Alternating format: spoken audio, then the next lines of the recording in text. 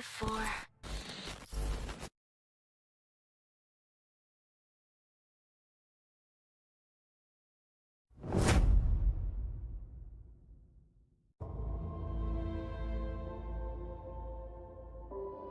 Welcome to PUBG Mobile version 3.3. In this update, we've added a new themed mode and items, and improved the game as a whole. Let's explore this new version together. A giant kraken, giant underwater statues, a mysterious underwater palace. Welcome to PUBG Mobile's newest themed mode, Ocean Odyssey. In this new version, we've opened up a new kind of terrain and area, the Ocean Palace. Let's explore the new underwater world and combat together. The sea suppressor sustains an air pocket in the underwater Ocean Palace. You can walk around and fight within the air pocket just like on land, but once you cross its boundary, you'll be swimming underwater. To reach the Ocean Palace as quickly as possible, parachute directly to the ocean surface at the start of a match. You'll quickly submerge upon entering the water. Take advantage of the faster swim speed to get ahead in looting the palace. Don't worry if you're not the first to reach the Ocean Palace. There are hidden crates all around that are also full of supplies. Due to the abundant supplies, the Ocean Palace is sure to become a player hotspot rife with competition. Upon first entering the palace, you'll receive a special respawn card, so you can fight without worry in the Ocean Palace. You got this.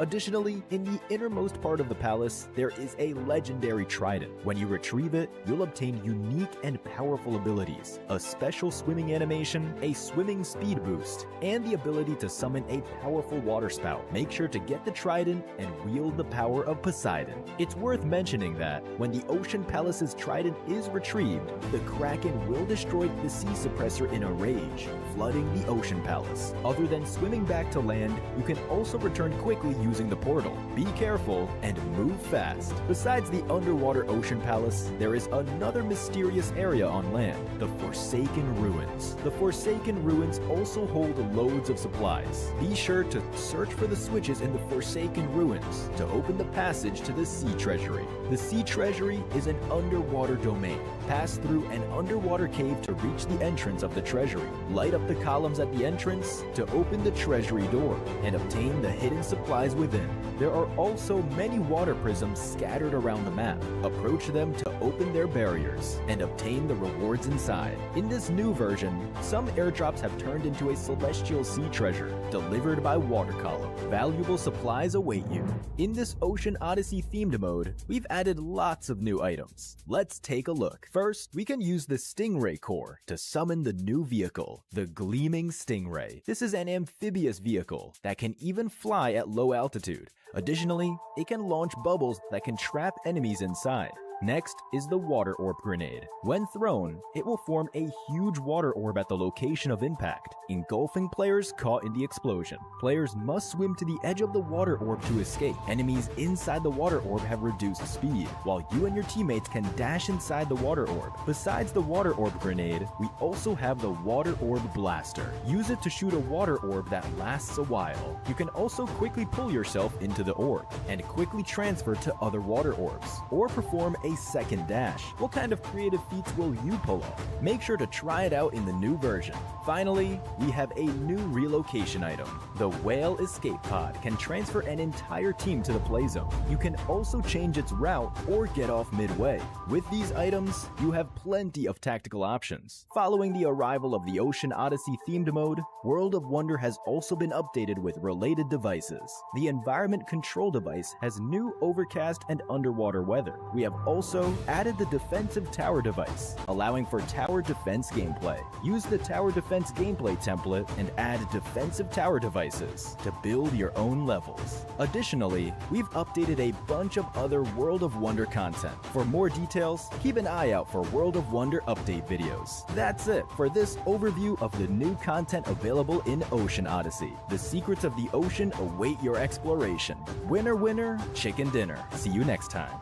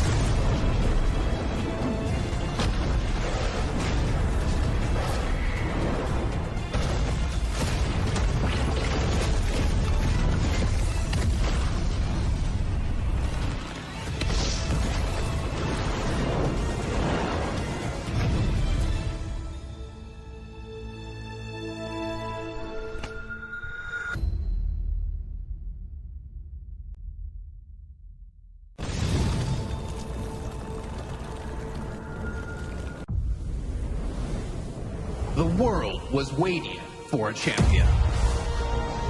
There were others like me. A billion PUBG Mobile players all hoping to be the one.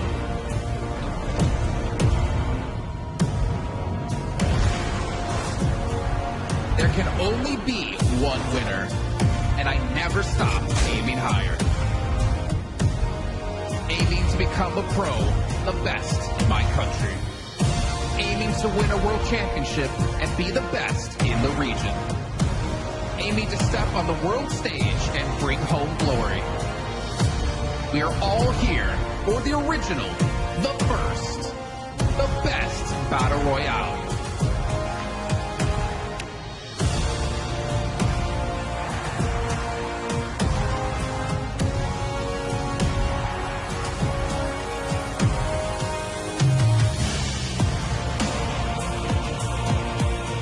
We're all here to witness a champion in the making. Anyone can be the one. Now is the time to aim high and shine bright.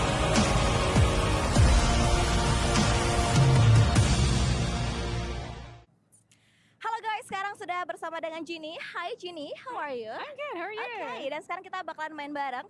So basically for the first thing that I need you to do is I'm gonna ask you some question and all you need to do is answer it, of course. That sounds easy. Okay, so the first question is, which team you think it's gonna be the winner of PMWC? Ooh, right now, A7 is looking really strong. Oh, really? Okay. Yeah, okay. I But do think also, so. I feel like Boom Esports, they have their moments, you know? Like today was really good for them. Okay, so katanya Ginny, kayaknya mungkin Alpha 7 Boom yang bisa mendapatkan title of the champion. So the next question is, how about team that surprised you the most of this tournament? I think the team that surprised me the most was DRX. Oh.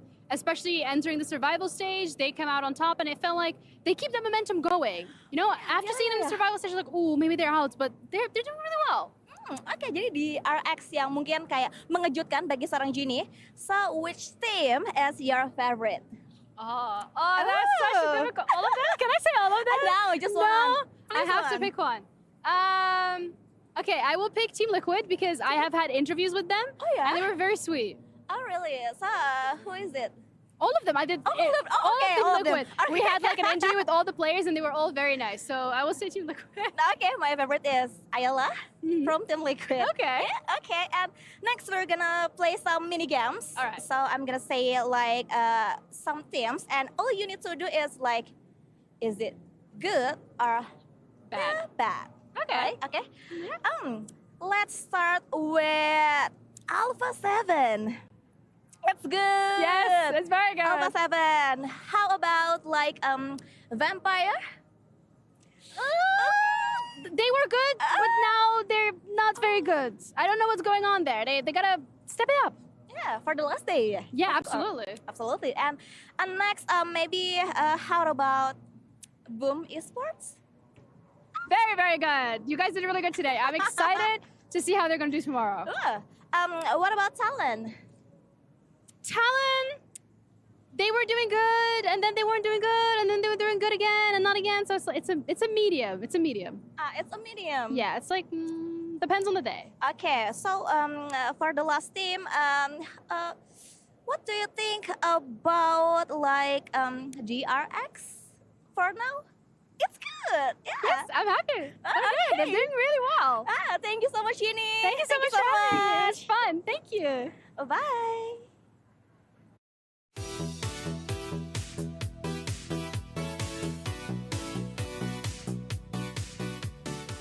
Halo semuanya, kembali bersama gue Wolfie dan kali ini di Roundtable Discussion kita ditemani oleh 3 teman kita dari Talon Esports. Halo semuanya. Halo. Apa kabar nih kalian? Udah nyampe di Riyadh nih. Mungkin dari Exa dulu dari Red Race. Senang sih udah di sini akhirnya. Akhirnya nih. Akhirnya. Pertama kali kan ya? Pertama kali. Dari Miseri gimana nih? Pertama kali, udah 2 kali hitungannya ya? Nyampe di Riyadh nih. Ya senang lah, it's good to be back. It's good to be back. Dari Axel, gimana nih pertama kalinya nyampe juga di Riyadh? Seneng juga sih, dapat pengalaman baru juga, suasana baru. Suasana baru, oke. Nah, kalian as a team kan pertama kali nih udah muncul juga nih di EWC, di Riyadh. Ada nggak sebelum kalian berangkat tadi itu mungkin bertukar pikiran nih, mungkin dari Miseri kasih cerita di Riyadh seperti apa, atau mungkin juga kasih gambaran lah nanti turnamennya akan seperti apa. Ada nggak Miseri cerita sama teman-teman? Kebetulan ada sih, kita udah ada brief lah, jadi sebelum kita sampai ke sini pun Tapi so far enak aman. dari hospitality-nya semuanya. Hospitality always top one kalau Riyadh. Oh, stop number one ya. Ya. Gimana dari Red Face udah merasakan nih hospitality yang luar biasa di sini? Kagum sih. Kagum. Kaget. Kayak kita bisa dapat semua yang ada. Nggak kebayang ya Gak awal-awal ya? kebayang. Udah Axel gimana? Udah merasakan suasana di sini nih? Awalnya nggak nyangka sih bakal kayak gini banget. Kayak nggak terlalu, pas denger kayak oh ya udah, ternyata emang sewah itu. Ternyata nggak ya udah aja ya di sini Iya. ya. Dari Talon, adakah mungkin persiapan khusus untuk turnamen global ini atau latihannya ya seperti biasa aja karena udah biasanya pun udah yang terbaik gitu? Kalau dari persiapan kita sebenarnya sama kayak biasa aja, kita lebih ke kita adjust lah sama lobbynya gitu. Jadi kita apa yang baik untuk turnamen kali itu mungkin yang itu kita cobain di latihan kemarin. Oke. Berarti adjustment-nya itu nggak terlalu major banget ya untuk Ya. turnamen kali ini. Iya. Lebih ke lihat tim-timnya siapa aja, lobbynya Iya. siapa. Kalau gitu ada nggak tim-tim yang di luar Asia Tenggara udah kebaca semua tuh? Ya. Ada nggak yang diwaspadain banget dengan mungkin alasan tertentu? Mungkin kalau yang kita belum pernah tahu kayak mainnya tuh belum bisa dilihat banget lah gitu ya, karena belum pernah ketemu. Mungkin tim-tim dari EMEA sih. EMEA kan banyak baru Moneymakers, ada ada Basic Task, terus NRX gitu kan kemarin karena. Mungkin itu sih karena kita belum banyak lah ngeliat mereka main juga. Sisanya inilah udah pernah ketemu juga kan kayak yang tim-tim gede banget, Alpha Seven, Falcon, semuanya itu kan udah lumayan sering lah ketemu di turnamen gitu kan. Jadi ya mungkin tim-tim yang ini sih yang belum pernah turnamen bareng sih. Oke, karena dari kan gue udah ngobrol sama dua tim berbeda tuh, dari Boom, dari juga The Lions. Mereka pun taruh perhatian khusus tuh ke tim-tim EMEA karena nggak tahu cara mainnya gimana, Moneymakers terutama. Sama mereka taruh perhatian khusus ke tim-tim dari Mongolia. Karena ya mereka juga waspada banget lah firepower-nya, gameplaynya kan juga mereka perkembangannya pesat banget kan. Jadi mereka taruh perhatian di situ. Nah, untuk nanti ketika di turnamen, kalian itu apakah akan main seperti biasa, apa punya strategi khusus? Mungkin nggak usah kasih strateginya ya, tapi adakah perbedaan dari gameplay di sini dan gameplay biasa kalian? Tentu ada sih, kita bakal adjust sama lobbynya gimana, terus yang paling works gimana buat lobbynya, karena kan 12 game ya, terus per 6 game lobbynya di switch kan, jadi ya mungkin kita adjustable sih.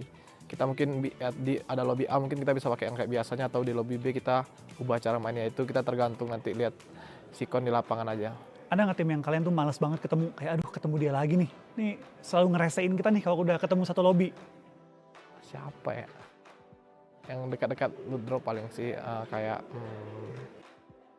nggak ada sih yang sering banget tuh, nggak ada, tapi kayaknya yang bakal sering ketemu tuh nggak ada sih. Jarang sih. Masuk kita ganti-ganti Drop zone juga. ganti drop zone, maksudnya kayak beda-beda musuhnya. Kayak di map ini musuhnya yang sering ketemu ini, di map ini ketemunya yang sering ketemu tim ini, jadi beda-beda, nggak ada yang sama terus gitulah. Yang penting udah ke mapping kan, kayak Ya, di Wrangle, di Miramar, di Sunhawk nih lawannya udah tahu nih yang mana yang rese, yang harus diwaspadain. Tapi so far nggak ada yang kayak dia emang niat banget tuh mengganggu kalian di awal-awal tuh, nggak ada. Nggak ada sih. Tapi nggak tanding di sini. Wah, kalau itu gue nggak tahu dah.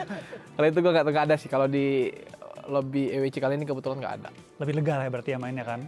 Nggak usah terlalu perhatiin di awal-awal, diganggu-gangguin atau diusilin di awal-awal kan. Tinggal gimana kita adjust saja sih. Oke, that's good to know. Karena pasti kan itu juga ngaruh ke early gameplay. Kalau sampai ada yang ke pick off, moodnya pasti kan sedikit ganggu lah kalau di awal-awal. Firepower kan pasti berkurang kan. Kurang kalau juga. ya. Sama timing bisa jadi agak off kan, Yeah. karena kurang orang kan. Nah, kalau untuk persiapan turnamen seperti ini, kan pasti ada jeda tuh antara kalian bangun, sarapan, sampai nanti turnamen mungkin agak siang sore. Kalau dari Red Face, apa yang paling lu seneng lakuin nih untuk jeda di antara bangun pagi sama mau turnamen nih? Ada nggak hal yang rutin lu lakuin, ritual-ritual lah, supaya lebih chill gitu pas belum turnamen? Kalau gue sih pribadi nonton anime aja sih. Nonton anime doang. Sampai turnamen tuh? Sampai turnamen kadang. Kalau tuh anime habis nonton apa? Nonton kayak camping di Alaska gitu. Apa outbound gitu ya, yang naik kayak gitu-gitu ya. Gue kira lu nonton recap lagi, fight anime di YouTube gitu. Enggak. Berarti biar chill nontonnya yang relaxing, camping, outdoor gitu ya. Emang hobi? Hobi juga. Suka sih sebenarnya. Pengen belum lakuin ada itu. waktunya, tapi sekarang kan sibuk banget e-sport. Nanti pas udah selesai, lagi ada libur-libur gitu ya, mau coba? Coba. Dari Misteri? Kalau gue biasanya dari misal bangun pagi gitu kan, habis sarapan semua segala macem. Kalau ngelihat dari, kan gue belum tahu kalau di EWC ini nanti jam berapa gitunya ya. Maksud gue kayak nggak tahu kita harus off ke venue-nya jam berapa gitu kan, cabutnya jam berapa. Tapi kalau gue biasanya kalau pagi bangun sarapan gitu terus let's say habis olahraga kan, paling gue tidur siang sih. Terus kalau emang gue gak bisa tidur siang, paling gue nonton live stream aja sih paling. Kayak hari sebelumnya gitu biasanya. Kalau turnamen-turnamen kayak PMSL kemarin gitu kan. Itu sih gue paling. Nonton recording kemarinnya gitu ya? Ya nonton live stream kemarin. Biar reminding lagi lah Ya, permainan buat- seperti jadi, apa. Jadi main kemarin bisa kebawa sampai hari ini main gitu loh. Terutama kalau lagi bagus kemarin mainnya kan. Ya. Dari Axel, ada rutinitas yang dilakukan sebelum turnamen? Kalau aku sih sebelum turnamen paling biasa lah nonton film gitu. Terus ngobrol-ngobrol sama temen. Nggak terlalu gimana sih, cuma santai aja.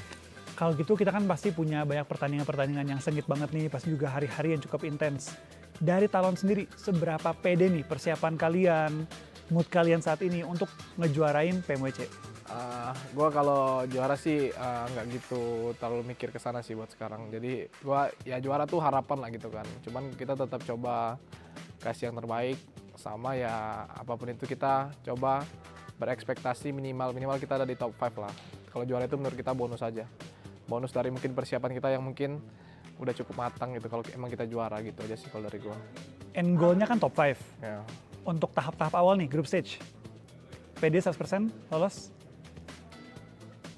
Ya, PD. Lolos, apa punya target khusus? Ya, PD lolos lah. Lolos aja dulu? Lolos. Nggak ada target harus top 3 di group stage gitu? Nggak Nggak ada ada? lolos, yang penting lolos aja dulu. Yang penting hati lega dulu nih, Ya, biar nanti next-nya baru top 5. ya. Oke. Minimal top 5 minimal. Oh minimal top 5? Ya, Maksimal? ya juara. Oke, kalau gitu ada nggak satu hal yang bikin kalian ekstra pede turnamen kali ini? Kayak misalkan, wah si Red Fest lagi on fire banget, apa wah kemarin kita turnamen lagi on fire banget as a team gitu, yang bikin kalian yakin nih bisa dapetin top 5 tersebut. Ya kita lagi ini sih, mungkin lagi lumayan baik komunikasinya gitu sih. Jadi ya itu sih mungkin yang jadi ya salah satu faktor lah mungkin nanti yang bisa mungkin lebih bagus lah main kita di EWC kali ini. Oke, berarti PD-nya ada, faktor-faktor pendukungnya juga lengkap ya? Ya. Oke. Ya kalau gitu, gue cuma bisa ngucapin good luck pastinya juga untuk di PMWC kali ini, di EWC kali ini. Semangat terus, dan pasti juga ya jangan sampai burn out ya, karena kan panjang turnamennya juga. Pacing kalian juga harus benar, dan pastinya juga semangat terus lah untuk di turnamen kali ini. Kalau teman-teman semua, gue harus ucapin thank you juga untuk tim Talon udah kasih waktu untuk berbincang. Semoga semua goals mereka tercapai, semoga juga selama waktu mereka di Riyadh untuk di EWC kali ini juga bisa jalanin dengan relax dan juga santai lah biasanya. Oke teman-teman, thank you semuanya. Kita bakal menyelesaikan perbincangan kali ini, kita bakal bertemu lagi di next konten kita. See you teman-teman semua. Bye-bye. Bye.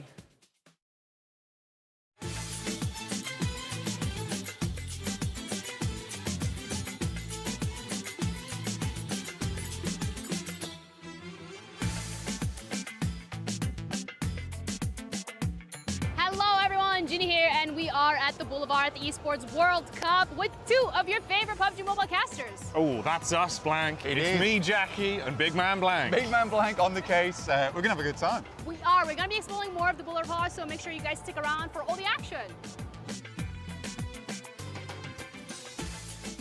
If you, Ginny, Me, Ginny. look at you. Now look at me. Now if you can lift the pan, you may absolutely hit me on the head with the pan. Challenge Have a accepted. test. Have a She's test. going in. I'm Let's going have a to get little called look. off by security. I have my doubts. Probably liftable. Okay, Is it that not- that's pretty heavy. Is it actually? That's actually Did you pretty move it heavy. at all? Yes, look. You did? Wait, Okay. look, I can move it. Do you think She you could didn't even move bicep it at curl? all. No. You Do sure? you think you can buy some? Probably. It looks about Actually, yeah. 35 Okay. kg. 35, Alright. well, Yeah. yeah. There's the helmet. Do you think you can lift it? Yeah, probably. Let's But I don't go. want to break it. Yeah. That You could don't be want to bad. break it. We can have an Wow. inspect. Well, You think you're built that why are we big? just lifting everything? I just want to see. Is that just... Yeah, show me how strong you I are. reckon I could, but I Yeah. feel like that would break. No, that Yeah, probably you So won't. probably not. lift it. You should crawl and it under would it. roll. There's a prize in there, a chicken dinner.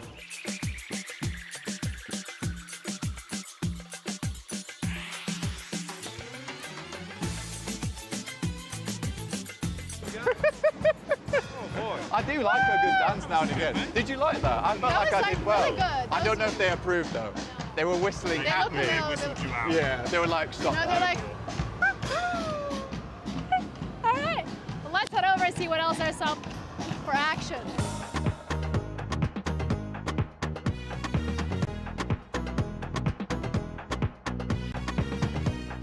Three, 2, 1, go, guys. No. Oh, you. Oh, Oh, you've come. let's go. Okay. Let's. Okay, your turn. I got yellow and yellow. Yeah. That's a small prize, that is. Oh no. Jackie's got a no prize.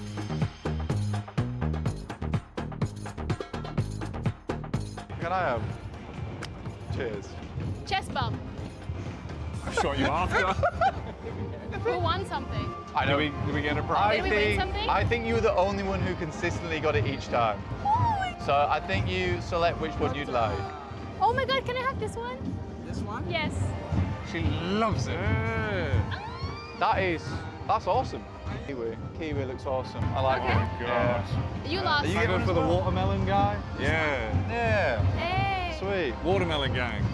3, 2, 1, we have a winner! Hey! Oh! Okay, can I get a? Nice. He's a watermelon. He's a watermelon. Thank you so much. Appreciate you.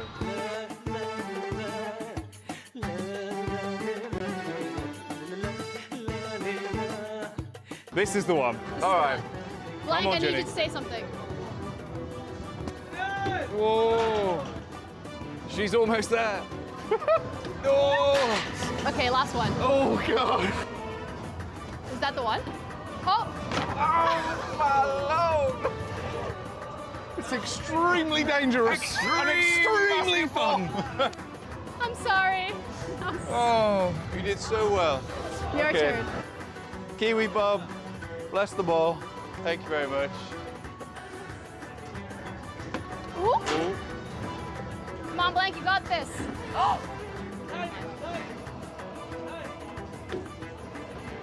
One more. So close. Jackie, it's all on you.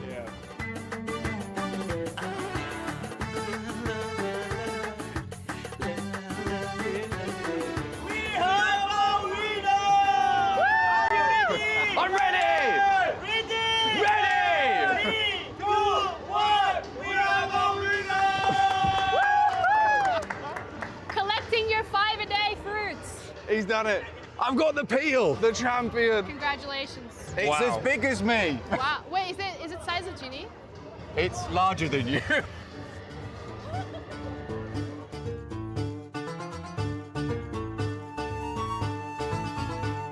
Another helmet. Hey. Do you guys want You've to spotted know him. what's Yeah. under that one? Do you think What it's is under that one, Ginny? maybe based in a chicken variety? Maybe. Some Would it sort be of done in the dinner? oven, potentially? Maybe. Who Have a wants look, to have Jenny. a look? Why Have a look. me? Well, I had to go in the last one. Blank's go. Oh, he's going in. I tried to lift up the pan. What's in there? It's chicken. It's chicken. It's a There you whole go. chicken. Oh, Yeah. Under that? Yeah. That's nice. Yeah, you should check it out Fantastic. too.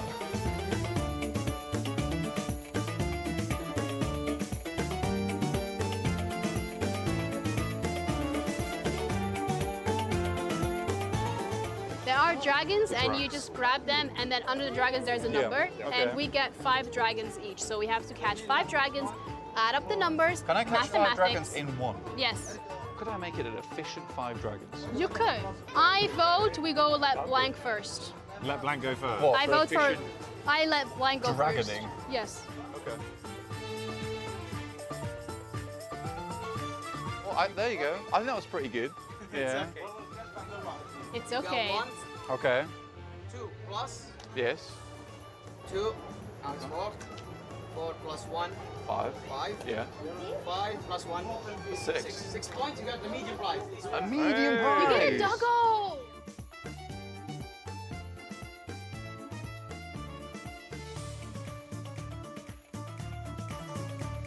Look at him.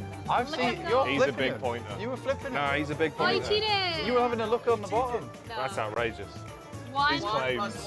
Yeah. two. That's a 2. Yeah, this is not a very It's good a nightmare. Plus one. Plus two. Hey, Oh, there you wow. go. But you also got the medium price, okay? All My right. turn.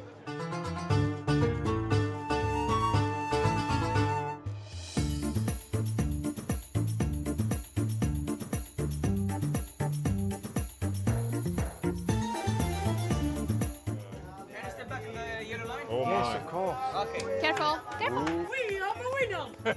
Are you ready? Yes. Yes. Continue, are you ready? Yes. Okay, 3, 2, 1. He's baited you out. I've been wrong. She's stolen it. She's gone. She's got the puck. She's gone.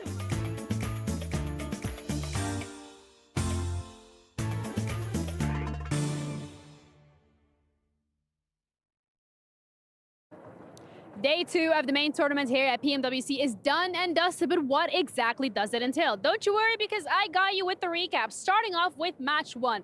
It genuinely felt since the entirety of today that Rejects started off the day with the momentum that they built yesterday. Unfortunately, not enough for them to get chicken dinner on the first map, because Vampire are the ones who end up losing it to Boom Esports. Match number 2 is where things start ramping up a little bit, because Vampire are the ones who genuinely thrive in the chaos in the last few moments, and they do get themselves a chicken dinner. This is a team that we've been waiting for to step up to the plate, and they have finally done it. They get the chicken dinner, they get the elimination points, but it still brings the question, is this going to be enough for tomorrow? However, match number 3 is where Rejects really amp up the pace. They get the chicken dinner, something that they have been wanting and fighting for so hard for the last couple of matches. They secured a bag with that, and this is actually such a nice one because it puts them pretty high up in the standings and currently having a pretty comfortable lead, if I do say so myself.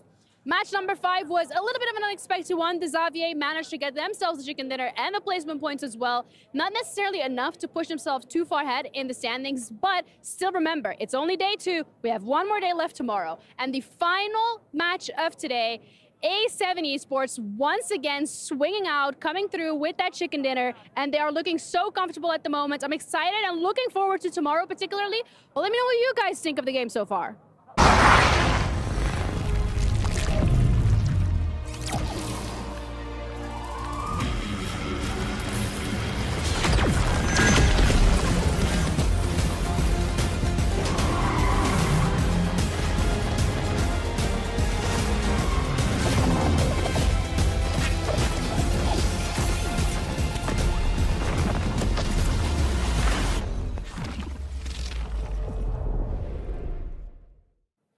Welcome to the PUBG Mobile World Cup at the Esports World Cup on the final day of the main tournament. And oh my goodness, Jeannie. A beautiful trophy, but only one out of the 16 teams here today is going to be able to take it home, alongside the title and the prize pool. Who's it going to be? Could it be Alpha 7 finally being able to break that second place curse, or maybe Reject, or one of the dark horses like TJB and Talent Esports? Stay tuned and find out who the champion will be for the PUBG Mobile World Cup. Let's go.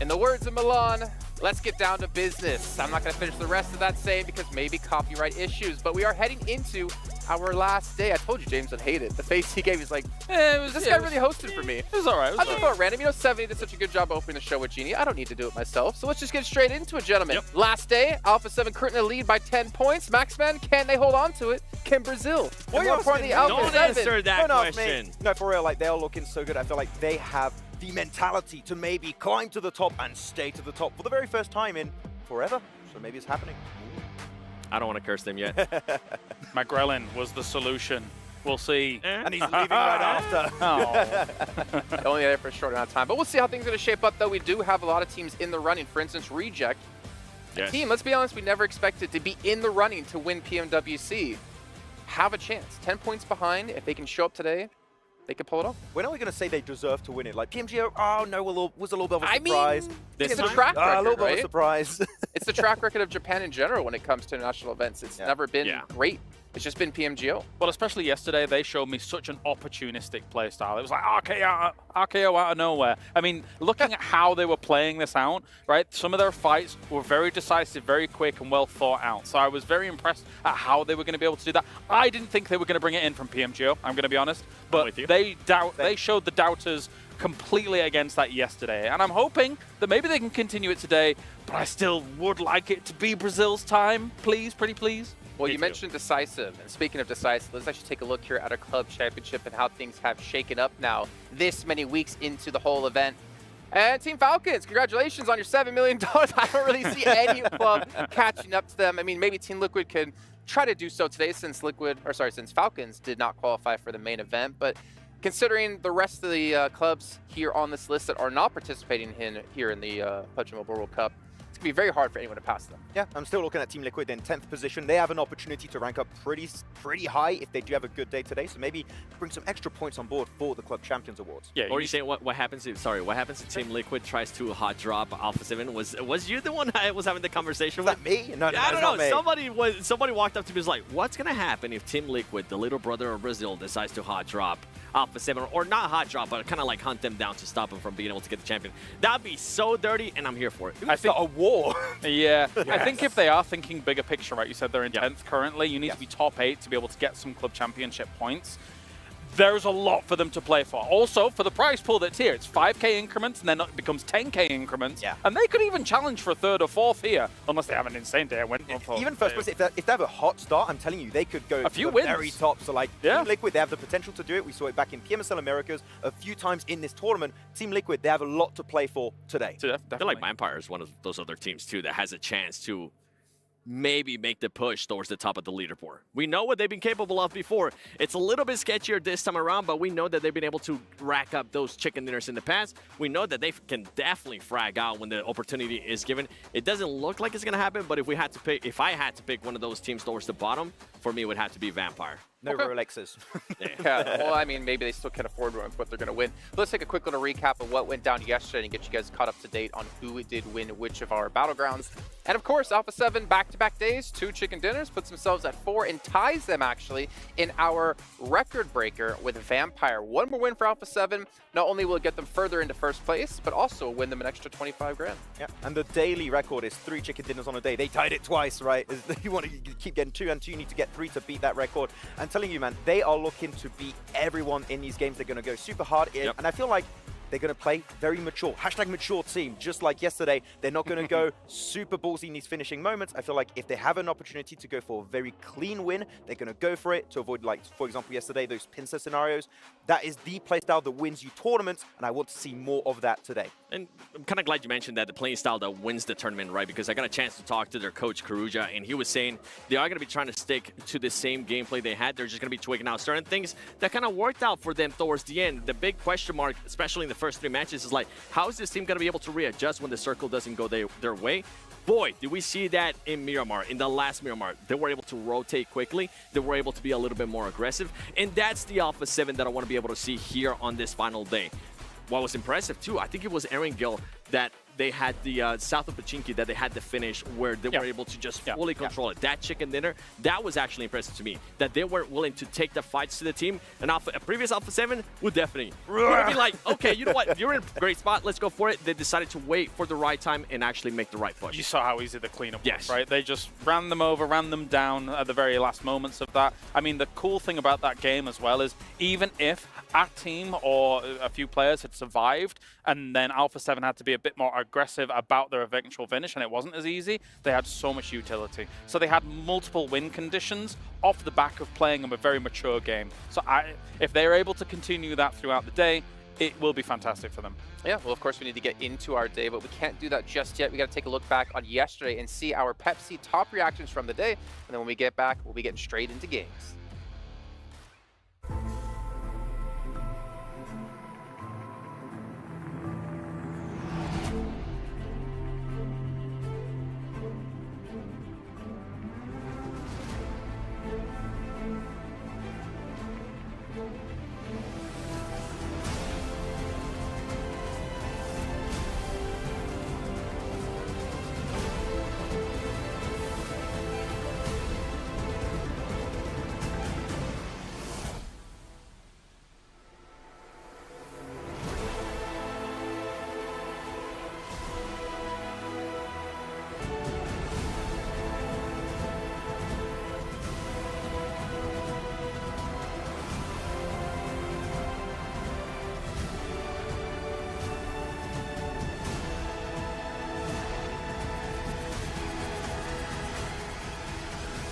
Well, as you see at the end there, Alpha 7 and Reject, you can see what it means for both these teams to take home the title. For Alpha 7, it's to finally break the curse. For Reject, it's to show that Japan is here to play when it comes to PUBG Mobile. But we are getting close here to kicking off our first match of the day. And I actually want to get into overalls if we can, so we can really show you guys at home who might have missed out in the last 2 days, really what's at stake and how close things are. We've been talking about Alpha 7 having a 10-point lead, but you also do have Talent in third at 84. And realistically, with 6 matches to go, if any of these teams have a power kind of day like we saw back in group stage, they very easily could take first place. Oh, for sure. Like Alpha 7 and Reject, of course, are the 2 teams that we're looking at to compete for that first place, but that gap can be closed in the snap of a finger right now. And I'm especially looking at TJB Esports. I know it's been your dark horses for you, Kalaris and Seven, looking at these finals. If they can finally get 4 players into the late game scenario, man, I feel like they could get these big wins, and that's going to instantly catch them up into top 2. Yeah, let's be real. It's not out of the realms of possibility that the 2 top teams here, as much as they are excellent teams, they could have a 10-point day. Yep. They could have Exactly. a 12-point day. And the 4 teams that are closest to them could quite easily have a 60-point day, something like that. We have seen it multiple times in PUBG Mobile before, and those 4 teams I'm looking at, like Talon, like DRX, like TJB, Boom is in there as well. Those 4 teams, in my mind, could quite easily catch up and challenge 1 and 2 if something goes right, if the pressure gets to Alpha 7 as well as Reject. And the thing with Talent, the improvement that they were able to do yesterday alone in Erangel was absolutely massive. On day 1, they were only able to average about a 9th place finish, only 11 eliminations. Yesterday, they came in hot for Erangel. They were able to put up 3rd place finishes on average throughout those 3 matches. And on top of that, just propelled themselves in regards to eliminations, putting up 21 elims. I'm looking at DRX here this time around. We've seen this team do absolute amazing days throughout the entirety of this PMWC, and they have just big fall-offs. Like, you look at the day 1 of the main tournament, 3rd, 2nd, 1st, and 3rd place. Fantastic day for the main tournament, and almost nothing happened in the second day. Their best game was a 5th place with 2 eliminations. If they go back to their roots of day 1, DRX can also play catch-up with the top 2. Are you guys forgetting the Boom 30-point game? Hello? Like there is ample opportunity for these teams. If you put one of those on the board, never mind if you somehow string 2 together, the dynamic for this tournament completely changes in the final death throes of it. So, as much as, everyone's thinking, oh, Alpha 7, they're cool, Reject, they're cool, we have seen the potential of what can happen here through group stage and through survival stage. I think the way we're talking about all of this, right, this seems like the closest last day of a tournament between so many teams, right? That I feel like this is going to be the most entertaining last day of any global event we've had in a long time. I feel like for a lot of these teams, a lot of dreams are going to be crushed in that first game on what's going to happen in that first game. Vampire Esports, a team that has been a champion here of the mid-season tournament back-to-back now in Riyadh, Saudi Arabia. If that team wants to have a slight chance, and I was actually getting a chance to talk to Sir Tanny in regards to this, we're saying they have to come in with the win. If they don't come in with the win, their hopes are over. But for him, they were saying they're actually kind of pushing just for being top 3. But I doubt it. If this team gets a win, they're going to start rolling, and they're going to try to make it to first place. It's very unlikely, but it is possible. Yeah, you're right, Seven. Like, usually going into a final day, there's a good number of teams that you're like, there's no chance. Yeah. There, we did see, I think, Alliance and Powers being 2 teams that pretty much have no chance, sitting around 30 points, but the rest of the teams above them have 50 or more. So realistically, every match we go by, that's more and more teams we're going to be able to cut out of this of having no chance. So the pressure for these teams to have good games, not only in the beginning, but the entire time is ridiculous. Yeah. And it's a little bit scary for me looking as the first game is going to be on Sanhok, and I feel like we had a little bit of a chat about this, especially looking at teams like, for example, Chamba. There are some teams that seem to just forget about Sanhok. You cannot afford to have a bad game here. You need to be quick on the pivot, getting strong positions from the very start of these matches, because forgetting about Sanhok here, you might be falling so far behind that you can't play catch-up anymore, so you need to be good from match 1 here on Sanhok. A team that I'm going to be looking for them to be good here in this first match, you guys were mentioning them, TJP, my dark horse, because this team, they always start off hot, at least the past 2 days, they always start off hot in the first half of the day, but when we get to Miramar, my goodness, that team absolutely disappears. 14th place average throughout 4 Miramars already. They need to take advantage of what's going to happen here in the first half if they even want to have a slight chance. And obviously, for Miramar, for them especially, it's going to be an absolute toss-up. I've said it before and I'll say it again. It's scary that Sanhok sets the pace for these teams because it can be volatile. It can be scary. You think about our circle yesterday from Sanhok.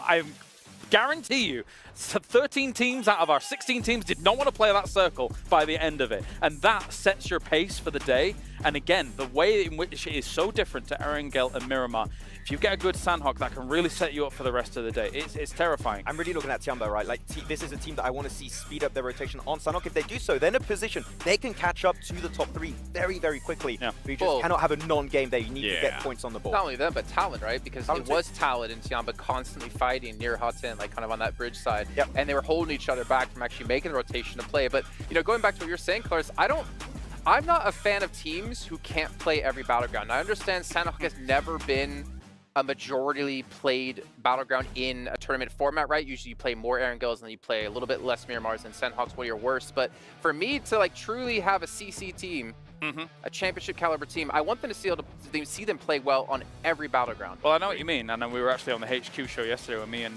Maxman, and I framed PUBG Mobile as not really a shooting game. It's a strategy game, and the strategy behind what actually comes into effect here in PUBG Mobile is you have to be able to adapt in the moment. You have to be adaptive and dynamic in your execution. That applies to Sandhawk, Erangel, and Miramar across the board. If you can't do that, you won't be a champion here. You won't be a champion of PMWC. Yeah. Well, you guys can predict your champions at home if you head over to stcplay.gg and get your predictions in of who you think's going to win.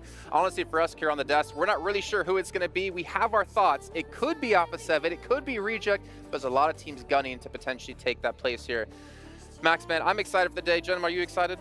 I'm ready. Oh, yeah. I'm ready, baby. Time for Brazil. Please, get me in there. Time for Brazil. Please break the curse. All right, well, let's head down to the stage. It is time to start to kick off our day with Banks to bring us some interesting news.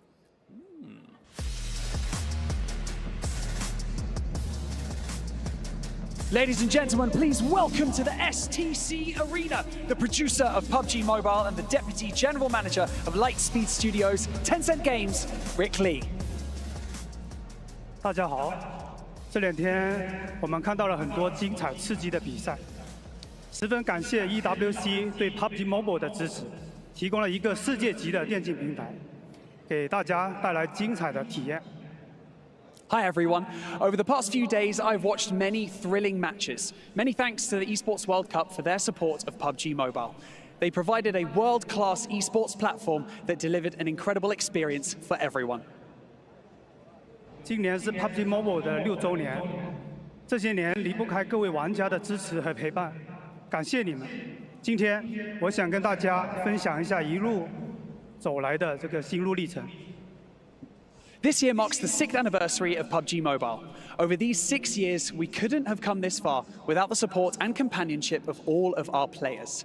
Thank you. Today, I also want to reflect on our journey so far with you all. 2018年 PUBG Mobile 全球上线，我们提出了 Be the One 的品牌主张，鼓励玩家无论是在游戏和生活中，都能够获得追求最终胜利的勇气。 When PUBG Mobile was launched globally in 2018, we introduced the brand proposition, Be the One. We encourage players to have the courage to pursue ultimate victory, whether in the game or in life. 这些年，通过版本、赛事、内容共创等模块，与玩家建立了更深的交互后，我们感受到了每位玩家、赛事选手和创作者都在不同的维度实现个人追求。因此，在6周年，我们升级了品牌主张。 Anyone can be the one. Over the past few years, as we have engaged more deeply with players through version updates, tournaments, and content co-creation, we have increasingly realized that everyone playing our game, every creator who offers great ideas, and every competitor pursuing their dreams is the one. So, for our anniversary, we have upgraded our brand proposition to anyone can be the one. 这次 PMWC 是我个人至少第6次来到中东。其实 PUBG Mobile 和中东的情缘非常的深厚。在2018年，我们就推出了阿语版本、社群和客服专线。我们的第1次全球的总决赛也是在迪拜举行的。感谢陪伴我们这么久的中东玩家。 PUBG Mobile has a very deep connection with the Middle East. In 2018, we launched the Arabic version of the game, along with dedicated community and customer service channels. And our first global tournament finals was held in Dubai. And we are grateful to the Middle Eastern players who have supported us for so long. 我们十分重视每位向游戏提供宝贵意见的玩家。我记得很清楚，有位从阿语服务器上线就一直支持我们的玩家，不仅玩我们的游戏，还带动全家人一起参与，甚至飞到中国和研发团队做深度的交流，提供了非常多的产品的宝贵意见。针对他的建议，我们也做了相应的不少的调整。 We greatly cherish every player who has provided valuable feedback. I remember clearly a player who has supported us since the launch of our Arabic server. Not only is she passionate for the game, but she also encouraged her entire family to join in. She even traveled thousands of miles to one of our PUBG Mobile teams in China. There, she had in-depth discussions with our development team and provided a great deal of valuable feedback, which led us to make several adjustments based on her suggestions. 中东文化也是我们重要的灵感来源。 今年6周年的天空奇境的玩法，我们是从非常熟悉的阿拉丁神灯、阿里巴巴和40大盗中获取灵感。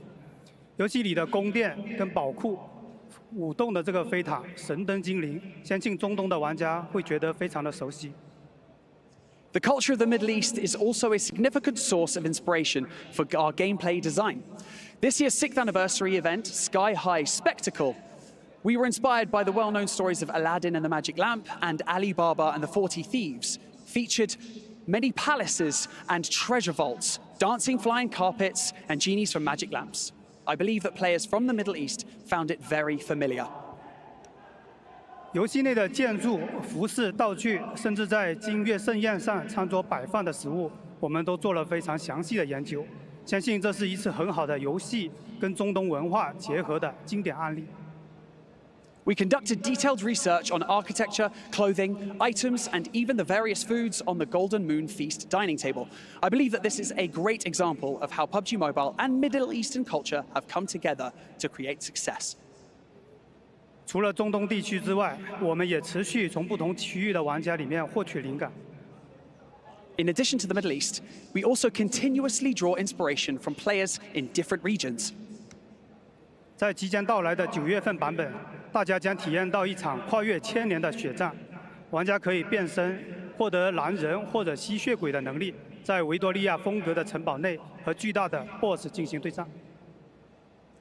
In the September update, you will experience a battle spanning 1,000 years, where you can transform and gain the abilities of werewolves or vampires. You'll even face off against a giant vampire within a Victorian-style castle. 11月份版本中，玩家将踏上这个北欧冰川大陆，运用冰原之力与上古的巨兽进行搏斗。 In the November update, players will venture onto the frozen tundra of Nordic lands, harnessing the power of the ice fields to battle ancient giants. 玩过深海秘境的朋友，相信已经体验到我们的水的力量。那明年3月，我们的文化之旅将再次回到中东，一起探索古老而神秘的沙之力，敬请期待。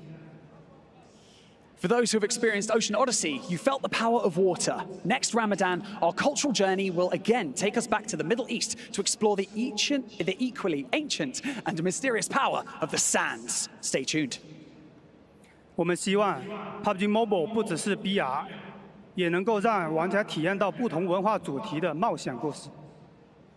We hope for PUBG Mobile to be more than just a battle royale game and invite more players to join in adventures with different regional cultural themes. 而每个人呢，也都有机会成为 PUBG Mobile 游戏内容的创作者。随着我们皮肤共创 PDP 计划和玩家共创 World of Wonder 的发展，玩家创作的内容已经成为了游戏中重要的部分。 Everyone has the opportunity to become a content creator for PUBG Mobile, with the development co-creation projects like PDP for items and World of Wonder for gameplay. Player-created content has become an integral part of PUBG Mobile. 最初我们是从皮肤设计大赛 PDP 开始尝试，那很开心看到越来越多的来自全世界有创意的玩家参与进来。目前 PDP 的创作者已经超过了20万人。 累计的投稿也超过了150万份。那游戏里许多人气套装都是 PDP 创作者设计的，包括烈焰古神、格斗木偶，还有金牌巡查员套装等等。那玩家的投稿非常的活跃，这次 PMWC 的电竞主题套装也是由我们的创作者设计的。Initially, we started experimenting with the PDP. We are delighted to see more and more creative players from around the world participating. Currently, the number of PDP creators has also exceeded 200,000, with a total of 1.5 million submissions. Many popular sets in the game also come from the creativity of PDP creators, including the Inferno Fiend set, Battle Puppet set, Gold Investigator set, and so on. This year has also seen a very enthusiastic response from players. The esports themed outfits for this PMWC were designed by our PDP creators. 去年我们推出了 World of Wonder 玩法共创项目，为更多有创作能力的玩家提供施展才能的舞台。从项目启动到今，全球创作者共编辑地图282万小时，游玩的次数高达184亿次。 游戏的时长也达到了125.6亿小时。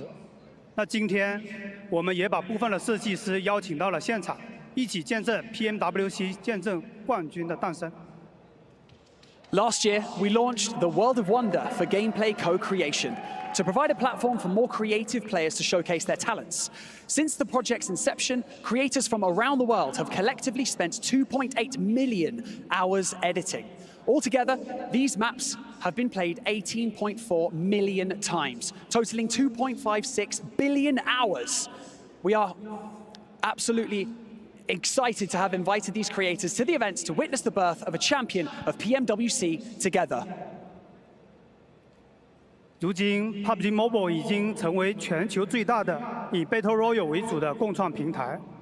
更好玩的内容、更大的创作自由度是 World of Wonder 的发展方向，而玩家无限的想象力是实现这一切的基础。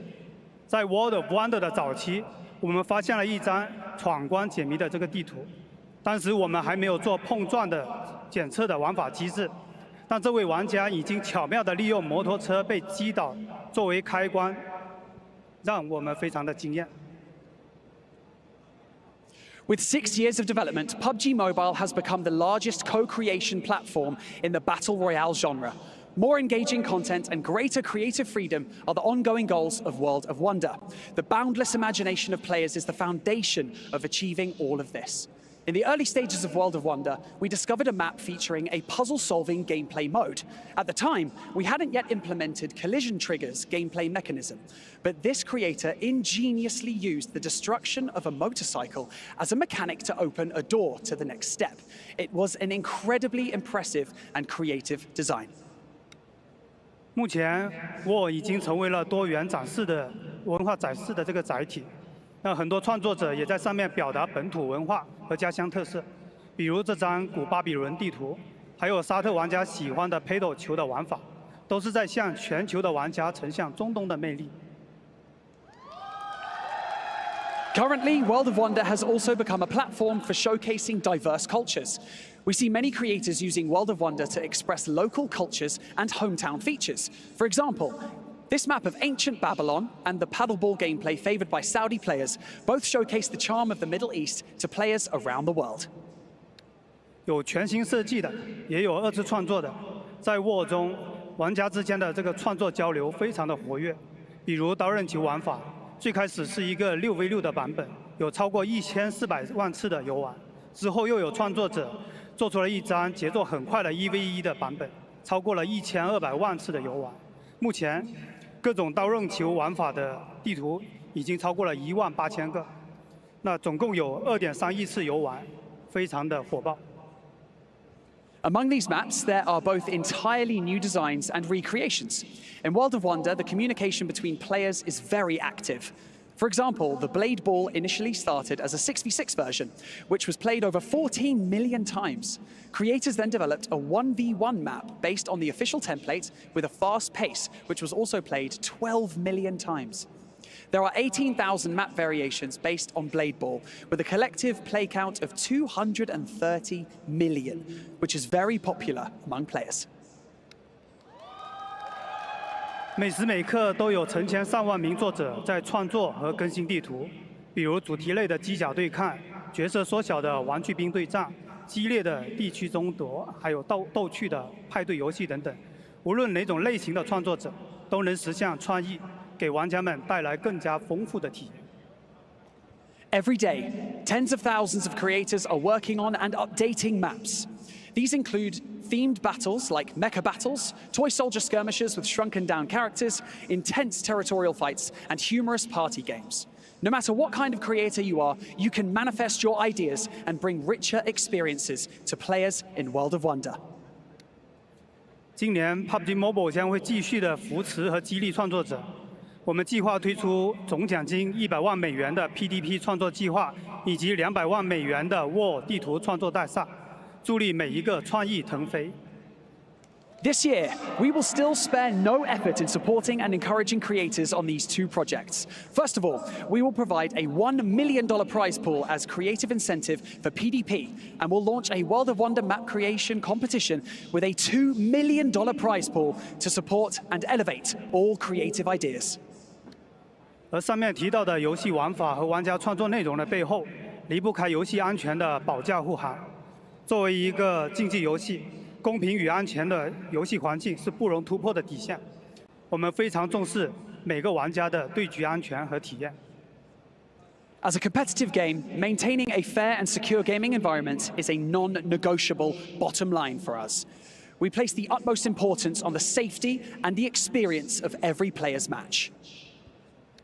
这半年，我们累计封禁了900多万个作弊账号。 其中500多万个是在进入对局之前就已经实时封禁，游戏内的外挂举报也下降了40%。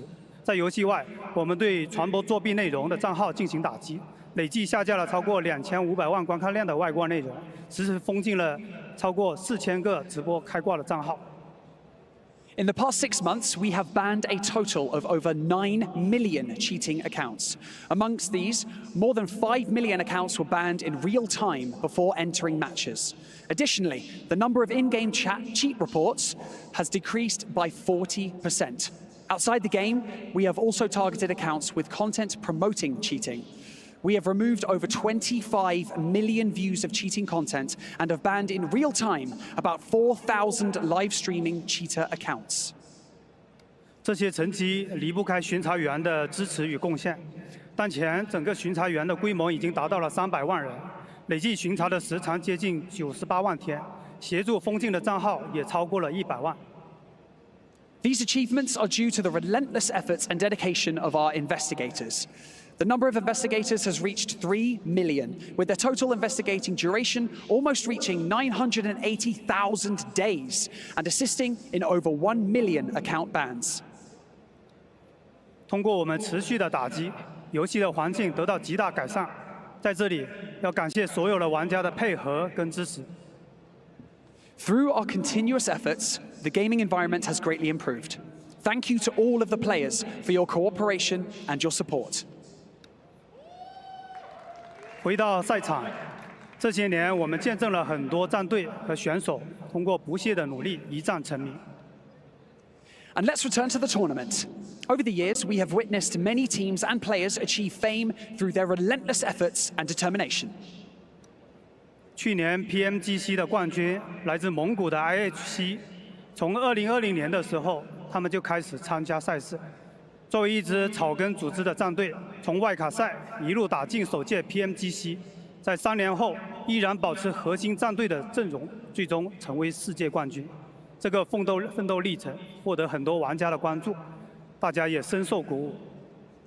For example, our PMGC champion team from last year, IHC from Mongolia, began competing in our esports tournaments in 2020. Starting as an underdog team, they made their way from the wildcard rounds to the inaugural PMGC. 3 years later, maintaining their core roster, they ultimately became world champions. This journey of perseverance has garnered a lot of attention from players, and I have personally been deeply inspired by it.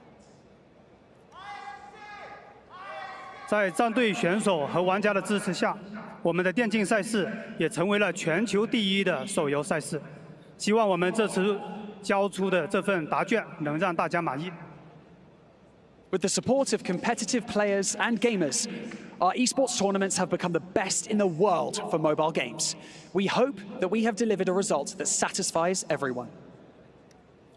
当然，更直接的就是现在，全球最优秀的 PUBG Mobile 电竞选手正在 PMWC 的舞台上为热爱和梦想奋斗，让我们一起为他们加油！ Of course, a more direct example is right here, right now. The best esports players from around the world are on the PUBG Mobile World Cup stage, fighting for their passion and dreams. Let's all cheer them on. 最后，再次感谢所有的玩家、创作者、选手与合作伙伴一直以来的支持。Anyone can be the one to play, to create, and to win. 预祝决赛队伍赛出水平，加油！ Lastly, thank you to all of the players, creators, esports players, and partners for your ongoing support. Anyone can be the one to play, to create, and to win. Best of luck to the final teams. Let's go! السلام عليكم، معكم باور كمسك ومعكم باور بلوز. عندنا اليوم تحدي تيمي ضد تيم خالد بلو.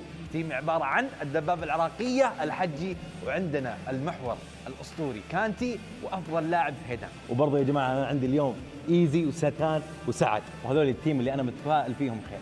التحدي كالاتي: استاذ خالد بلو راح نلعب 3 ايام، اللي يفوز 2 راح يعاقب التيم الثاني يفجر بالونه مليانه مويه على راسه. بسم الله نبدا القرعه.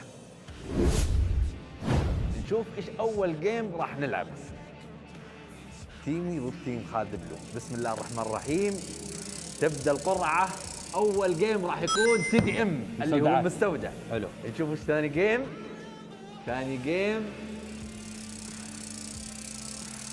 ثاني جيم راح يكون معنا قصر باور. وثالث جيم راح يكون معنا روم واو.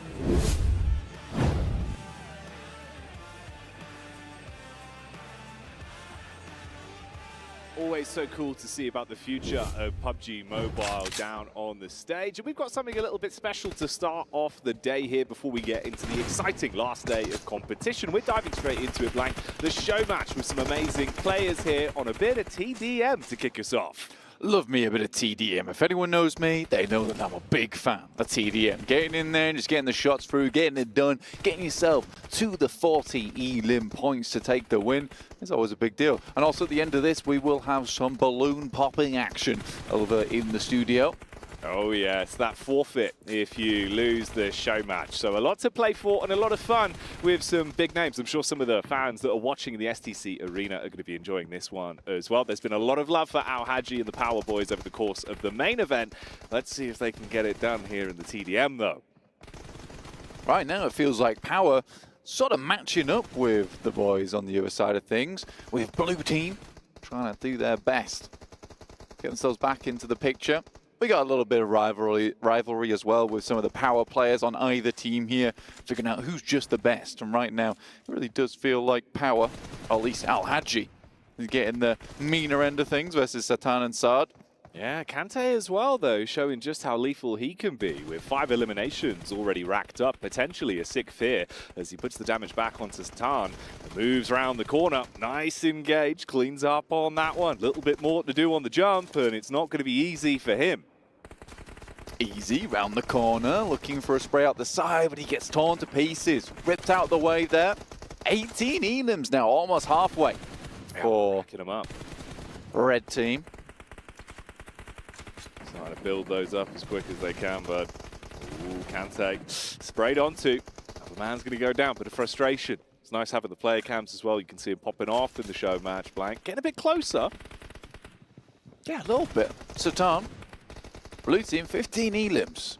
Falling behind now with 21 now found, and Al Haji, bit of a carry over on Power. Seems to be carrying Camster as well. Oh, close quarters. They get themselves a little bit of the center setup inside of the warehouse as well. So they've actually got a pretty clean line of sights to catch off Blue Team on every engagement. So you've got to do something smooth. It's a nice slide. Good response, but Al Haji. Oh, we've seen how damn good he can be. Not on the slide this time, though. Easy replies onto his teammate. Got Mr. Blue himself here.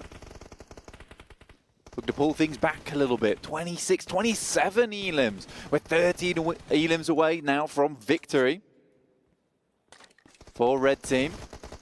That's Al-Haji on that side, who is getting some work done. Now Satan has to jump out the side, but nice retrade there coming through. And now 11 elims remain. So close to shutting this one down. Oh, it was a nice try on the slide, but Kante's tracing is the difference maker on that up-close engagement. And suddenly they start to draw themselves towards that finish line. Blue team's going to need a big old comeback. Peek up on the top, not looking good enough to take down Al-Haji though. Still 31 elims to their name. Bit awkward towards the mid portion. They're closing the gap. You're right, Jackie, only 5 elims behind, but looks like they're bringing it back once again. Al-Haji here takes some shots. Yeah, a little bit of damage done. Don't be fooled by the name tag there. 5 elims remaining. We're at the goal point. Oh, yes, we are. Close to closing the gap. Kante sprayed onto, just eventually go down, but they still edge further closer. 38, so close. Is there any room for an 8 elimination comeback for the blue team? Not looking good as Red are able to grab another one there. Only 1 away now. Saad heads on through, but the shot's coming back, and it could be an easy trade, and there it is. Kante will land the final blow, and it will be Al-Haji and team Kante and Fahidan been able to take the win. You can see they believe they got this one in the bag and hoping they can close it down. It's a bit of a fun best of 3 here in the show match. Of course, showing off not only the TDM, but the other game modes that are available as well, Blank, inside of World of Wonder, those new additions.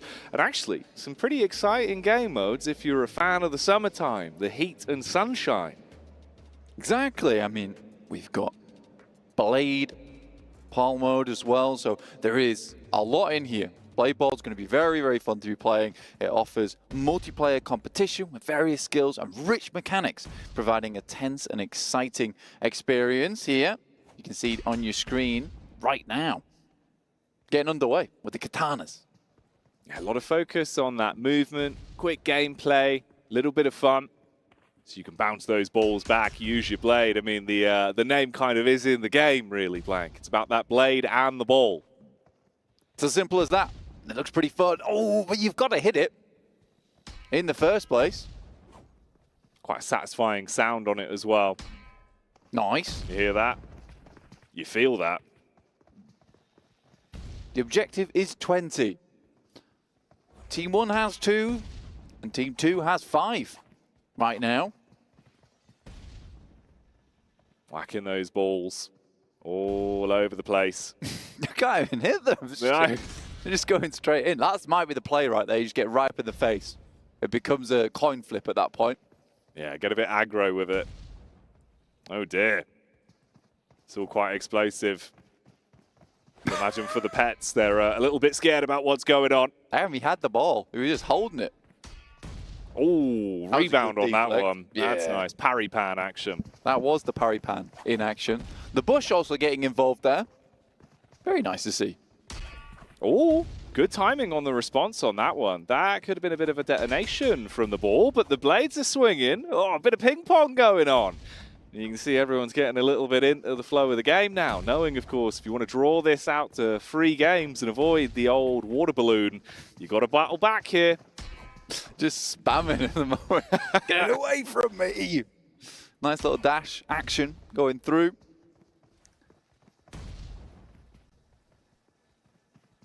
Another ball going in. Ooh. All right. Seems like they're getting into the flow of the game now as well. Everyone's starting to warm up a little bit. They've got their own techniques, their own way of playing, and it is tying up, Blank. Yeah, Al-Haji just completed a double shot. And if you're confused by what a double shot is, it's where you hit a double on the deflect. It's kind of big. Yeah, it is. It is indeed. The old double-double. Oh, that one's just going to be the instant burst, though. Ball's going to connect. He goes down. Still keeping it relatively close. I mean, 8-8 as they tie this one up.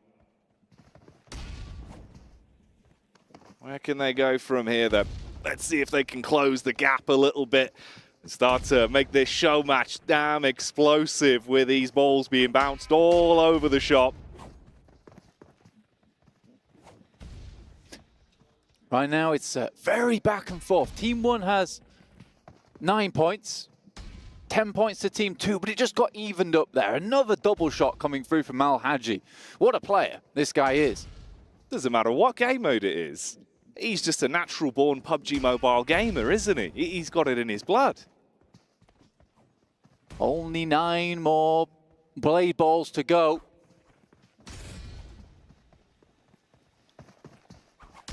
Oh, quick rebound on that one.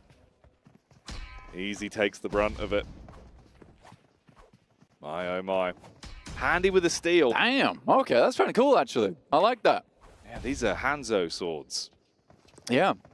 Easy is making it look easy at the moment. Pretty difficult, though. Close range. Oh, that was a nice one right there. Oh, Easy's going for a unique tactic, actually. That man just does not stop chopping. Yeah, I mean, it's hard to get onto him because he's just constantly quick, isn't he? Swinging. But there's calculation to it. There's technique. He knows what he's up to. Stand still for a second. Oh, quick rebound. Very nice. 17 blade balls now acquired for Team 2. They put them in the net. Oh, Easy goes down. You're close towards the finish, Mark. Don't fumble the bag now. Can Team 2 close it out? He's gonna run. The chase. He's gonna run. It's all on the chase. It's chased him down. That blade ball was not giving up easy. 14 to 17. 10 minutes remain, but I think we'll be done by then. Easy. Got himself a quintuple shot. Oh my lord, that's awesome. The quintuple shot coming out. They said it couldn't be done. Easy said, just watch. And he did it. He did it. Oh, nice response on the timing on that one. That's clean for the bounce back. I think we're at 18-18 apiece right now. Very tense. Down to the wire. Could be anyone's game. Ooh. Taking the ball out of play. Quadruple. Yeah. Oh no, 17. No, it was not 18, it was 16. But they're getting closer to that tie. That's disrespect right there, going for the prone. A little bit of ego. What's this? Oh, they've frozen the ball. He's using his special move. Keeping you guessing. They said it couldn't be done. But it did. Put this game on ice for the time being. It looks like they might just be thawing themselves out. 19 now. So close to closing it. Very intense show match here on the old blade ball. Bouncing it around. Another one comes back, 19-18. About a thimble of distance between them. Good use of the swords to deny that one. There's the long tap. Good rebound. Oh, that was good. Yeah, I like that. The way it came back on them. Now 19 points for Team 2. I think it really is just the one blade ball remaining. The tactics on display here. And there it is. Al Hadji finishes things off, and they will win the best of 3 off the back of that. Well done. They've done it in 2. They've done it in 2. Look at the excitement. Look how happy they are. Here it comes, the water balloon. Uh-oh. All 4 water balloons. Oh, no. One for each of them. Al Hadji's so excited. Al Hadji was immediately in there. He was very excited to get the balloons out. Oh, they're being nice at least. They've moved the jackets. They've moved the team jackets. Oh, here we go. Hey! Oh, how Al Hadji is loving it. You've ruined me, yeah. Yeah, that's nice. I like that. Oh, yeah, that was good. fun. That was a bit of fun, wasn't it? Yeah. Honestly, to be honest with you, I would quite happily take a water balloon on the head. Yeah? It's quite warm here for me. Cool you off a little bit. Yeah, a little bit. We can ask production. I can get one. Our last game. Do you want to come prank Blank? Yeah. When we get the chicken dinner, I'll come in. I'll pop it on you. I'll pop it on you. Here's a paddle ball. A little bit of a different game mode for you here. Yeah, so forget about the blades. They're in the past. It's all about the paddles now. And you were saying you wanted to cool off a little bit. This looks like a nice place to do it, right? Yeah. Paddle ball on the rise here in Saudi. Yeah, it's becoming quite popular. Oh, and you can see why. It's very intense, a lot more rebounds, and that's the golden paddle up on top as well. It's very cool. It is cool. I like the noise it makes as it gets quicker. It's satisfying. You get a few of those rebounds off. Keeps it interesting. Everyone's seeming quite proficient at this one. Yeah, it's. I think this one's played quite frequently. Another World of Wonder map. The creativity from the community on display, as per usual. And there's the victory. That was quick. That was sick. Gonna go again for another one. Trying to make him move that golden paddle, wasn't he? Silly, silly. Uh-oh. He's trying for the golden paddle. He wants it. That's where it is, up on top of this water prism. Can he grab it? Oh, that was awesome. Easy peasy. This feels more like a one-on-one. It's gone straight for it again. Look at that. Risky, isn't it? Trying to size up if you want to focus on just the 1v1 or going for the golden paddle. Different ways to play, different opportunities here, but the power is in the player's hands. It's up to you to have fun with it, Blank. Yeah, the ball's frozen in midair. It's going to head backwards. Goodness me, Jackie. This is awesome. It really is. Intense stuff here. But there was even more intense action to come, so let's get down to the stage.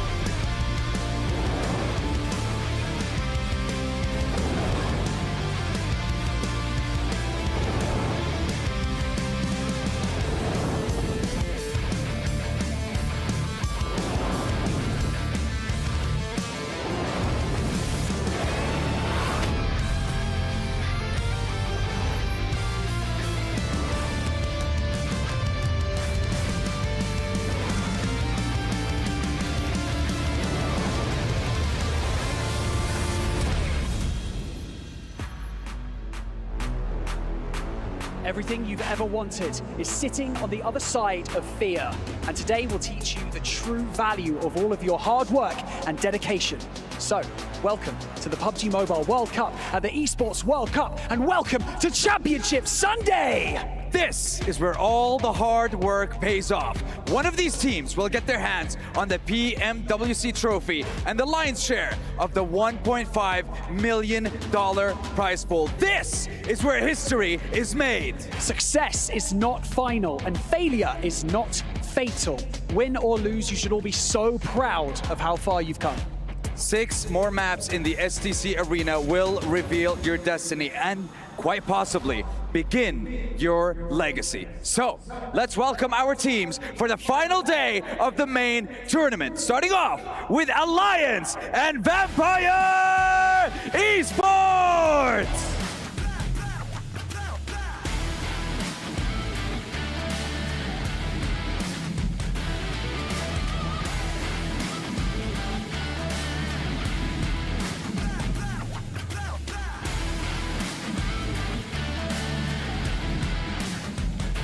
Tianba and Twisted Minds.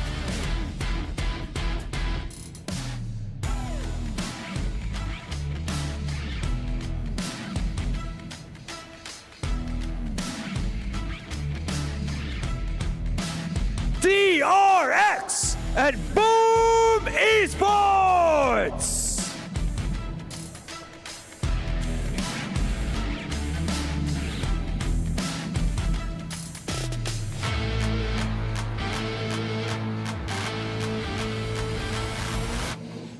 Talon Esports and TJB Esports.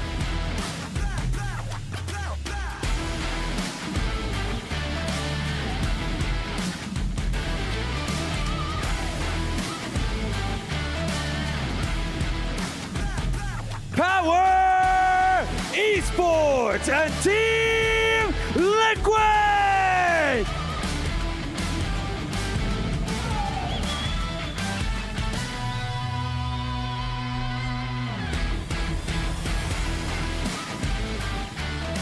For Miracle Vibes and Al Ula IHC!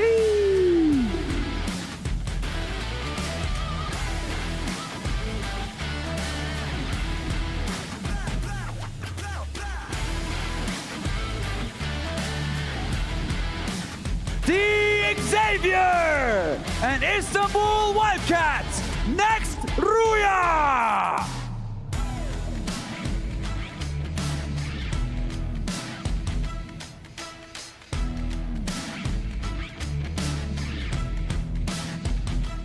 Alpha 7 Esports and Reject!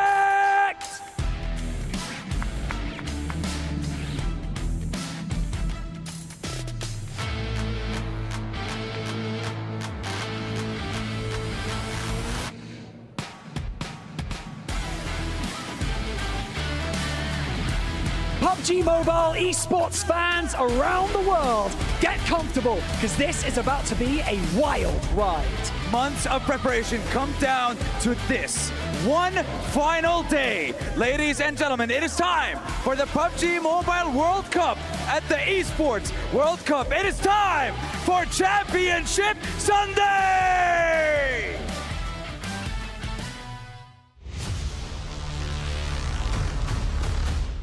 The stakes are higher than they've ever been. What we have seen so far in the first 2 days of the main tournament has just been a lot of uncertainty. We don't know who's going to be the champion. We're about to find out who's going to be the PUBG Mobile World Cup champion for the first time. By far the most beautiful trophy we've ever seen. You have bragging rights going all the way to the end of the year and an extra slot for your region for the PUBG Mobile Global Championships coming up right around the corner. We have teams like DRX, a team that was in last place in group stages, made it to the main tournament in survival, now being able to perform well and being in contention for that championship. Vampire Esports coming up short is a huge shock to me. I mean, I think everybody expected these guys to at least be in the top 3, but they're not anywhere even close to that.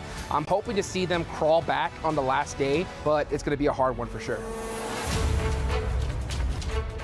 Anything can happen. It can be Reject starting a championship run, not only winning PMGO, being able to win PMWC, and going back-to-back champions in global events. Team Reject are going to be hunting down Alpha 7, looking to take them out once again. Alpha 7 got beat in their own hometown. Alpha 7 possibly breaking that second place curse. So you know they want this more than anybody. And the entire rest of the lobby is going to have their eyes on both of those squads. Or you could have some surprise teams like TJB or a team from Indonesia. Why should we be hyped for the last match? Are you kidding me, right? This is the biggest tournament of the year so far. You have to watch it. Anything can happen in the final day of PMWC.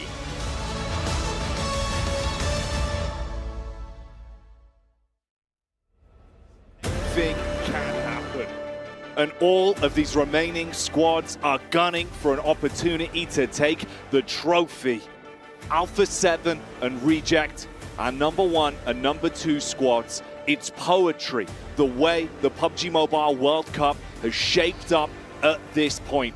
The final day, the final 6 games, one of them will leave as champion. PMGO Reject stole the title on home ground versus Alpha 7. Can they redeem themselves at PMWC, break the curse of second place and take themselves home that trophy?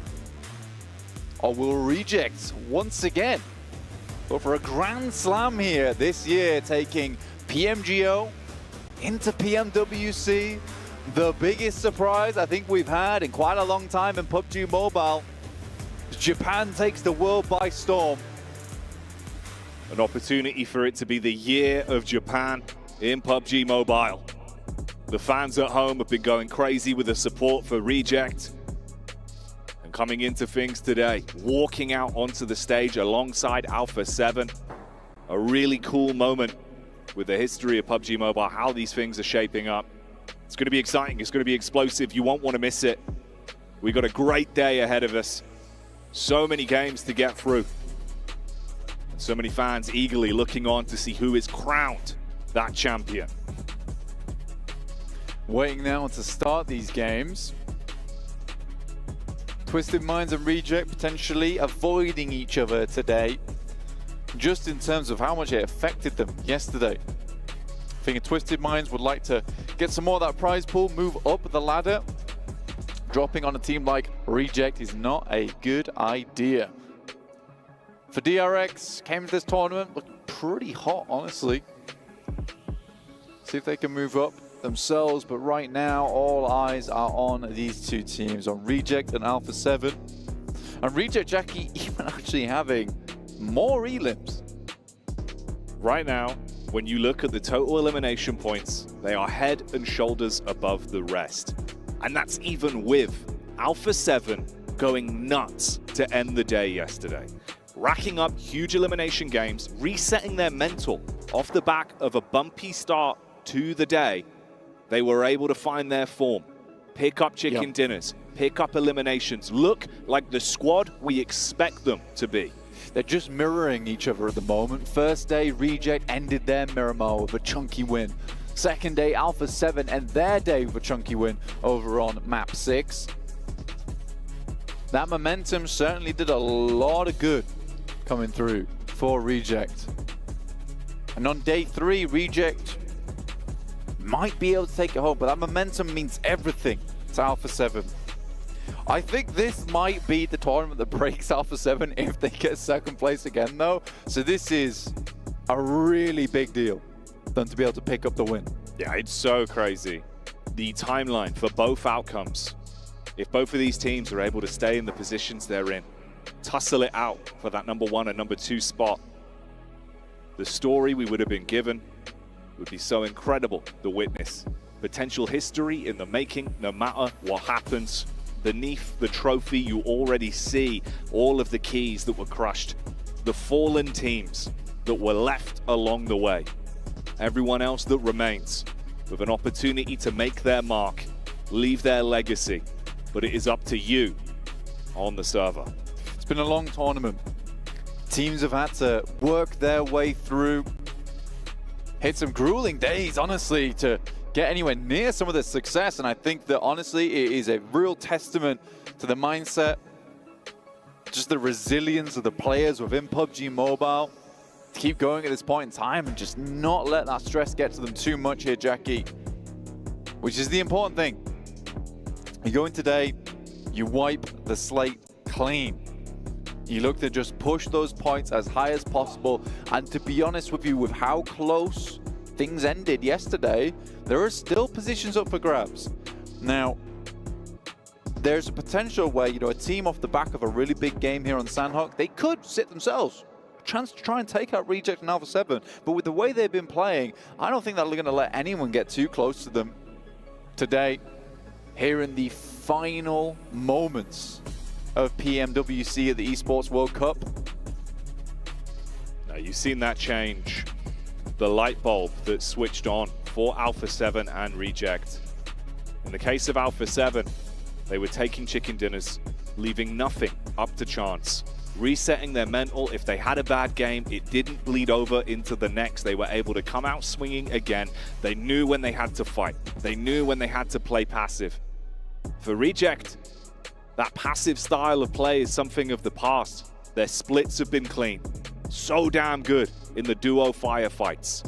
Favoring mini 14s, distance, playing with a unique style that other squads aren't matching. Reject are bringing a different flavor to the game.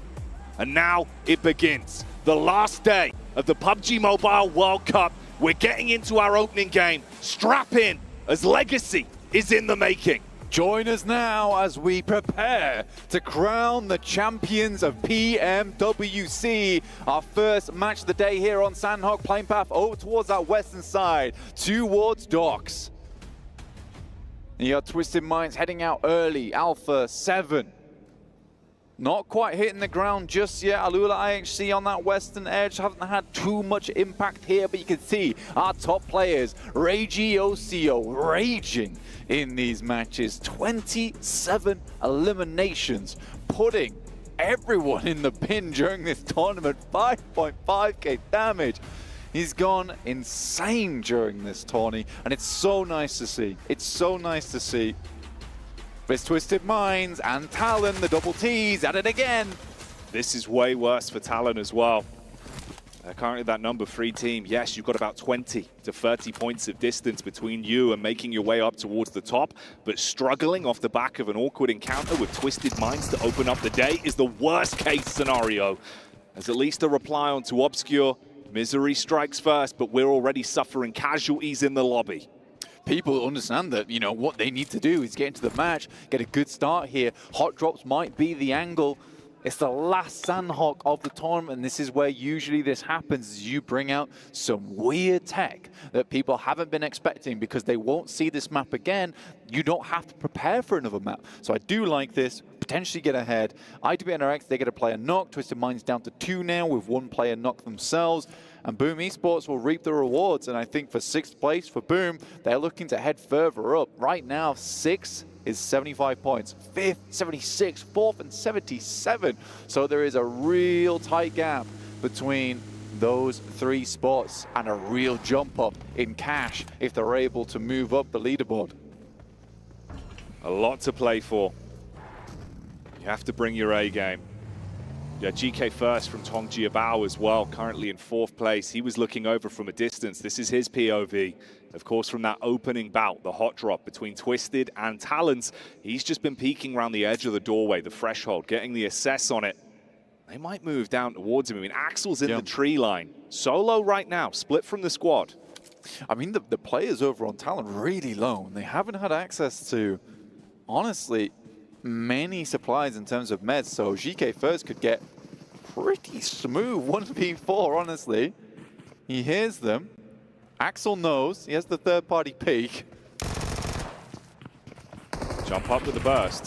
GK first. His big boon could be the secondary, but they've got a DBS. They exchange blows. You get the pickup back up just as the rest of the squad arrived, and that's only Longs. You're actually not in a great spot for this. It's unfortunate his position was spotted in his mind, but for Talon, that's a saving grace. I do enjoy the way they just stared him in the eyes. Yeah. As he was looking through the window from the outside of the third-party peak. Only player who has picked up some pretty good moments in the past for Tong Jiabao, currently in 4th place. Looking to remedy this situation, but there are eyes on from the sidelines. That's 4MV. We're currently in 13th place. Right down towards the bottom side. Team that we predicted to be around there as well. We just thought that they might choke in the finals a little bit, which is unfortunate because they are a really good team. They are. We knew they had firepower. I think we said they'd be around 12th towards the end of the tournament, expecting them to struggle here in the playoff portion. And it's felt like that's the way the story has been written. We'll see how they end their day. For now, it was a nice little stab onto Tong Jiabao. You saw that opportunity, you take a few shots, of course, they're already down GK first. They don't want to overcommit and stay in this dangerous territory, knowing you've got eyes on from separate angles and the compound now being firmly controlled by Talon. Hello, though. Boom. They get that opening tag across, but instantly, Tianba, roaming as a pack, they find him. Take one straight away, so boom, suffering down to a trio as well. Yeah, not a good way to start your game. I think Boom actually started off with an elimination from their side, which is not bad, but yeah, losing a player, not great here on Sandhawk, especially on an Eastern shift like this, where you want to be able to hold one of the many compounds that sit in this area as a 4. Take those angles, take those sight lines, set yourself up for success towards the end game. But it's Alpha 7, Reject. Once again, let's quickly take stock of where they are. Alpha 7 in Lakawi, over towards the water. And they'll have to be still like a pond here not let the ripples of reject bother them too much. These guys over towards Quarry at the moment, behind Team Liquid. A bit of a queue setting up here. Patience needed. There is no room for mistakes today. That is the biggest part. As much as you have to play aggressive, you have to play with confidence and switch up your play style. Keep teams guessing, potentially bully some squads. If you make the first mistake, it could all come tumbling down. DX Xavier, they swoop in. This was IWNRX that found an opportunity to fight versus Boom, but now they're getting thrust into an up-close engagement. IWNRX replying back. The DBS rip-roaring. Shots from the sideline go in. Sara down and out as Ayala from Team Liquid kicks off that engagement, but Reject are moving up. They smell the damage. They smell the potential for points here up against the fight that's going on in front of them, but IWNRX are already cleaned up. There's blood in the water, and I think for Reject, they can pick up some points here. This is what they've been trying to do most days, is just get as many points on board from these games. Crazy in a dangerous situation. The vehicle's popped, and in comes Team Liquid from behind. Everyone's gunning for points here. A fight's breaking out. Team Liquid third-partying onto what remained of DX Xavier with Paragon falling to the wayside. Nice nades as well. That takes down Boom as Divine's able to get a clean hook across. But you've got to withstand the test that Liquid are bringing towards you. They outnumber them in the battle of attrition. The difference is you're fighting an uphill battle with Reject controlling some cover. Regiocio goes out to pick up some loot here from the death crates, potentially some nades, some more stims, etc. I think he gets a whiff of an idea of where Team Liquid are. Holding behind these rocks, drops of smoke, potentially cross. Regiocio, quick peek out, gets some good damage. This guy has been on fire throughout this tournament. We've been so complimentary of the power that OCO has had from distance in a lot of these fights. Problem is, he might have bitten off more than he can chew here. He's been taking pot shots, but they isolate him, so Reject, that #2 team, down to just a duo. Not too many elims either. Divine has to back off. This was a massive fight that broke out. And we talked about the queue that sat in this situation, and everyone started to bustle and hustle and push in front of one another.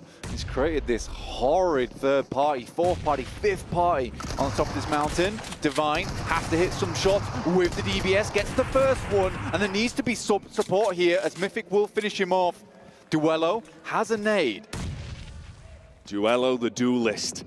Is he handy with his steel on this one? Tries to reposition from the nade. Pot shot round the corner onto Cardozen. Duello, good for the first fight. Some damage done onto him as well. The HP pool for Liquid isn't amazing. They've got to be on target with the utility usage to force Duello back. He goes in for the stim. Meanwhile, across the map, everyone is scrapping. You got damage in the back line off the heel, but not quick enough for the response. Reject go down early in game one. Team Liquid coming out the gates blazingly fast here. Up to 6 elims despite losing a player, but Alpha 7 still in the game, down towards the southeast. Potential for them to get a big third party off here. Tongji Bao starts to harass over towards 4 Miracle 5s as Doc goes down. This was Tongji Bao that looked like they had a very bumpy course going into game one with the opening sequence, but they realize if they want to fight for a placement, they've really got to fight for it. They bring the hurt onto 4 Miracle 5s. Like you said, Alpha 7 at the minute allowed to stay out of trouble. Just assess the lay of the land. Knowing they're ahead in points, they want to take smart battles where they can rack themselves up those elims. For Miracle Vibes don't get that blessing. They get swamped by teams. DRX are now beating onto them. Alpha 7 looking to potentially move their way up the hillside. Out comes Soez, good spray, and 4 Miracle 5s are down again. Removed from the game. Down to 10 teams, mate.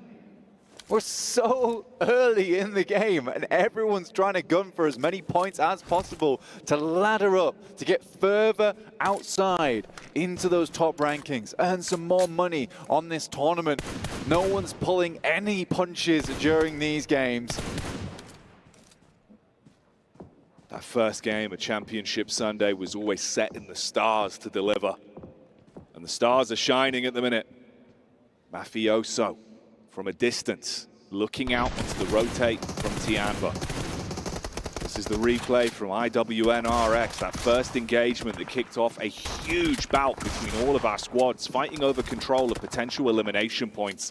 That's what triggered the move in from Liquid, the shutdown of Reject, and left us to where we are now. Alpha 7 almost loses a player there. I don't know who it was on the team. I believe it was Mafioso, yeah, who took a very heavy beating from up high. And again, it does feel somewhat like Alpha 7 early on in the day get a little bit worried about their positioning. They want to play a little bit more passive, which feels very strange considering towards the start of the tournament where they beat out Reject the most was just on those full frontal plays where they ran at them. And now you have a bit of a switch up where it's Alpha 7 playing much more safe and Reject just getting stuck into it. It's almost as if either team has sort of learned from one another and what each team does best and how they can add that to their own arsenal. But I do think that Alpha 7 just plays better as an aggressive team. Oh yeah. When you see them feeling themselves in these matchups, when they can roam as a wolf pack, everyone is so on point with the gun skill. They have those games where it's just elim after elim, fight after fight, and they look so decisive in doing so. For Twisted Minds, this is very uncomfortable though. 2 players alive, one of them barely limping out of the situation. Ratto Boy trapped behind the car as Talon put the pain on. For Talon though, this is not a great start to the day for our number 3 team. It's sort of amusing because I think Twisted Minds has been one of the most frustrating opponents to come up against in these games so far because they're consistently bothering 1 or 2 teams. They don't get far into the match, it's just like they pick one team and then they have a grudge match with them the entire match. It doesn't make a huge amount of sense. Here comes nades down towards Alpha 7 on the vehicle to pop him out of the way. Good move from Shan as well, but a great Molotov from Alpha 7 to get him out from that outpost. The overlook being removed is a really big deal. You can't line up very good nades now. So I have to guesstimate the position of Alpha 7 down the hill. And he would have been such a problem. He had a great position up there. You could see it from his POV when we first joined the fight, the way it looked like he was set up to potentially deal a ton of damage onto McGrellin. That elevated angle would have been so useful for him. They're forced back. This is Alpha 7 with a 2-2 split in the way they're playing this one as well. So you've got backup from range with Mafioso. And then the focus on the front. Oh, backstab onto Tiamba. That's the RX taking a piece. Power. Al-Haji here taking down the remnants of IHC. The rest of the team actually does get into the circle. They're on the northwest side, so not a bad engagement from them. Stage 3 though. 26 players. What is this initial Sandhog? It's been so action-packed so far. DRX burning away. DRX burning through the flames, but that's turning the heat up as they take the battle to Tiamba and put a lot of pressure on them. Alpha 7 moving up, regrouping somewhat as well. Three-pronged attack with the push in here, looking to actually commit off the back of the damage from this eruption. The fight from the swoop in from DRX. Team Liquid also want to instigate a battle here. Shooting underneath the floorboards is good for a bit of a pick-me-up. Mafioso needs to drop back though as he takes a hit. Little bit worried here. Now just one player remains here for Tiamba, but Alliance, they've got eyes on. They see Alpha 7. They work their way up the leaderboard. Got himself 1 elimination. And in a fairly solid position here. Lined up along the high ground. Revo cannot peek out for too long. McGrellin left behind. Potentially, Linux is a little bit of a backstab opportunity here for Talon. On to Alpha 7 as McGrellin does not get back to the team quick enough. Depends what information he's given. It's going to be a bit of giveaway as well with the sound and the smoke coming out of the vehicle if he tries to make his move. Slowed down on the timing as well from the geometry as he's got to reposition himself. Going to clear out inside the building. Top himself up with some extra loot. Think about the sustainability of his potential late solo play. See how long he can survive. Revo's been getting pelted by bullets every time he peeks, and again has to tuck in. Yeah, a lot of teams now have information of where Alpha 7's playing, and I think that's the most difficult part for them at the moment, is that because they're on this high ground, so many teams have already scouted them, that their removal from this location is going to be a tricky one. Likely going to wait for the circle to come their way, let it bless them a little bit and play off the back of that, but if they have to move, Tiamba's not going to be happy with them. Alliance is not going to be happy with them. And Twisted Minds might be able to get some side swipes. So for Alpha 7, they've made plenty of enemies already in this match. Linux tapping away, slowly skulking forward as the zone ushers him in, as the blue starts to arrive. Last second opportunity to get suited and booted. And then he's got to hope that no one is watching towards his angle. But in the meantime, attention is drawn elsewhere from a fight breaking out. Alpha 7 still just with a slight split, assessing the overall lay of the land and getting a read on where Tiamba have gone off the back of that previous engagement. You might have eyes on this as well. Good high ground for the late flank from Talon. Yeah, I mean, for Linux, like we said before, he could be a bit of a problem, but I think that they have a good idea of where he is. Belly to the ground now. Grass brushing up against the nose. Just hope he doesn't sneeze and alert the rest of Alpha 7 to his location. Next circle, stage 5. We'll be hitting soon.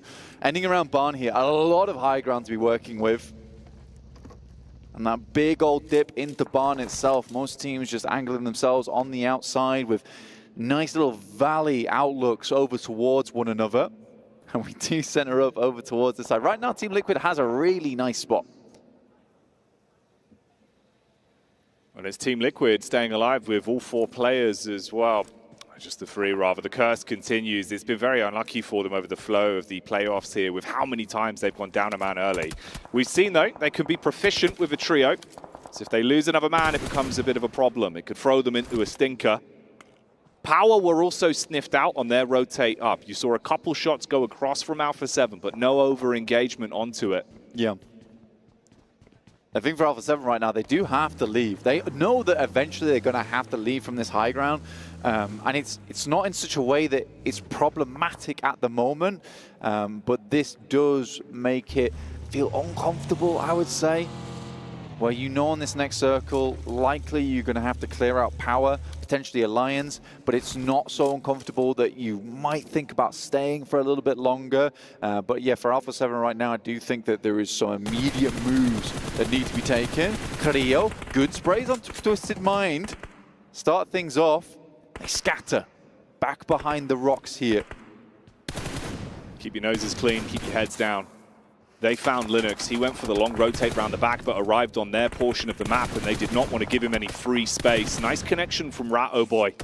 Puts the pressure back on, but it's so uncomfortable for him. Zone burning away at the HP. Bullets when he peeks up. I think he accepts his fate and knows that he's about to go down. So Revo takes the credit for that one. Zone rolls in. We say goodbye to Twisted Minds and Finn the Herd some more.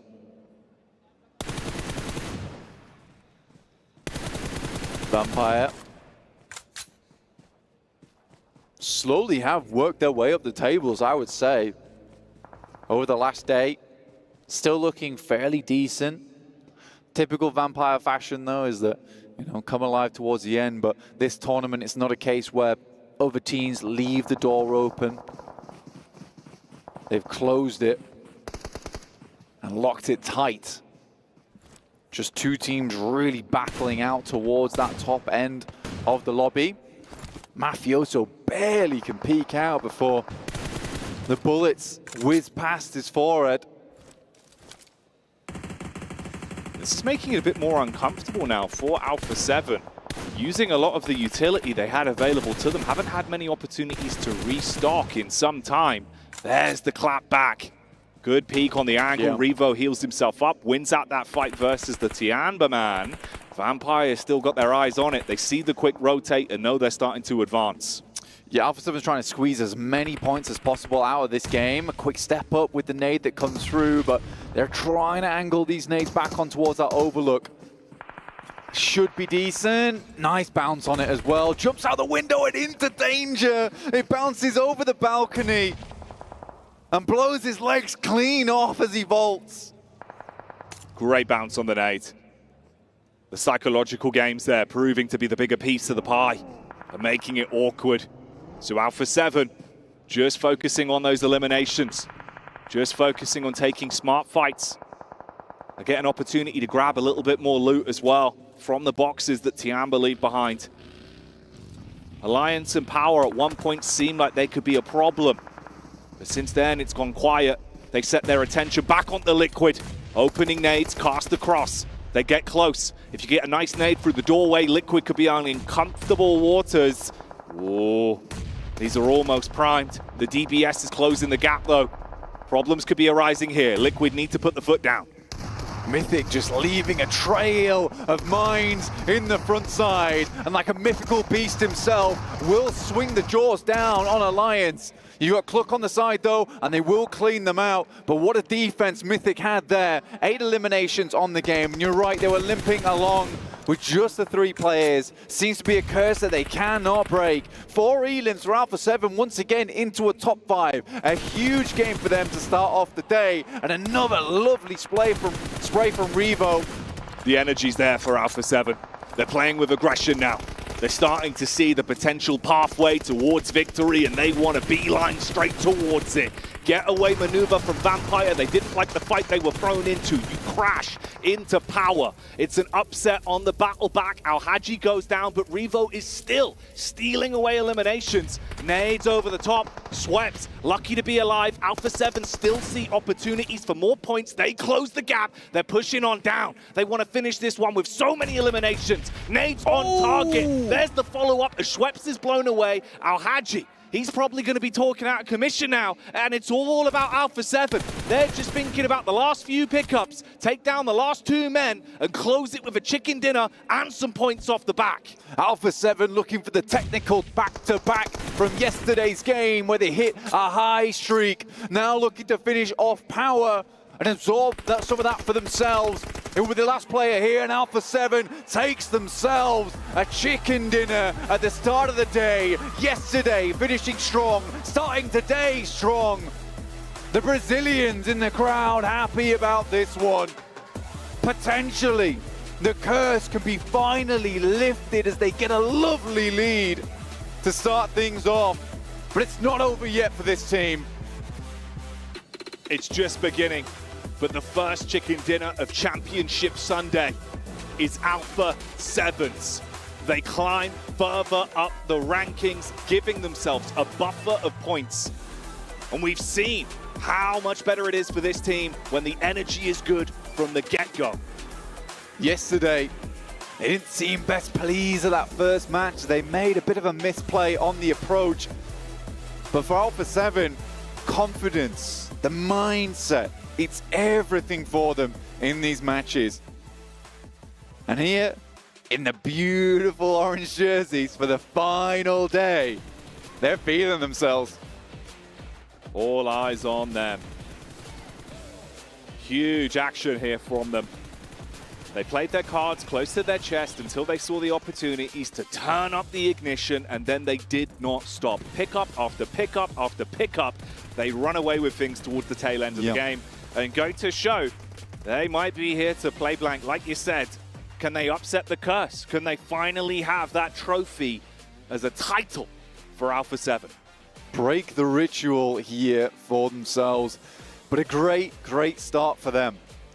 I think Revo definitely happy with this one. Consistently hitting massive shots for the team so many times, and it's really good to see. And I think for Alpha 7, this has been a long time coming. I like the way they played this day out though. This is a real change of pace for Alpha 7, and if you're a fan of them, you love to see this. They didn't go absolutely crazy in this first game. It was just slow and paced out and just really good technical ability, which is all you really want at the end of the day. And if you want to watch some more PUBG Mobile, stick around with us as we'll be back after the break.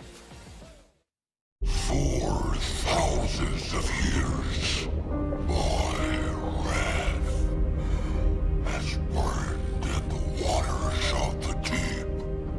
Its power awakens me. The kingdom will fall once more. The sea will consume all yet again.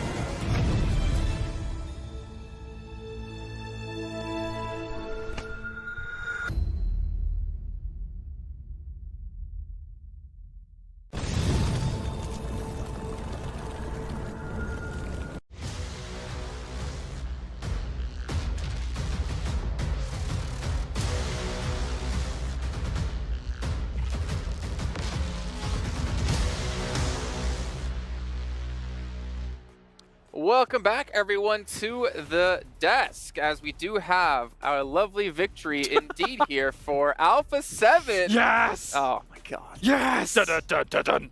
What a way to start. This is going to be great, because when they still come in second place at the end of the day, I'm going to go back to this moment and rip on you. And That's probably fine. Clip it. Let me send enjoy it around the moment. world. Well, the thing is, they took advantage of... Oh, by the way, we do have a record breaker. They they broke something already. It hasn't been the second place curse yet. We'll have to wait and see what's going to happen at the end of the day. But being able to break that record in regards to total wins? 5? Total wins 25,000? typically the host role will Sorry, say I'm knows just it's on happy. the He ground. was so excited. So Bless excited. him. Jeez. Yeah, most chicken dinners in the event, now 5, could potentially put the record even higher for next year. Well, if Alpha 7 was smart, they keep it at 5, and they come back and do 6 next year so they can win even more money.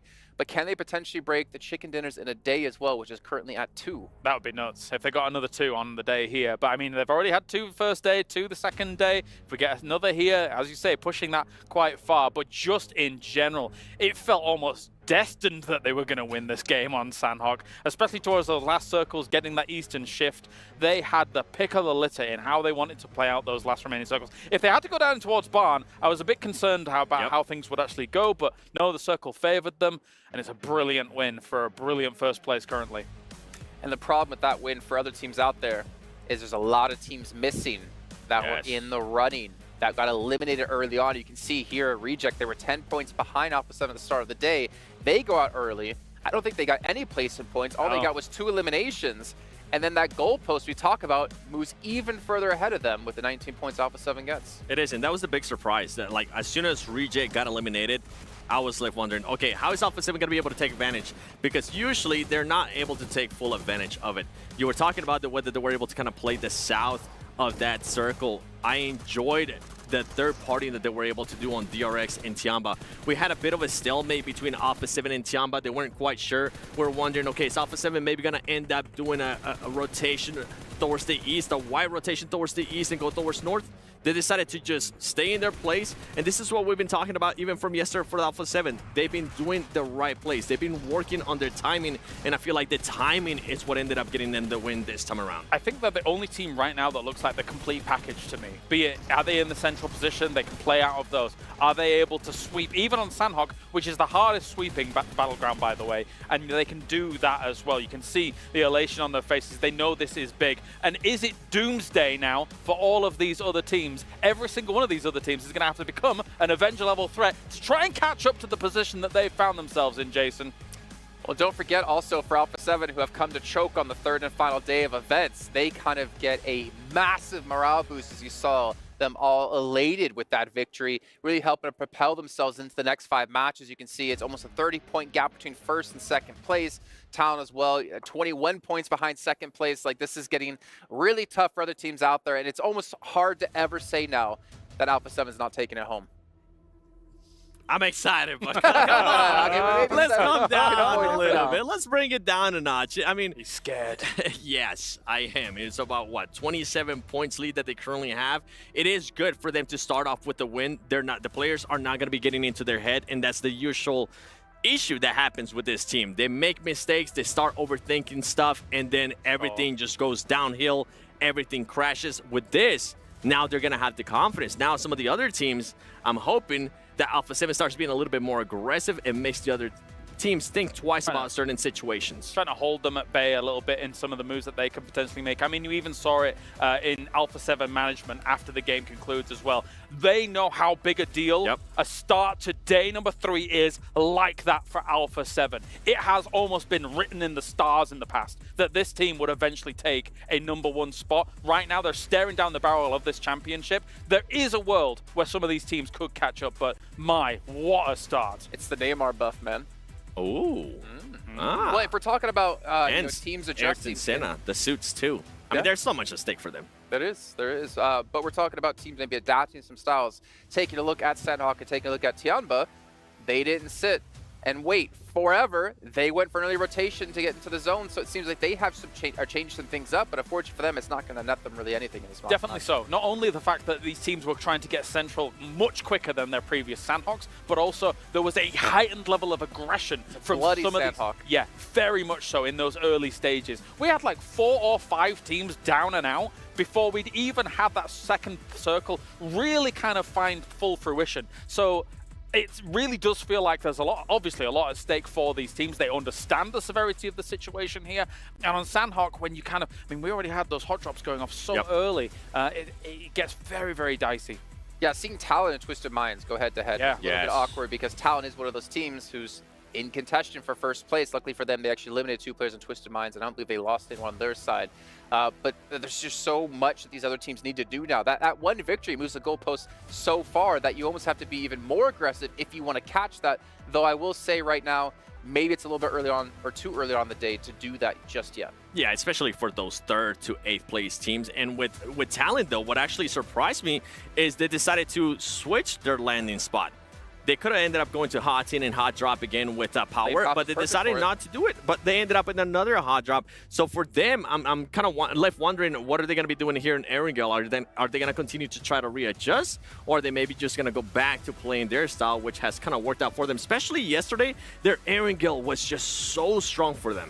Yeah, I think you kind of hit the nail on the head. They have to go back to what is true, tried and tested for someone like Talon to be able to challenge those top spots, if at all, if it can even occur anyway. I think one thing that really does lend them favor is the fact that Reject just had a disaster of a start for them. And Reject in the past day especially really did feel like they rolled with the punches well. If you start off like this, it takes a little bit longer to really gather that speed. For Talon, is it going to be Mystery, or is it going to be Actual, or is it going to be a new player? Because those has been the main 2 players in the main tournament. Okay, well, we're going to find out soon, but not before reminding you guys once again about the PMWC Violet Thunder set and S12K, which now thinking about it, maybe they should recolor this to black and orange in the Alpha 7 colors. We'll see, but I know 7 would get that in a heartbeat. Based off the design by Ailu in the PDPX Esports Outfit Design Contest. Of course, commemorates the PMWC trophy. But speaking of commemorations, we're going to head back to our casters to bring us into our first angle of the 3 of the day. It's Blanky. Wow, Blanky. Blank and Jackie. It's those guys. It's those guys. Yes. Alpha 7. That's right, we wrap you up warm and make you feel nice and cozy, but the games are certainly not going to be comfortable for any one of these squads. Blanky here on the desk. Oh, Blank, it's been a treat already, mate. Alpha 7 breaking records, looking incredible. Yeah, I mean, they've been breaking records this entire time, getting so close. In fact, the record that they've probably broken the most is how close can we get to a title without getting it? Yeah, but this time it feels like maybe that's not what they're gunning for. And I think that it does really feel like they've put a lot of work in preparing for this event to make sure they can show us the best performance possible for Alpha 7 to do Brazil proud, considering Team Liquid has done very bad. Man, they're going to have to take it home. There's no safety nets. No, there's no, like, you know, you're not strapped in. You've not got the little carabiner holding you on to some sort of rope that's going to keep you safe. It is just you live and die by the sword. Yeah. And you could see how much it meant to them as well. You've got the support staff, you've got the family, everyone there on looking in the crowd. It must be incredible to see them taking chicken dinners like that, having huge games. The story isn't over for the other squads. There's still room, but that chance gets slimmer. And that's what Alpha 7 are going to want to focus on, right? Their own game. Extending that lead each and every game. Not letting anyone nip at their heels.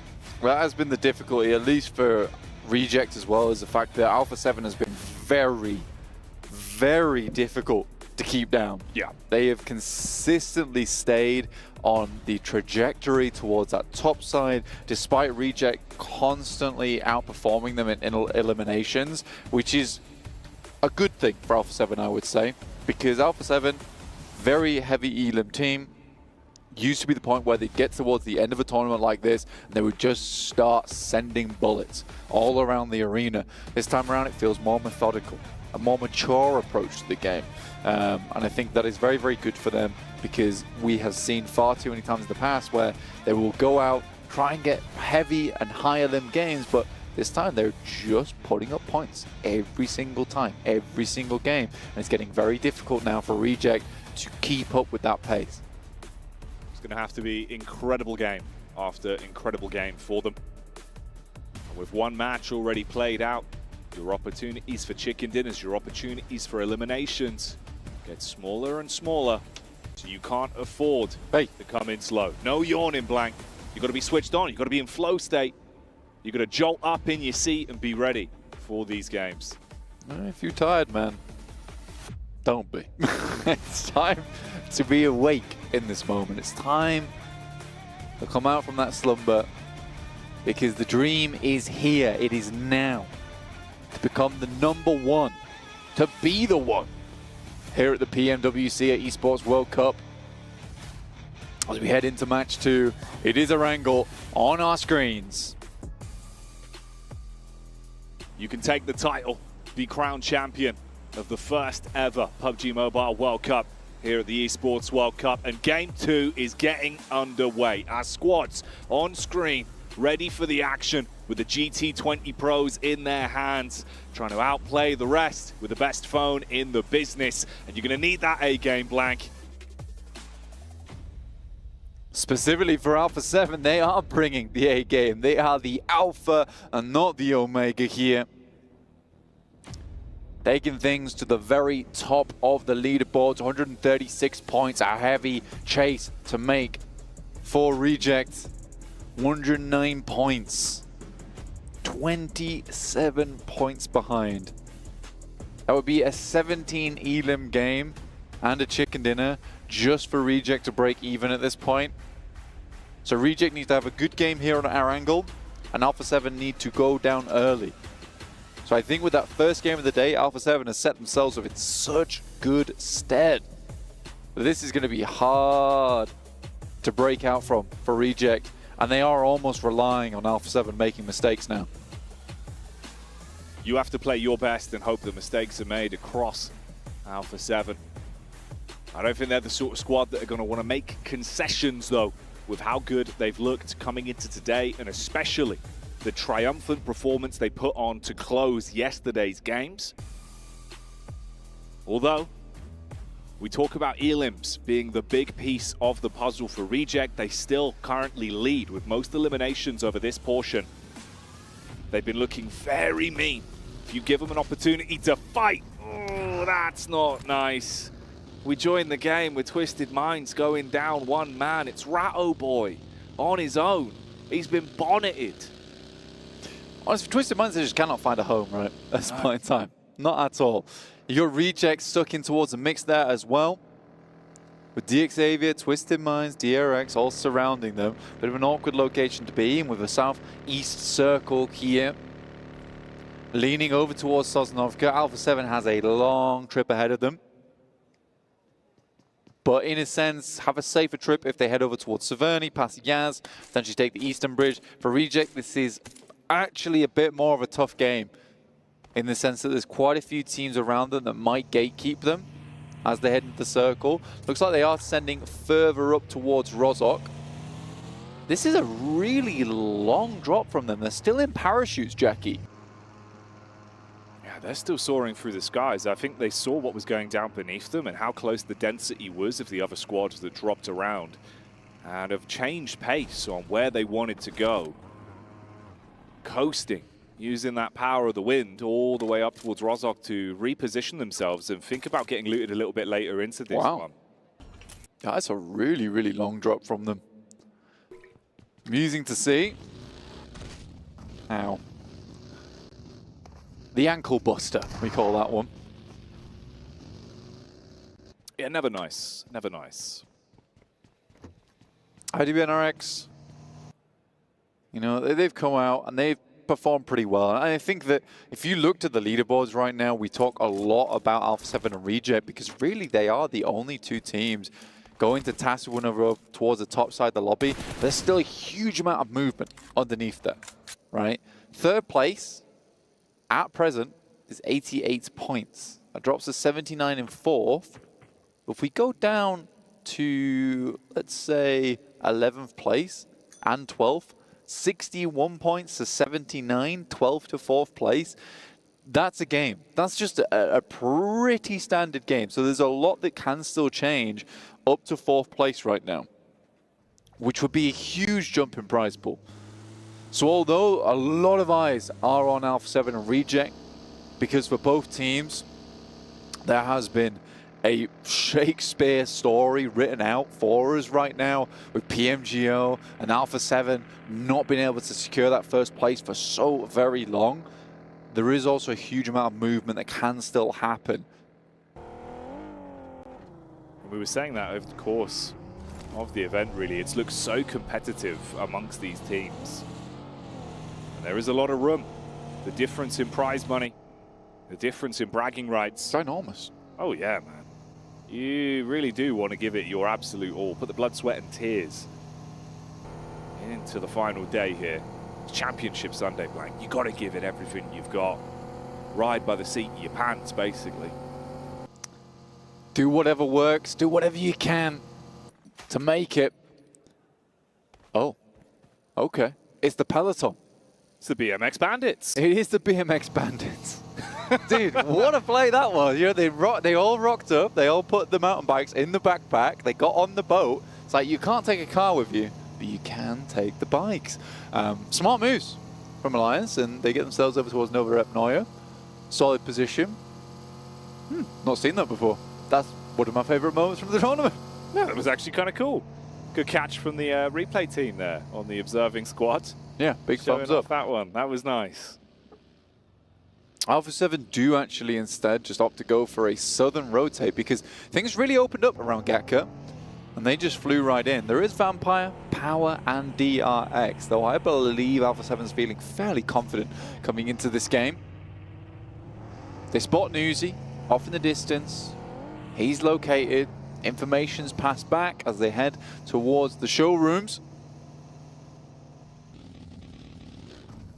Grelling got eyes on to Newsy, but the rest of the squad was a bit further back, and with the geometry there, they were tucked in a little bit behind the hillside. Mafioso moves up with Revo in the passenger seat, and they're going to look for the info, see if they can get the wide berth round on the edge of things. I like this. Assess where they are. Yeah, they spot them now. Good distraction from the two players in behind, and now they're kind of daisy chaining to one another. Tony K, though, spots, actually has some good shots on, but very, very good spray control there from McGrellin to sit him back down again. That could have been very dangerous if it wasn't for the on-target spray there from McGrellin. And that was their big gambit as well. Tony K on the late peak up with the rest of them moving out. You know, that's your reliance on him doing something pretty unthinkable with a weapon. And would there be anyone else better for it? Like, Tony K's actually proven he's damn good with the gun skill. That's uncomfortable. He heals himself back up. Fair play to McGrellin on target, even factoring in the momentum as he's driving by. Yeah. IWNRX on screen here. Tong Jiabao, a bit slower from what we saw yesterday. They had some highlight moments. Got to say to them, you know, the nades that we were seeing, the way Flower was pulling out some big plays. It felt like it was all coming together yesterday, Blank. Yeah, Flower has been pollinating the entirety of the lobby at the moment. Good. I like that one. Well done. And honestly, he's done very well with it. And I think that he has had a big step up during this tournament, and Tong Jibao has looked very, very strong. They weren't able to kind of carry across some of that strength from day 1 into day 2 and 3. Stagnated a little bit, I would say, but I think for a 5th place at the moment with the opportunity to potentially drop up into a 3rd, I still think that's a really big result for Tong Jiabao at the end of this one for China, when there just really wasn't a massive amount of stock placed in either of these teams of Tiamba and Tong Jiabao coming before into this event. And right now the two Chinese teams, like brothers in arms, are sat very close to one another in the leaderboards. It's nice. It is really nice. Second circle will shift on down, and it's an awkward one. Splits between both the mainland and the island itself down towards that south side. That's an interesting one to play. Alpha 7 now in a situation where this rotate they're going for down towards the south side no longer feels as impactful. An awful lot of water fragmenting both the playable spaces. Hang on though, Boomer out to play. They swoop in onto Liquid and look to bring the hurt straight towards them. There's a bit of a reply, and it's uncomfortable in the jump out from the vehicle as well for Boom. So problems arising. Oh, Cardozin taking shots back onto the fragmented players. Trying to get the lineup onto the man in the vehicle as well for Boom. They thought they might have had the edge on this one. Now it's panic stations. It's all about, can I get the boys back up and actually withstand the might of Liquid that still have a split with Chief and Cardozin alive and kicking. He's closing the distance with the DPS. He's good for that cleanup. Where's Chief? Where is he? He's in the back line. Taking so long to make his way over. You imagine some information's been passed through, but shots from Linux might just end the story here for Team Liquid. After a really valiant haul versus Boom, but they explode into nothingness during this match. As Talon might be the one to pick up the eliminations off the back of this one, currently sat in 3rd place. They go charging in, looking to decimate what remains of the Boom squad down to 2. Quick peek, assess the overall move up. See if they can hold back Talon. Boom got nades to bring to the table. Linux might take that one on the chin. Nice tag there, you open it up. Fragmenting a lot of these potential peaks as well, but Boom struggling with one man down. Yummy also now gone. And Talon not doing it as cleanly as they would have liked to actually give themselves those elims and a fair firefight towards the end. The Indonesian rivalry comes to a head here during this fight, and I mean, that's what makes it difficult. You play very similarly, Jackie, over in your respective PMSLs. So in a fight like that, it does get sloppy, it does get messy, because the reads into either team are kind of what they would expect in an international tournament like this. 2 players, Razy, left alive here for Boom as Talon just backs off. One of their players fully knocked and bleeding. A lot of distance between them as well. So no potential. He's going to go down. So Boom with 2. Misery jumping in the back of the vehicle. Axel starting to make his move on foot. Luckily a vehicle nearby, so he can jump back into that and try and piece out. Ooh, a bit of a pathway on the rotate as well here for Boom as they're going down. Twisted Minds. Yeah, they lost Ratto Boy super early into the game, but the trio of them are still alive, and they're going to have to basically race their way across that bridge. This is a really horrid circle, honestly, Jackie. Very difficult to play. You got the bridge over towards that northern side, which this circle can still center up on, by the way, at this point in time. And a massive amount of teams all trying to vie for that high ground on towards the south side on this island. Twisted Minds, they pick up some players from Boom as they rotate in together. Oh, mate. Unload him with a shotty.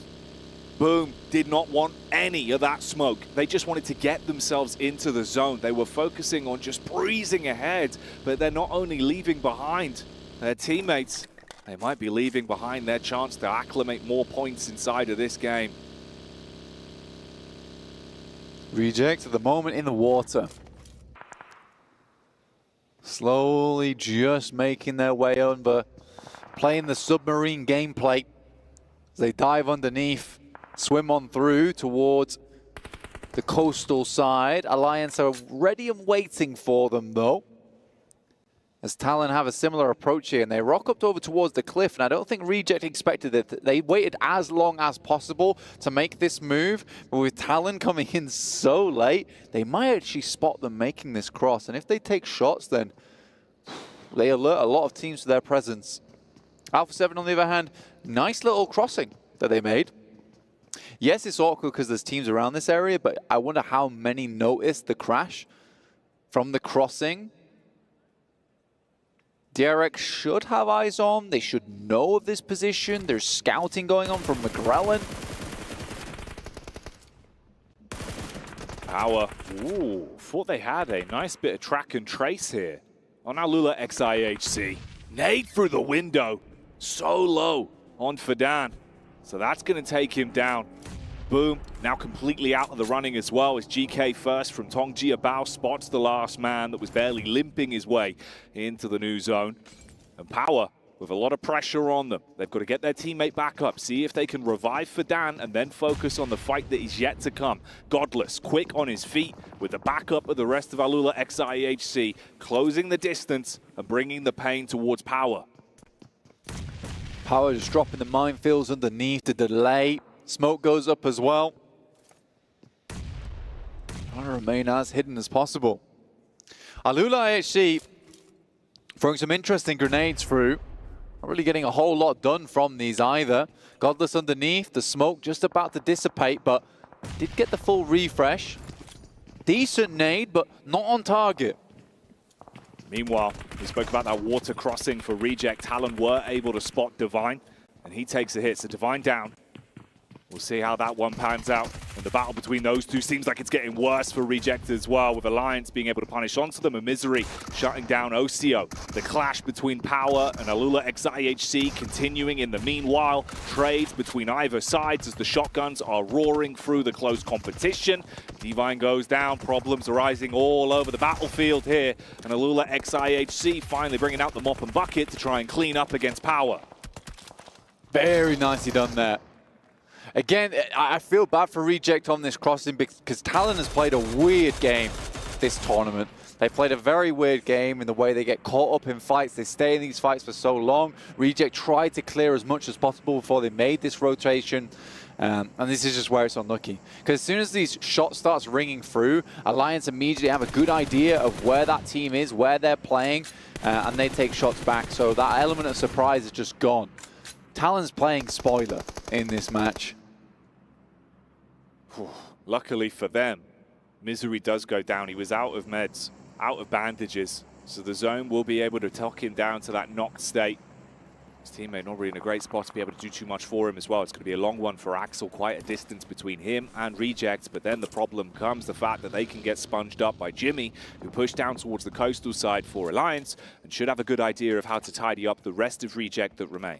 Yeah, Alpha 7 might be able to just end the tournament right here now, though. Yeah. Because with the position they're in, where they can slide up on the coastal side, on this western edge, with so many other teams not having that safety net of having like the 180, having your back against the blue, knowing that that area has been cleared out and is safe, yeah, a lot of these other teams are going to start to go down. This can still move up towards the bridge. This is a very difficult circle to play. So much open ground. Derek's currently holding on to that high ground over towards that eastern side, which is going to be really, really important to continue controlling. Tiamba shots over towards 4MV. This is down on that south side. Alpha 7 might want to get involved. They did take a first hit across. They got a tag out onto Tiamba and were able to knock one of the players. So Alpha 7 are starting to play their cards. Not fully committing into it, but realizing this is an opportunity potentially to get some more points on this one and still have a good bit of map control. Tongji about out again as they go down. Only 2 elimination points to their name. This is Alliance that were waiting for that cross, and Sara gets slain. He's knocked, not recoverable for Duello. Hard commits onto it as well, so he's taken out. Tiamba, it's really getting rough for him. For Miracle Vibes inflicting a ton of damage, and the chase begins for Alpha 7. For Alpha 7, it's just been a very, very good match so far. And honestly, it's smart rotation. You can't fault them for the rotation they went for. You can't fault them for the fact that they were able to immediately spot onto Tony Kate's position and get a good shot back off towards him. It is Reefus, though, to pop Mafioso out. McGrellin immediately goes for the rotate, for the recovery on his teammate as well. Reefus couldn't re-peek. He took so much damage, he barely gets himself out of the uncomfortable zone as well from the bullets that are being shot across by Revo. Reject out. They go down. It looks like it is going over towards that bridge side. Vampire consistently are a conversation starter in these games, as they will pick up over towards that bridge.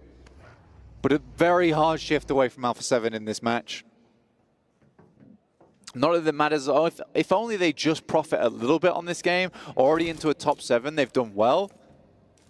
But I think with the way they've been playing, I don't even think a circle like this is going to stop them, really, Jackie.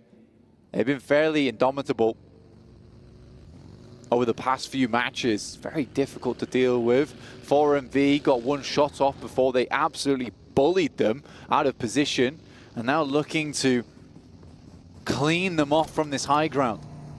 If you take a fight with Alpha 7, you better hope you take down the whole squad, or else you're putting a huge X on your back, and they will want to swoop into you. McGrellin, he's the opening gambit, goes up close, hopping out the vehicle, but is slain. Not just a knock, a full elimination. So only a trio remains. Mafioso taking damage. Here comes the bonnet. The double rundown as Alpha 7 get mulled over.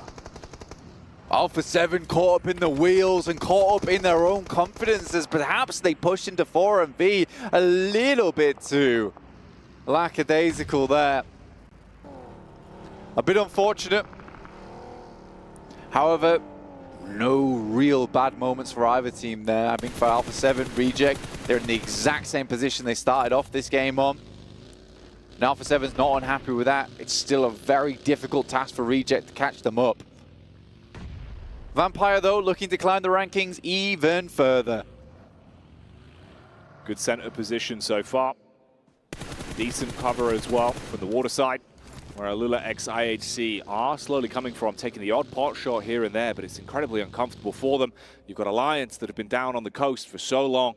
And for Miracle Vibes, have they got some newfound energy? As DRX might want to test how handy they are with their steel. 7 limbs right now for 4MV. Very nicely done. This was this crazy buggy rundown. If you didn't go down to the shots going through from the gun, it would have gone down to the wheels either way. So a good performance there from 4MV. Who need a miracle, honestly, at this point. Yeah, they do.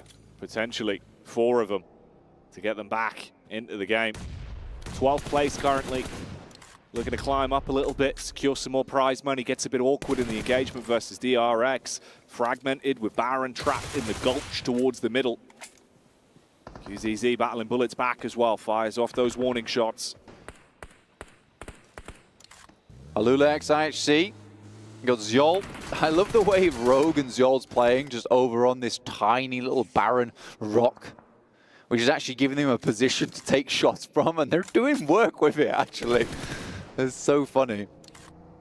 But sometimes you gotta take what you're given in these matches, and this is not a bad spot, honestly, all things considered. We finally move away from the water.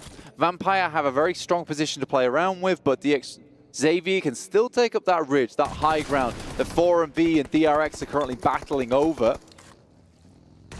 And it wasn't looking great for quite some time here for Miracle Vibes. They were constantly getting knocked, getting each other back up, trying to top their HP pools up. But they do get a clean connection across now onto Hyunbin, and he's not recoverable, but it's a denied elimination point that will be snatched away by Alula x IHC.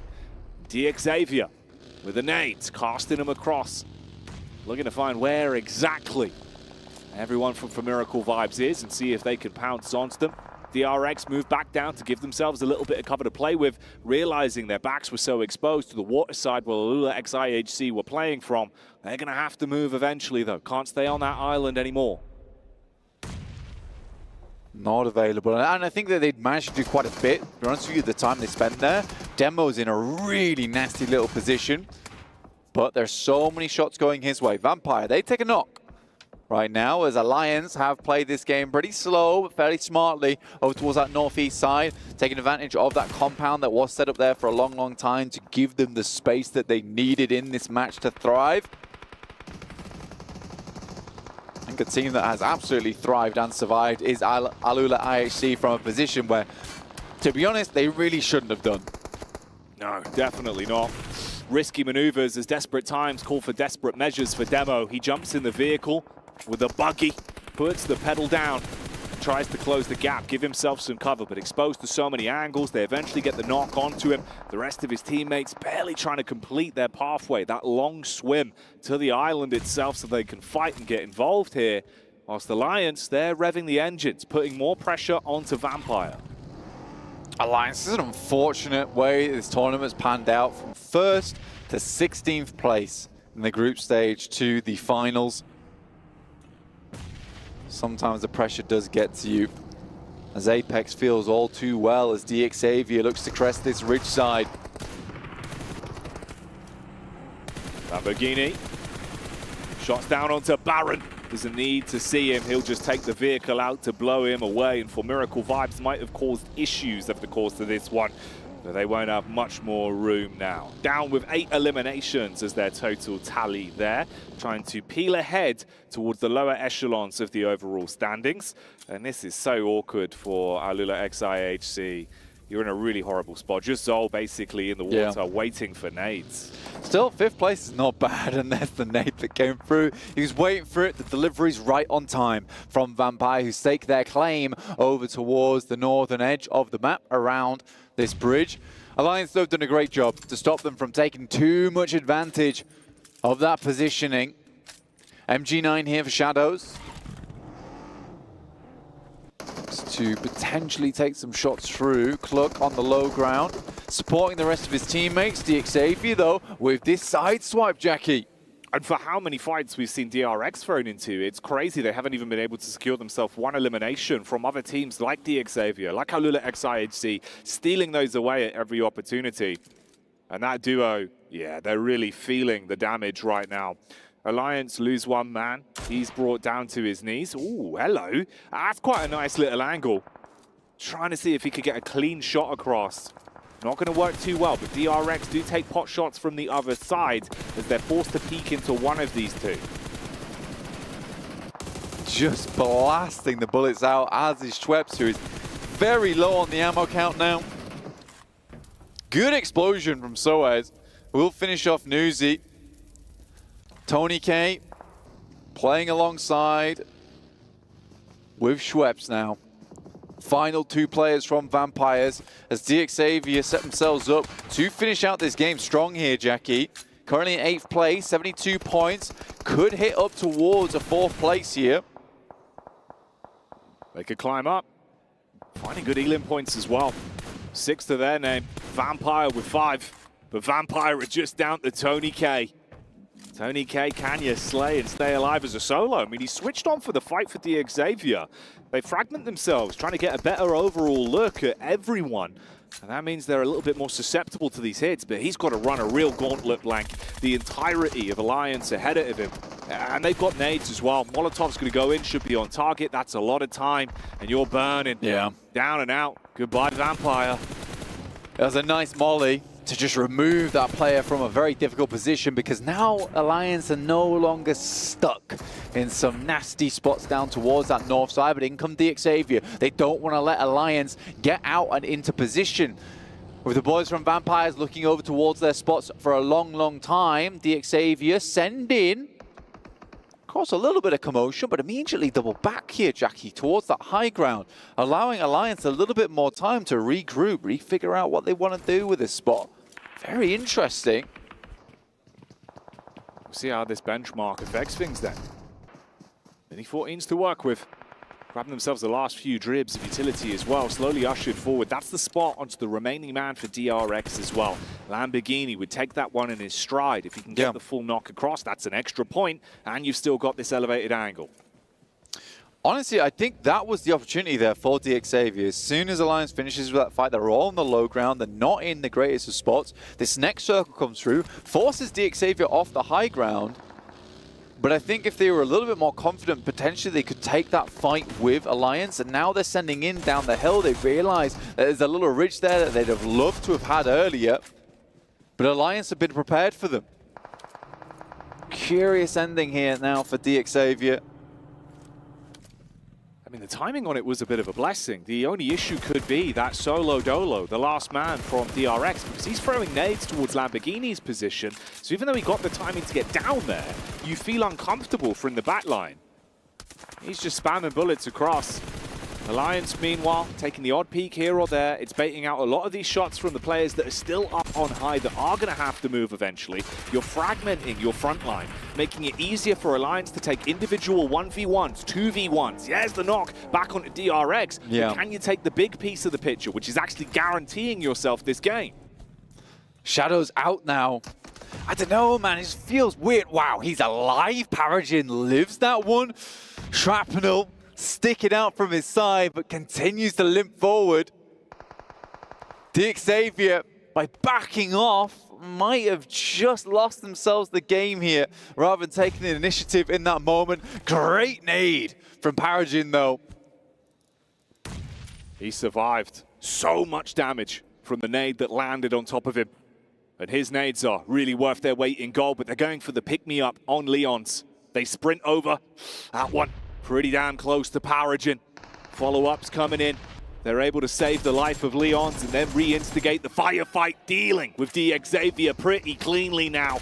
Alliance want to shut this one down. They think mistakes were made for DXavier, but on the peak up, Lamborghini tries to clutch it. Not gonna happen. Chicken dinner goes the way of Alliance. Alliance just played that game very, very well. And I think that even just from the start of that game, as soon as they hear Talon taking shots over towards Reject, they instantly turn, they clear out that side of the map. They play a slow game down towards the bridge, but DXavier not forcing the issue after they just finished their fight with Vampire felt a bit strange to me. We saw them try to get set up in that position, but by the time they were starting to come off from that high ground, it was already way, way too late.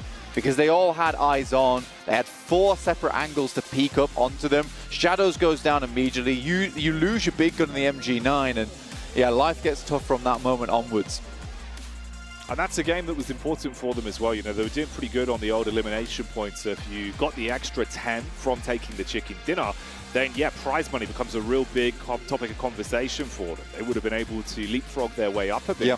Instead, it's Alliance that were all the way down in 16th place, taking that chicken dinner and hoovering up the points. Because they had the idea of it as well early on when we saw them start to just fly down, and then I think there must have been a call back from the team where they just told them to regroup, and whoever thought they were being the DX savior on the team to try and get this game back under control ends up dooming them in the process.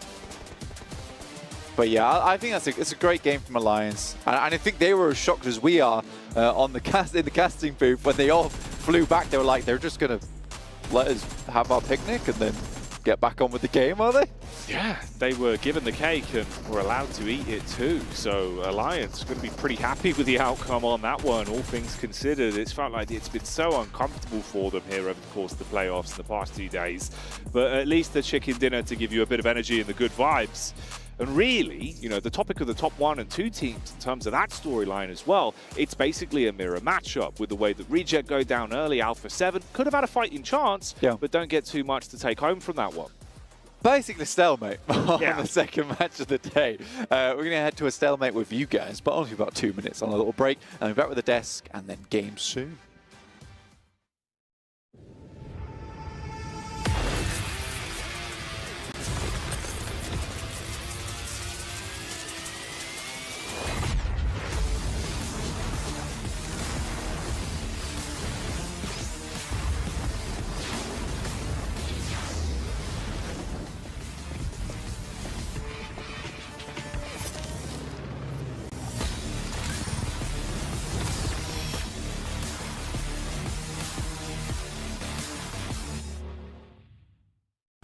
لحظات البداية عاشت معنا. كنا نحسبها وقت للتسلية بس. نحسبها بس ذكريات.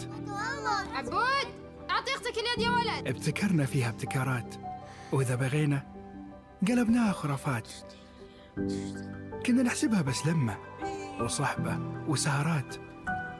انتبه نوب ترى نوب. لكن كنا نشوف عالم ما حد يشوفه. ليت يشغل وقته بشيء يفيده. الله عليك على اليد صوت. عالم كبر وعاش فينا. عالم الحماس فيه يوصلك كل مرة لحلم أصعب، بس ما يصعب عليك. بارد معك وين ما تروح.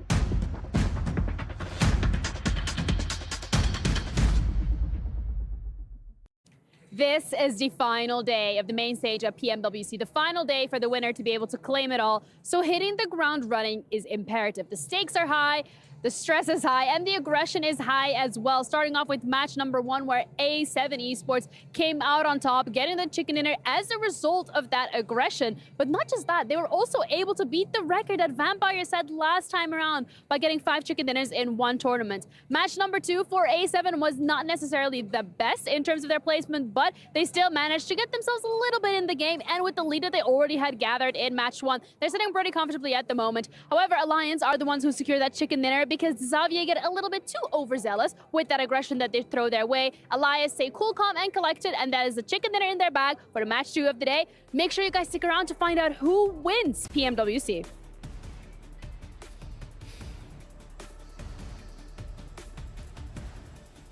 Sometimes you just need to respect the AKM.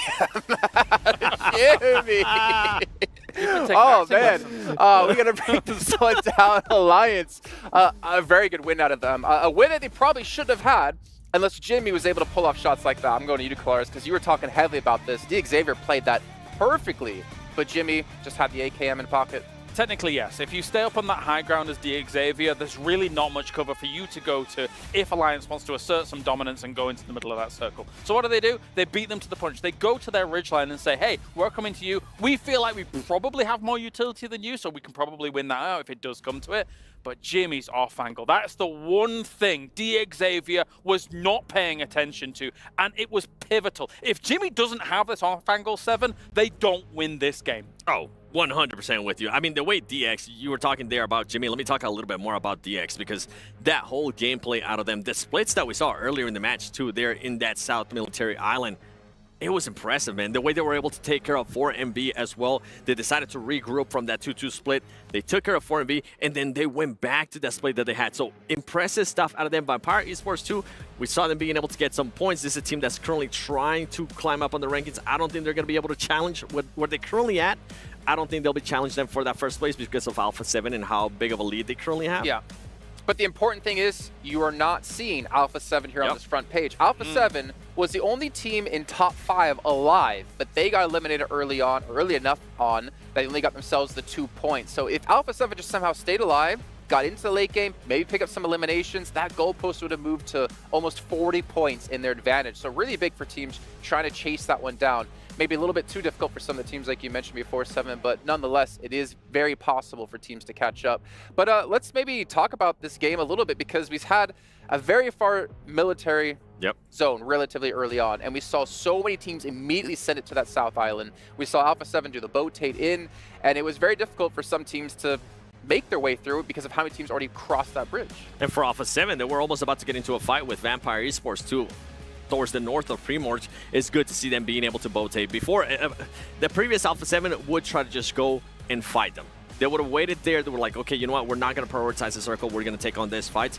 But I'm glad to see a little bit of a change for them. It didn't end up working out. I think at one point I heard you, James, say that you would have liked Alpha 7 to take the compound where DX was. I feel like that would have been the winning gameplay for Alpha 7. Yeah, I'm in two minds about it, right? Because as much as it probably would have been a bit of an easier approach to the circles. One thing with having to do a boatation is that you don't have vehicles. So you're having to make that crash on foot. We're expecting many smokes to come out to try and block the lines of sight of DRX whilst you make that push. But I still do think maybe it would have been a better style. I understand what Alpha 7 was doing. If they win the fights on the south side, they take control of what that high ground would have been that Xavier was obviously playing from towards the late game. So I get it, but there was just too many teams up there. Too many teams. It's good to see them rotate early, though. That's the difference that I wanted to see out of yesterday whenever a circle didn't favor them. It's good to see them being able to do that rotate. Like you mentioned, though, it didn't end up working out for them. Well, I mean, 4MV taking out the most overrated team as well of Alpha 7. You saw Reddit them over. Here's a quick comparison of Alliance on their best day in the group stage, considering their performance yesterday. And we did see a big drop-off. I think it was a big surprise. I think that's fair to say that Alliance ended up winning the group stage. But then we had a major fall-off going into the main event, whether the break was a little bit too long for them and they weren't warmed up coming into this. But this is definitely a team who hasn't been as successful. And obviously, as we have mentioned before, the splits they were doing aren't really viable now with the way the lobbies are being played. That was the big factor. We were mentioning, too, about it. I don't think that we're going to be able to get away in the main tournament with what they were able to get during the group stage. And even towards the end of matches, whenever they were able to get those chicken dinners, they were getting away with some stuff that's they're currently not being able to get away. Jamie, though, to kind of give him some props, this is now multiple times that we've seen him being able to get the off angle, being able to help his squad secure that win. But for that team, I mean, if they even want to be able to climb out the leaderboard some more, they need to go back into the drawing board. They need to be able to adjust, and they need to work on those splits a little bit better if anything's going to happen for them today. Yeah, as I say, they can't really take this much room. They did have a decent compound for a game like this and used it underneath the bridge to be able to get to where they were eventually. But yeah, it's a very different ball game here in the main tournament. Yeah, Xavier, I mean, if you imagine they got the extra 4, or maybe potentially 8 points, right, because of eliminations as well, got to put them up to 88 points, which is still, it's doable. If anything, to rank up, because we know the money difference between some of these slots are insane. First to second is $200,000 of a difference. As we look down to the second page here, Vampire obviously trying to catch up here. Team Liquid as well, as Max pointed out at the start of the day, for the club championship. They need to get themselves top 8 to get some points for their club overall to potentially earn some extra money in this one. In the meantime now, we're going to head down to the stage with Barney, who has an interview with Talon, who's still on that chase for first place. Welcome back to the STC Arena, where I'm joined by Misery from Talon Esports, currently sitting in 3rd place. Misery, a couple of questions before I let you go. I just wanted to quickly ask you, you guys have been so consistent day in, day out for the whole duration of this competition, but you kind of need to do a little bit more. So tell me how you guys are feeling right now. Mana perasaan kalian buat di mulai hari ini? Karena kan konsisten tapi agak kurang, perlu push sedikit lagi. Ya, buat hari ketiga ini we're feeling great, tapi ya emang lagi unlucky aja di 2 game awal. As you can understand, we're feeling great, but we just unlucky in the first 2 games. No, it's a fair point. I guess like luck is kind of thrown into the mix, isn't it, when the zone is pulling away from you? However, let's talk about adjusting, because like I said, you're extremely consistent, but day 1 and day 2, how have you changed things coming into day 3? What have you guys kind of communicated with each other that you want to change? Ya, bagaimana kalian masuk ke hari ketiga ini, perubahan apa yang kalian bikin? Kita nggak ada sih, kita main tetap kayak biasanya, cuman yang kayak gue mention awal-awal emang kita lagi ada momen-momen unlucky-nya lah di 2 game awal tadi. We don't change anything, we just play our games, but just like I said, we got some unlucky moments for today, so yeah. A lot of people are saying that. We just want to play our game. And you know what? I get it. So, Misery, you're actually the only one out of the team that has main stage experience. You were here at the mid-season championships in 2022. Have you been kind of giving some of that wisdom and helping out some of the other players who maybe don't have the experience of competing on a stage like this? Ya, kalian kan dari tim ini yang punya pengalaman sebelumnya di Riyadh itu cuman kamu. Kira-kira ada yang kalian terapin nggak dari pengalaman kamu ke tim biar mereka bisa adjust, bisa nyesuaiin diri di turnamen ini? Gue paling nge-brief anak-anak ya do and don't saja sih di sini, sama ya beberapa kayak mental talk gitu-gitu, paling ya gue bilangin lah kayak ini sama aja sama yang lainnya. Jadi ya nggak ada yang gimana-gimana sih, paling gue ngasih beberapa masukan aja yang pernah gue dapat di 2022. There's not much, but I just tell them about do's and don'ts, and then I also tell them about some mental pep talk so they can be really adjust and don't really get under pressure in this tournament, and I just try to give them everything that I learned from 2022.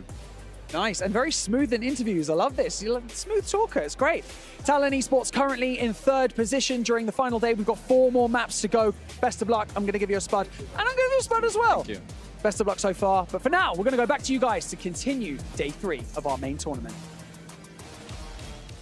Thank you, Barney. So nice to hear from Misery there from Talon. And now we get strapped in for our final cast of the event, Blank. There's so many more games remaining, though, waiting in the wings after this, so do not go anywhere. Strap in, as today's champion will be crowned at the end of the day. Blank, it's been intense. What are we feeling for this one, homie? I don't know, bro. I just hope that Reject and Alpha 7 just don't go down in first for the next 4 games. Yeah, it would be a shame, wouldn't it? It would also be funny if Alpha 7 just wins by just doing nothing for the rest of the tournament, which would be great. However, it would be even better to see them just take their destiny in their own hands and grab that first place spot. Right now, they are far ahead. It is going to be hard for any team underneath them, including Talon, to catch up at this point in time. They have so many more points than a lot of the squads here. Reject, on the other hand, struggling. Feels like some of that lightning in the bottle escaped yesterday. They just cannot close the bottle back on it. That's why the sad music's on. Yeah, they would need a bolt from the heavens cast down from Zeus to reinvigorate the team and bring that electricity back. They need it, Blank. It was the communication that was flowing, that was never slowing. It was putting Reject in a position to dominate earlier in the event. But Alpha 7 in a good spot now. Like you say, there's a timeline where even if things aren't super clean for them, they could still lock it down and take the trophy. Just rock on through. As we head into our third map of the day, will be Erangel, followed by one more Erangel and two Miramars, casted by John, Allen and Juke. We'll be closing out today. I'm just waiting to get into the game at our halfway point. This is where Reject need to have a bit of a resurgence. This is where Alpha 7 can leave them in the dust. It's where potentially another team can claim that third place. Tear it away from Talon Esports. DRX behind them. 85 points here, Jackie. 81 on DXavier after that last match, and TJB on 80, tied with Boom. It's so ever close for that third place position. Who's going to be able to pick up their podium spot? With the Infinix GT20 Pro, it might just be possible with that phone that all the players are currently using here. So check it out outside of today's games, but remain here for the time being, so you can witness history. The PUBG Mobile World Cup at Esports World Cup. Oh yeah, that's right. The crowd has been getting rowdier and rowdier over the course of the days. They've been enjoying the plays that have been occurring on the grand stage. Just strap yourselves in, make some noise, feed the energy in the STC arena, and let's give it up for these squads going into our third game of the day. An opportunity could present itself to Alpha 7, a chance for Reject to climb up. And then, like you said, so closely grouped for the other squads in the mid portion of the pack. A lot of prize money on the line, the bragging rights. That title, for the first time, will be given to one of these squads at the end of Championship Sunday. And there has been so much to dissect and digest, so we'll set our focus in on Game 3. Circle down towards the southwest, not towards Sosnovka this time around. We're over towards the swamps, the ridge sides, the valleys, the fields. Who's going to be able to plant their feet in a position? Will they be able to grow some success, pick up some points, take them home? Twisted Minds are towards that northeast side, but directly in the center is DRX, fourth place, vying for that third. A good start for them. And Alpha 7 with a fairly easy rotate on that northern side of the map. Hello, Alliance. First shot across. Alliance off the back of taking themselves an opening win with a chicken dinner in Game 2. They get that shot over. Slow down the might of Tianba early. Tianba that have been looking like they've been trying to find a way to fan the flames. Of course, we were saying that grouping just above them is very tight. A few points of difference from to leapfrog up from 8th place potentially all the way towards 4th if you could have one clean game. QXZ look to pick up their boy. NXC here on Tianba. A bit more calm here towards the start of the game. I say a bit more calm despite what's having already a knock, but if you were here for our last couple of games, you'll know it's been rowdy in these circles. It's been terrifying. It's been scary. And that's exactly what you want to see. You want to see teams just not sitting back, not lounging, not reclining. You want the full face forward here. You want the gamer leaning. Championship Sunday. It's all to play for.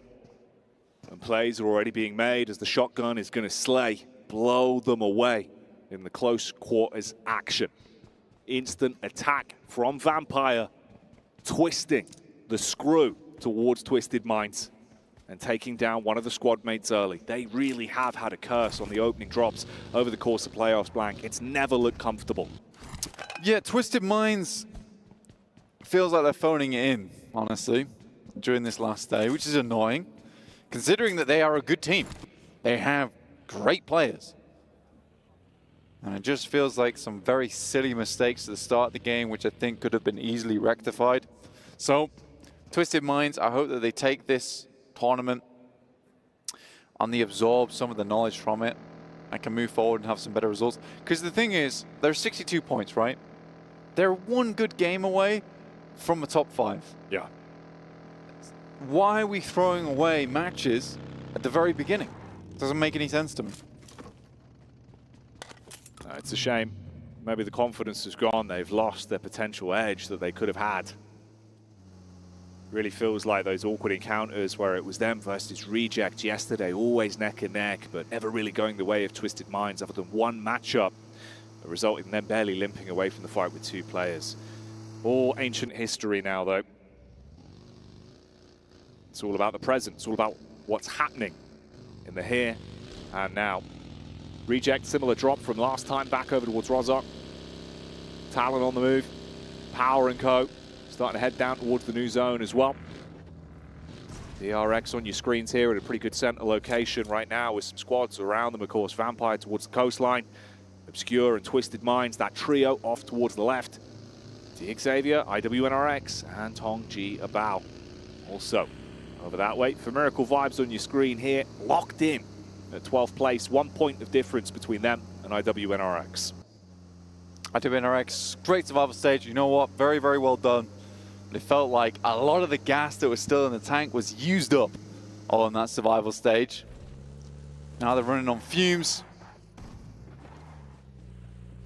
And the pistons are just not pumping as hard as before. Keep the engine groaning. And I think they delivered for the fans. We saw a lot of excitement towards the Istanbul Wildcats next Ruya with how they were playing. But those Wildcats, they've lost that ability to pounce, to lay low and strike like an animal in beast mode. But you talk about the beasts on the server, Alpha 7, they are synonymous with that word. They have been so absurd with how they've played. Looking damn good on every engagement. Smart rotates. And at this point, with the stalemate between them and Reject over the course of today, outside of their opening chicken dinner, they haven't needed to give it that much extra gas. Yeah. Maybe they're just saving it up, Blank. They want their big finish. I mean, realistically, if they can take it slow and just realize that Reject is just not getting anything done here during these matches, then yeah, those last games of the day, they're going to be real important. And I think Alpha 7 will need to save some of that energy, some of that prowess towards the end of the day, considering how well Reject seems to do when it comes to the Miramars. Some of their splits are fantastical. DRX suffering at the hands of TJB. They slide on up towards that high ground. They'll take a stand here. DRX looks like they're going to be going down to just the 1 player, so after a fairly decent try-in, getting towards the podium, immediately knocked back down a peg. Feels like the story of Sisyphus for DRX today. They roll that boulder all the way towards the top of the hill, but it always comes crushing back down. Tong Ji Abao with those 2 elimination points. If you could keep on building from it, you could lap them, especially with it only being 1 man remaining for DRX. They're out of the runnings to climb themselves too many points. Hang on. They might actually find him as well, just up in the building on the top floor. Does have a nade? Yeah, they're clearing right now. QXZ might be able to get the nade down the stairs, but the way they're pushing, I think they'll be more than likely up there. Should have heard the pin. The trade should come through. Should be very easy. Yeah. And that will be DRX out. And Tong Ji Abao, direct competitors at the moment. 5th place to that 4th. 80 points now, with 3 points accrued. Very nicely done. Gets even better for them, really, then. That's a really strong spot they've got. But after that, it becomes less so. Nice rotate from Reject, though. They managed to get themselves underneath, right, and swing past on the old jungle vines here. Through Alpha 7, compounds on that western side of Everest. Up towards their north side is Alula IHC, but that's not a bad spot considering this circle. There's still a chance for people to be playing up towards Everest, but with its location in this circle, it's more creating this awkward scenario where you're cutting out playable space. We'll hone back in on that as the story develops, but as the saying goes, Team Liquid are down to a trio. It was the chief for the team, taking bullets from the back line. As for Miracle Vibes, found an opportunity to swipe onto them. They could take them down here. You've definitely got the edge. Ayala, oh, lays down, but gets hit by the bonnet. Run on over. Team Liquid really having a brutal day. Yeah, it's been tough. I think they came out swinging on that Sandhawk, and then it's really not looked the same since then. Reject currently have a scout out in Duello. They're in the middle of the field, up towards that northern side. Alpha 7 seeing a little bit safer over towards Gatka. Again, feels like the safe route has been taken by Alpha 7 a lot today, reserving some of that aggression, some of that power towards the end of the games where they can just unleash it all at once with like a Alpha 7 beam, to be honest with you. That's the one fight you don't want to be thrown into for Reject here. Your direct competitors. The team that you're hoping makes mistakes, that goes down early, gives you a pathway where if you have a glorious game, you could still climb and rise to the occasion to clash against them for the #1 spot. Focusing their attention instead on Tong Jiabao. Duello was the scout. Might be the linchpin for it, finding cheeky off-angle peaks to send out some shots across. Yeah, this is actually a really strong spot. It's a spot that really shines if the circle comes up towards that northwest side. And again, it's very similar towards that Miramar that we saw from day 1, I believe it was, the last match of the day, purely because this is a spot that can give you a huge amount of eliminations if the circle comes over to you. And I like this from Reject because they do keep gambling on these spots. And if the circle comes to them, then they just thrive in that moment. And I think they realize that they are far enough behind now where they need to start gambling for these big moment games. It's a good thing that Reject goes for time and time again, though they need their frontman Reiji to stop going down early. He has been really the guy that's been leading a lot of the charges for Reject. Put perfectly into place here with the graphic that's on your screen. Look at the highest damage that he's been dealing. Ocio can be an absolute monster. Zone starting to move in as well. New circle to play with. Reject still in a good position. Of course, Alpha 7, the team that's up on top. We hone back in on their POV. And it's McGrellin warring up against Talon. They crash into the compound. Nade's coming across. That one could be a bit of a problem, actually. That's on target towards McGrellin. Look at the move through the back. The DBS coming in to try and hit you with a little bit of a sneaky play. Alpha 7 going down early. Clean-up crew required, but it's not going to be there. Uh-oh. The Talons have snuck their way in and snatch the lives of Alpha 7. They go out early. An opportunity is presented to Reject. 1v3 basically from Yoru in that situation. This lad just used to be on a community team with Yummy. And now here he is on Talon, battling versus the best in the biz right now. Kind of unreal, to be honest with you. But nice to see. But you're right. Circle moves in towards that location we were highlighting before, Jackie. High ground galore. Here's that replay. They just had nothing to do versus him. Saws the next coming through, and it's quick succession. And potentially, that succession is opened up now for Reject to take the #1 spot in the lobby, or at least get close to it. They're still 31 points behind. But this is the type of circle that potentially opens up the floodgates. That's also a game where Alpha 7's gone down early. Is that going to break the mental? Is that work that they've been doing behind the scenes, making sure they can keep on the straight and narrow during these matches, no matter what happens, no matter how bad things get?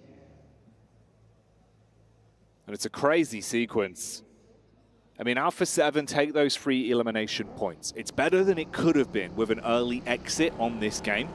you still have those to add to your tally. For Reject, you've got to have a big elimination game and be gunning for the chicken dinner to be able to contend against them. Talon, meanwhile, 4 eliminations is great. You're getting close towards breaking into that 100 mark barrier. But as we saw, as heroic as the 1v4 was, it does mean there is only one man left. So the chance of him getting anything off of placement really comes down to being able to keep his nose clean and think about longevity more than anything. But yeah, potential storylines building on this one. This could be a great halfway point for the day. Next circle, dropping soon. Reject praying just for a friendly circle here. One that goes dead center. And as we go further into the game, there it is. Man, it feels like here at EWC, they want Reject to win. Reject are certainly going to want to. You're given an opportunity after some bumpy games. Game 1 and Game 2 were not kind to them whatsoever. But here's Game 3, the start of something new. A chapter where they can build back in and prove how much fighting power Japan has here at the PUBG Mobile World Cup live from the Esports World Cup. Still room for the other teams beneath them, though, to duke it out amongst each other and lap one another. Yeah. We've been highlighting how close that is, man. This is still difficult because this is one of the hardest spots to defend, but one of the best spots in this circle. And the reason it's so difficult to defend, as we nice little nade there coming through from IWNRX, is the fact that there are so many third parties and people realize how strong this position is. So as soon as teams get close to you and you let them get close to you, another team's going to swoop in afterwards because everyone wants that spot. So you need to be so resilient to hold on to this one. This is going to be a mega test for Reject. It really will be. TJB, on the other hand, 5th place. Feels like they've been stuck here for a while. There is a chance for them. Like you said, Talon down to 1 player. Oh, have that. I mean, not bad, actually. Not bad. Like, fair play. He's got a good throwing arm on that. Go on, do another. He's thinking about it. I mean, he's got 7 of them in the backpack. Yeah. All right. Well, he's got all of Alpha 7's grenades. Oh, exactly 7. Lucky number 7 for him. I mean, he hit the jackpot on that one. For Miracle Vibes as well. Yeah, they lost Baron early. They can clean up at least versus the fragmented the Xavier as they'll find Shadow. Shots over on towards Paragin as well. A few bullets sent his way. Oh, mate, Paragin really getting bombarded onto now. And I think it's interesting as well, actually, that kind of like this really does play into the storyline of the way Reject like to play from distance, where the panic is when teams swoop on them, right? When they have to take close quarters combat. So, man, this is one of those. It's like a true test of everything we've seen. Not only that, but Reject tends to like to be playing out in the open. They don't like compounded gameplay a lot. No. They like these open spaces, and it's something that Reject does really well, is just playing in positions that require you to have great communication. And I think that's something that Reject absolutely has. You can see it just in the body language on the stage.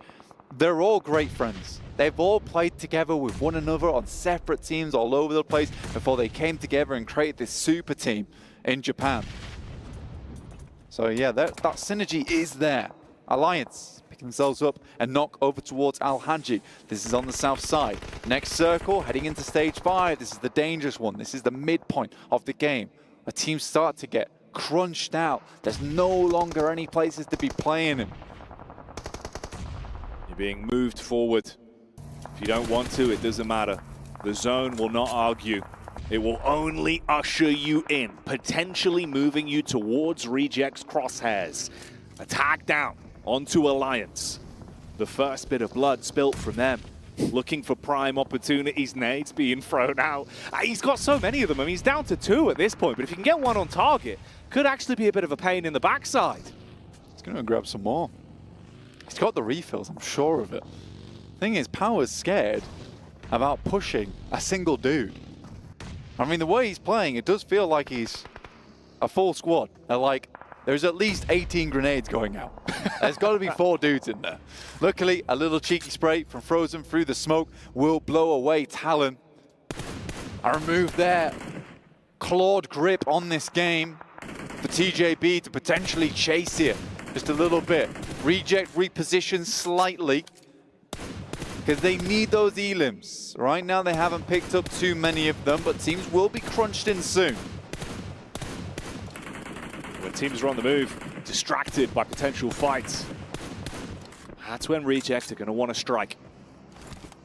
Power, it was awkward. Like you said, it felt like the confidence wasn't quite there for them on this swing out towards just the solo dolo for Talon. But now they move up. Kante in the buggy. Nades over the top. Tiamba unleashing a bucket of grenades, dumping them on the floor, trying to knock them over like a whole load of marbles, and they are falling down. There's the backstab. Kante with a run over for Dan, up close and personal, making it look easy. And Tiamba, they're really feeling the brunt of this one. Bit of a reply though. They get the shot back across. It looked like it was all said and done. It should have been cooked, but the chef for Tiamba saves the situation. A little bit of seasoning thrown in there towards the end. Good stuff from them. Keep themselves in this one. I mean, for Tiamba, that looked real bad. Yeah. That looked real bad. There was like 8 nades inside the pan. Ready to just pop off. Throws it into the freezer, saves the day for Tiamba. Not before IWNRX lets the Wolves into the kitchen. As Ed Bull finds himself a nice little peek over towards them. Will take down one of their off angles, and then even more shots ringing out. Great control on the SKS, actually. That's not a fun weapon to be using. A good reset on the recoil. Tactical taps with the gun. But it's about hitting those shots. Getting them on target. So everyone's going to have to start making that way in. Zone is nipping at the heels. The distance that you've got will be taken away from you. Can't sit on the direct edge for too much longer. Still towards that center zone. It's the setup from Reject. But like you said, only one elimination point. They need to find more opportunities, be gifted those fights, as there is the odd clash erupting around the lip of the zone now. Yeah, they need to throw all these teams into the blender because they need to juice this game for as much as possible. Alliance take a nasty nade over the top. Second one looks awesome. And Tiamba will clean out Alliance. The final few members on that team. Next circle popping soon. Twisted Minds might be given a bit more of a chance here. Circle switches back down towards that swamp edge. This is the fight that you're thinking Reject are probably debating when they want to instigate a bit of a sideswipe onto, with Alula XIHC clashing versus Boom. Vampire late on the rotate down. You've had Paragin with his belly to the ground for so long. Godless throws the nade across, but there is a reply from Boom. Fighting, bobbing, weaving with the limited cover that's available. Barely any HP to play off of. That SMG has to be pristine on the peak. He's trying to play for the quick bandage, looks for the peek round the corner. Nade's going to be cooked to perfection. Ba-boom, as he's gone. Roll comes through the assassination. 2 blades in hand. Cuts down the players from Boom, all on his lonesome. Now has to sneak his way through the field. Pombit has his location locked in. Nade goes over the top, far and long. Looks pretty decent, but not quite far enough. Reject, though, playing scared. Playing safe, potentially. But we all know here that they have to pump a lot more points out of these games. We don't want to see Reject fall back into those bad habits that we saw from group stage. With more of that aggression. Not to worry, not to let Alpha 7 get in their heads. Fortune favors the brave. And with the chips being down, Alpha 7 being out in this game, it's the opportunity where they have to carve a path to victory themselves, be the human hatchets to cut an opportunity back towards that first place spot. OCO, scoped in, looking for chances. He's usually that man to instigate it. He's been a big piece of the puzzle for them. Paragin for so long has kept himself alive, trying to give DXavier some kind of point tally towards the end. Vampire swoop and finally find him. Sort of an interesting spot they're playing in right now because they moved away from the pylons as well. Slight shift over towards that western side. And I actually think they've gone so undetected that players don't even know they're here right now. They might be able to use that to their advantage, Jackie. I believe Boom is now taking shots over towards them. A smoke starts to bloom around the map, Pombit. Stepping up in the buggy. But Vampire look like pretty easy targets. They got to worry about this third party, though, from Boom, because they could explode on the scene as soon as they start this engagement between them and Vampire. They're only supposed to blow the doors off, but Boom want to bring down the whole lobby if they're given a chance. Up on that elevated angle. Vampire taking the vehicles out of commission, so there's no splash damage that could come back to haunt them. Still got points of rotation to contend with. Miracle Vibes down in the dirt with a duo set up from Apex and Refus, looking for an opportunity to strike from there. Good nade. Arc looked pretty clean. It's going to be a little bit shallow. Still does damage, but not enough to get the full knock across. But it does give you the information you wanted on towards the reject fight. Zone moving up, though. Going to force some issues here for the teams that are on the outer edge. IWNRX, Tongji About, Twisted Minds. All of them have to think about fighting their way through one another. Whereas Boom, they've got vehicles for the rotate. Are they feeling confident for a crash? This is honestly the best circle shift for Reject, because it both puts Boom Esports in an awkward situation where they're just being pushed out into sight lines. It also pushes Vampire in slightly as well. And now Reject has set up this defense, understanding the entirety of their backline now is free and clear. They just need to take shots downwards through this fielded region. They're already set up. They have vehicles to create a compound with. This is great news for them. And Boom Esports getting harassed by Tongji About now. Okay, here we go then. This is the room. This is the opportunity. How did they contend with the fights? You get the peek up from the back line. Reject looking to try and scrap. GK first, taking hits from all over the shot. Boom, take damage on a few players, so they back off the pace. You get an attack from the side from Tiamba that will get one shot off. Good nade play from Reject as well, blowing away the hopes and dreams of Tongji About. As those are on target, they're starting to finally find room to get elims in the game. Shan last left alive here for Tiamba. Shortly will fall down, but a good game from them. 8 eliminations. Not bad at all. Boom. They lost one player in the process. Reject now up to 3 eliminations. They start to pump that damage in, Jackie. We saw them take a heavy hit there from Boom. No one knock went through just yet. Twisted Minds keeping IWNRX at bay. The Wildcats zipping through the trees. Fast on their feet, but caught out of position as the shots are going to land. The claws need to come out for the Istanbul Wildcats, but it's the jump up from Obscure that hits that one on the fadeaway. The nade at least knocking him down and slowing down a rotate from Twisted Minds with a zone closing in on them. Reject, 1-for-1 trade. Osio on the nade back. Nice. It's Boom.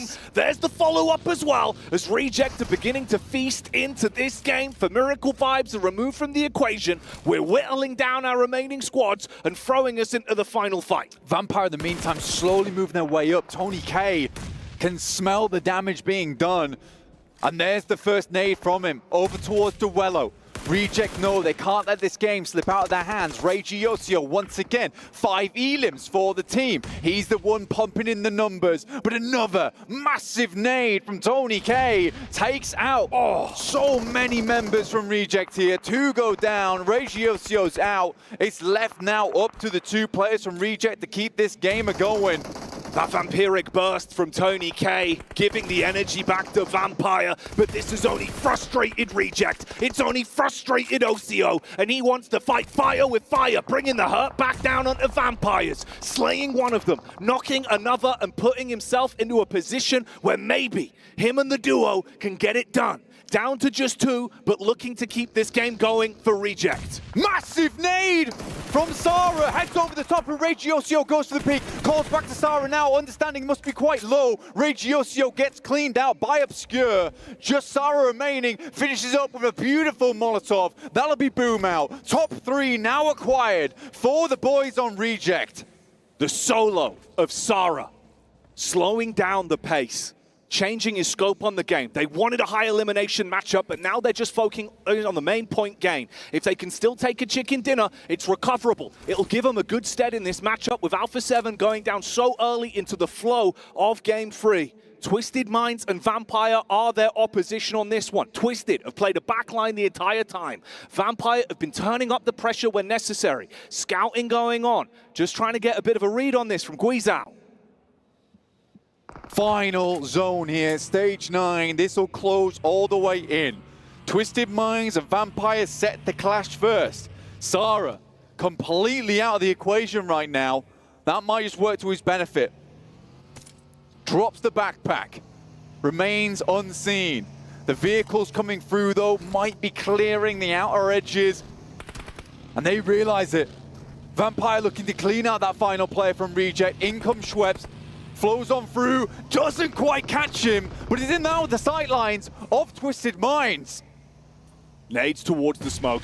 They understand Sarah's location and are gaining information off the back of the use from the nades. But in this opportunity, they're trying to see if they want to start the fight versus Twisted themselves as Vampires are cleaning up for the pushdown. P90 spray onto Schweppes. Sarah still staying alive somehow. There's the strike from Obscure. Doubles down onto Schweppes. Is able to clean up on that one and give Twisted an edge in the fight. Sarah peeks up, looks for a strike from the side, putting bullets down towards the back line of Stoned. Looking to pick up some more eliminations here. Stoned has a good idea of where he is. Will finish him off. That's Vampires now up into second place. Looks more towards Twisted Minds. He's not able to find it. Twisted Minds start the game in a bad stead. We're able to bring it back from the swamp. The beast rises from the waters. But it's Reject that we're all talking about. A top 3 there puts them back in contention for that first place spot, Jackie, versus Alpha 7. A rough game for Alpha 7. 8 eliminations for Reject. And a good placement on the finish with only Sarah remaining alive. But Vampires were thinking about a chicken dinner. Twisted Minds put a bullet through where that fork gets processed. They don't even let it process. They take this one. A chicken dinner for them to give some confidence back to the squad. But a hell of a matchup here for the halfway point. Massive. Vampires consistently in that top 5 over and over again cannot be understated. It is a really big deal, and they've been climbing out from what was the 16th place. Sort of insane. Reject, though, I think a little bit too late, realizes they need to get stuck into this game, though, Jackie. I think that's the biggest problem for them.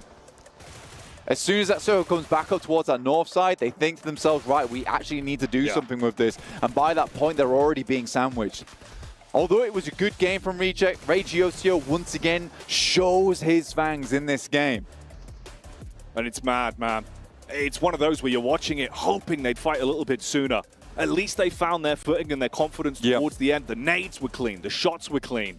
So many near misses, but man, a hell of a game there. Yeah, they're a game away now. That's the big deal, is they're a game away now. Before, it felt kind of out of sight, out of mind for Reject. There's 3 more matches to go here, Jackie, and there's a potential on any one of those matches that Reject can jump ahead. This was a very important game for them, not only in terms of just point scoring, but being in that situation to actually overtake Alpha 7 in one game, because it feels very bad where you're like, even if we do well here, it doesn't mean we're ahead. Exactly. They were mirroring each other. So Alpha 7, with the extra buffer they had, they were always pulling further ahead. But Reject make it interesting. 3 games left to go. Do not go anywhere. It's heating up here. Bate aqui primeiro, não bate no skip não, bate aqui. O de P da guarita, o de P da guarita. Tá, só faz aqui, Maglinho, só faz aqui. Dentro da guarita, dentro da guarita. Vai você. لا ما عندي. تم تروح ها؟ عندي لا مدمج من تحت السيارة من تحت السيارة. Aduh. Ya sudah. Bisa arah jamur. Ya sini Frank. Ya, arah jamur. Dia lari di sini nih, pasti bisa di-pep. Ada kapal nggak? Coba cek kapal lu deh. Ada speedboat nih, Sal. Lu riskan nggak sih? Mau gua cover nggak? Lu nggak bisa cover gua nggak?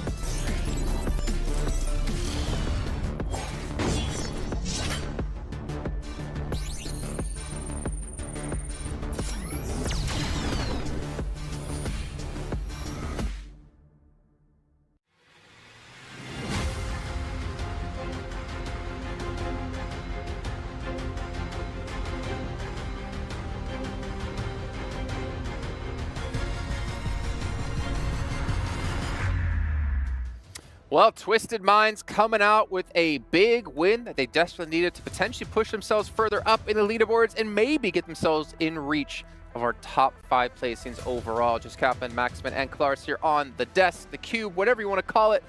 But what I'm going to call it is Twisted Minds. Good game. Yeah. Pretty good. Pretty cool. From the swamp with Ratto Boy. Ratto Boy! Yeah, it was a really good play, right? You're playing yourself in the swamp area, you eliminate 4MV, and the moment you have to even go over the side of that ridge, right, you just got a little bit of a slope towards the field, so it keeps you very, very safe from all of the stars still in the field. So that was a good play, and a really good use of the terrain and third-person perspective. Yeah, Reggioso's cool, but he's no Ratto Boy here. Wow. I mean, admittedly, Reggioso did really well in this Where's the sound? Huh? Where's the sound? Oh, there you go. Oh, yeah. Well, something's missing. Oh, yeah. Damage, but Reggioso, to be fair, Max, like he had basically all the limbs for his team. They're really coming out alive when they needed it. Yeah. And the nades you were talking about. He doesn't just need the Mini 14, just all of the nades, just chuck it to him and he's going to be okay. Because when you play on that mountain area in the middle of the field, man, if you have a ton of nades, it just dips all over the place. If you know where the players are, one nade is going to result in one knock pretty much 100% of the time. And playing that dip itself, actually, for Reject, it was very interesting. We had an interesting back and forth talking about Reject. Not willing to play that high ground whatsoever, going into the dip and hoping to make it into the very late stage of this match. Yeah, towards the Siren location, Radio Tower, whatever you want to call it in that field, it's one of the best spots to play in that field, hands down. But the fact that they abandoned it, knowing that there was probably going to end up being pushes towards them, sometimes it is a bit nade baity. Yeah. So actually moving all the way to the west side into what was just a trench between fields was kind of smart, I suppose, from Reject. Normally you would just stay up there and wait for teams to come along and just take them out. But yeah, Reject thought otherwise. Well, I thought it was interesting, actually, with the position that Reject had in the dip, like you mentioned. Plus, we had Boom at the radio tower. TJB did this, like, we're going to go in between Reject and Boom, and then we're going to have, like, 2 players on the other side of Boom, and we're just going to give you a big hug or something. But obviously, it didn't work out in the end, and that's what started Reject getting his eliminations. But I was really confused to see TJB kind of crash that way. Look, if you want to crash one team, not 2 at the same time, okay? Yeah. It's not quite how things are going to be working in your favor for Boom Esports. So, sorry, not for Boom, for TJB. So it was a little bit of a struggle bus towards the end of that game. Though, actually, one team that's very interesting that you wanted to talk about also a little bit, Kalaris, was actually Tiamba, right? Playing that dip north of where Yoru was playing for Talon. They were able to make it very far in that game, despite a lot of teams having taken these strong positions super early in this game. Yeah, great clutch by Euro, by the way. But, Yeah. I mean, Tiamba, the position that they had, as you say, technically in a circle like this, it gains heightened priority because it is one of the more defensible locations, considering that we're kind of near towards a field ending where everyone's kind of crawling around having a bit of a hard time. You've got to be careful, as we saw Tiamba eventually, despite 8 limbs, did get kind of dismantled. Shan, again, actually also another great performance. We had a lot of individual awesome performances in this one. I agree. I just want to say, by the way, watching with like the Indo and Arabic talent and seeing Yoru go down to that nade at the very end, you could hear just everyone, one side screaming, yeah! And you could probably guess who that was because it was Power's nade. And one side screaming, no! And you could probably guess who that was because their team died. But yeah, no, obviously Yoru, I think for him, he's the MVP of Reject, to be fair, because he ends up getting the basically 1v4 against Alpha 7, allowing Reject to close the distance when it comes to these numbers. But we can see Tiamba here in this last match, only 800 damage done, but 8 eliminations, so they were pretty clean and concise with all of those. They are trying to challenge for some of the top spots now. I'm going to be honest, from group stage into this, I'm surprised Ling Yu is not actually playing for them as a starter. Yeah. But, hey, whatever works, right? If they can get up towards top 5 and try and claim some more here, fair play. They started off in 7th position, right? What was that? No, finish your thought. Okay. Then it started off in 7th position at the start of the day, and now they went up in 4th position, and that's a good improvement, especially because they took Sanghok seriously. So, feel like they are trying to have a more serious playstyle and approach for these rotations. Why? This is like an Enderman. Yeah. Why is he so close? When he's jump scaring Max! Rogue was playing again instead of Alex for true. So we're talking about Wait, all these roster swaps, and we notice had that happen. We wondered why was Rogue not playing during the finals, because he played in the group stage, and now he's back in on the final day. Why? Why? I don't understand. You could have just said that instead of, oh my god. What are these jump scares happening? Oh, it's crazy. Oh, wow, it's Whoa. spooky time here. Okay. All the lights shut off in the studio and we just circle around Then you. Seven just appears behind him. It's like, oh. No, but Rogue was very impactful in his fight versus Boom, right? Like, he was playing around those dips, playing around with some utility in particular, so he was able to clear all of that northern eastern chunk of the circle. So I really like what he was able to do. But this was a very interesting game, I feel like, for a lot of teams. But at the end of the day, I feel like Vampire were given a great opportunity to survive late in this game because Reject went in the dip, which denies you all of the information and angles you could have a Vampire, which allows them to maintain their cars in working condition and to just zoom about and get very easy information. We've not actually talked too much, though, about our winning team, Twisted Minds, and how that was able to kind of facilitate our victory, right? Being in the swamp and really not many teams wanting to challenge their position, and even like holding off a little bit here and there, moving across the road, having those kind of little dips to be able to work with when everybody's so keen to be prone, not kind of give enough information away and things like that. I mean, you were even talking about kind of the fake smokes to a degree. To try and throw off things, you need to have a lot of tricks up your sleeve to try and throw other teams off when you're going to kind of make these transitions. I mean, because they were in the swamp too, they had one car that was still in working condition. So you just zoom about because of third-person perspective, you're getting information pretty much for free, and you can just maybe have some more precise nades to throw onto Vampire Esports to make sure you confirm that win. So a lot of utility, a lot of like small plays that allow them to get the win at the end. I'm going to jump in really quick because we're starting to run out of time here on the desk, and I want to see overalls and how things might have changed, or more importantly, what's this gap looking like towards the top of the table? Because it was about 30 points going into this game. It has been brought down to 19 points, so Reject is in reach.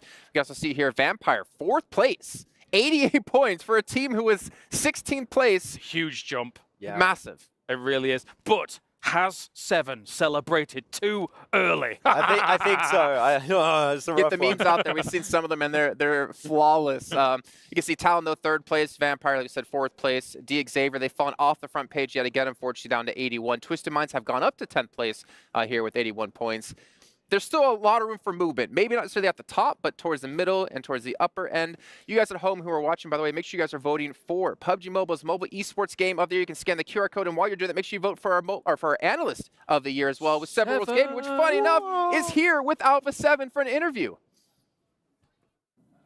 Welcome back to the PUBG Mobile World Cup at the Esports World Cup, the final day of the main tournament. My name is the 7WG, and I'm joined by Hevo from Alpha 7.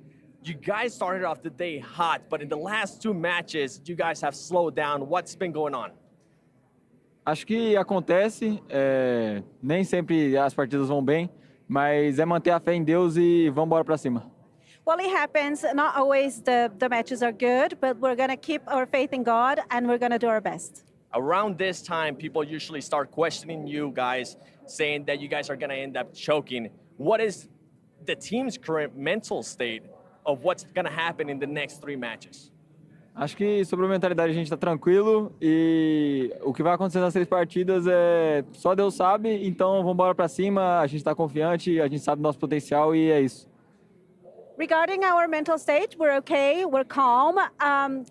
We know that not every match is the same. We're going to keep our faith in God, and we're going to carry on. All right, well, best of luck. I want you guys to be champions. Brazil wants you to be champions. Back to you guys.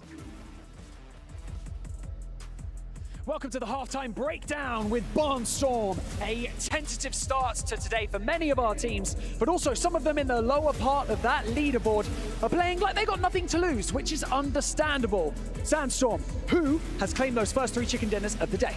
Well, Alpha 7 building off of the momentum from yesterday's games, starting Game 1 with a chicken dinner and 10 eliminations. Game 2, Alliance just saying hello. You know, they're still here. They're in the tournament. And of course, in the last game that we had, Game 3, Twisted Minds, 9 eliminations to their name. But it was Reject who managed to get 3rd place as well with 8 limbs and trying to get themselves closer and closer to Alpha 7. And now it's only 19 points between 1st and 2nd. Just 19 points. Reject to close it. Reject to closing that gap. He's been trying to grab that trophy the entire time. But you know what? We've only got 3 maps until we crown our champion. It's going to get heated up in this next few moments of this competition, and we cannot wait any longer. It's time for our final Erangel. Casters, over to you. I cannot wait any longer. Let's get it going. going. Match number 4. 3 matches left to go, and we are going to crown our PUBG Mobile World Cup champion here at the Esports World Cup. Let's get it. With dual gaming chipsets and a 144Hz AMOLED screen, the GT20 Pro will equip teams with up to 120 FPS, which is also the first batch of supported devices, offering esports-level performance and visually stunning experiences in the 2024 PMWC. Now, after we talked about the phones that these teams are using, it's time for the plane path check. Straight down the middle. We're slicing the map in half. It's from Sosnovka Military Base up to Severny. I mean, you couldn't get more down the middle than that, I think, right there. So, man, we're going from the South Pole all the way to the North Pole, baby. Pure verticality. And you know what? This plane path needs to be a great representation of what a lot of these teams need to do right here. Climb up these leaderboards. And, man, there's only 3 matches left to do so. So, looking at the scoreboard, right? With these amount of matches left, we should start seeing some desperation plays from these squads. If they do not do that, they do not want to win this tournament. I'm going to be straight up, because the only time you're going to get to compete at this level is one more time, and that's the end of the year. So why not put it all out right here, right now?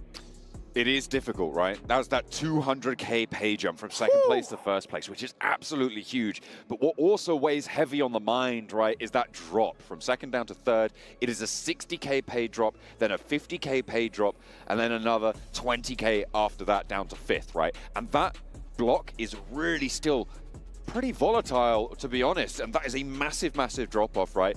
You drop just 10 to 15 points below where you could have done based on a risky play, all of a sudden you're losing 100K, right? That is a real big hit. So whilst sure, you can be gunning. Ooh. Oh!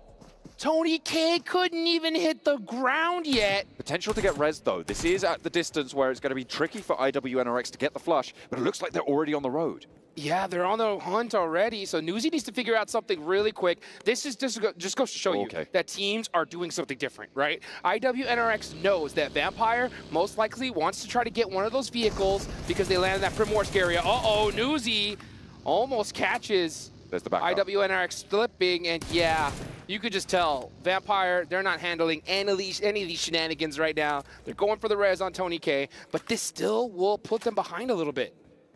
Gets his comrade on his shoulders. Hucking it back all the way to the compound. Like, okay, this tree's better. Yeah, I like yeah. this Thicker tree, baby. Let's go. This is a replay on the spray down in the sky. Swain. Okay, 10 rounds to take a player dropping in a parachute with iron sights at that distance. That's pretty impressive stuff. That's insanely impressive right there. That's crazy. Luckily, he floated down. Imagine if he just went, splat. That would have been crazy. But now we're looking at Alpha 7. Okay, at Alpha 7, they normally drop North George. They're off center here. So maybe they were trying to catch Alula IHC slipping here. I'm not sure what's going on in their mind. Well, actually, the plane path was so dead center that they had to stretch. So maybe they stretched to these hillside. Alula IHC happened to be nearby, and this is stopping them from getting the loot they're looking for. Circle, central, over towards Pachinki. Yeah, look, nothing too dramatic right now. They are very low on loot at this stage. I mean, Mafioso only that vest, doesn't have a helmet. Rocking the UMP. Neither team super happy. The circle is going to start to close. Carrillo behind the rock. I don't think he's got anything. I don't know if Godless spotted it. Oh, I think he heard him. And now Carrillo has to go for the runaround. But there's a weapon to be dealing with. There's no way. He hit him. That was so close. But Alpha 7 losing players. Actually, another one over the hills as well. This is huge news for the teams chasing for first place. This is devastation on the side of Alpha 7. I don't even want to say it. I don't even want to say what the possibilities are here, but I mean, what can you say? I mean, this is the championship rounds and they go out early? 2 players remain for Alpha 7, Revo and Mafioso. Man, you know who I want to be right now? Anyone but Alpha 7? I want to be the manicurist for the Alpha 7 owners here, because I'll tell you what, they're going to be making some money, because if they have any nails after this fight, I would be shocked. They're going to need some real attention, I'll tell you that for free. Revo opens the door. They give away their position, and now potential to circle around this one. Oh, does not have an 8, does have a Molotov. But Godless, top it up with the UMP. Needs to underarm that Molotov through the window. I'm not too sure why he hasn't done that already. There's a shot into the door frame, and there's the crash. No. Another IHC. Find Godless for one. Alpha 7 trying to fight for the hold. They have managed to find the first knock. The strike across. From up the offers down to the pistol. Alpha 7 are out again. And Reject with the door flung wide open. Talon can come up the inside. It's all to play for now. Oh my goodness. Are you kidding me? Alpha 7 going out first team. You could already see Team Reject on the move. These guys are going to be hunting down points desperately. They had a great opportunity in the last match. They were able to close that gap a little bit, right? But they weren't able to get that finish they were looking for. Now they have another chance. And the problem that this really presents for Alpha 7 is the chaos of the last 2 matches. Because teams at the bottom are going to know there's no way we're going to get 60 points in 2 games, right? So what are they going to do? How are they going to act when the going gets rough? I'm not too sure. If I am an Alpha 7 fan, I am very, very worried here. You should be cheering on everybody else in the lobby, because right now, Team Reject is by far their biggest threat.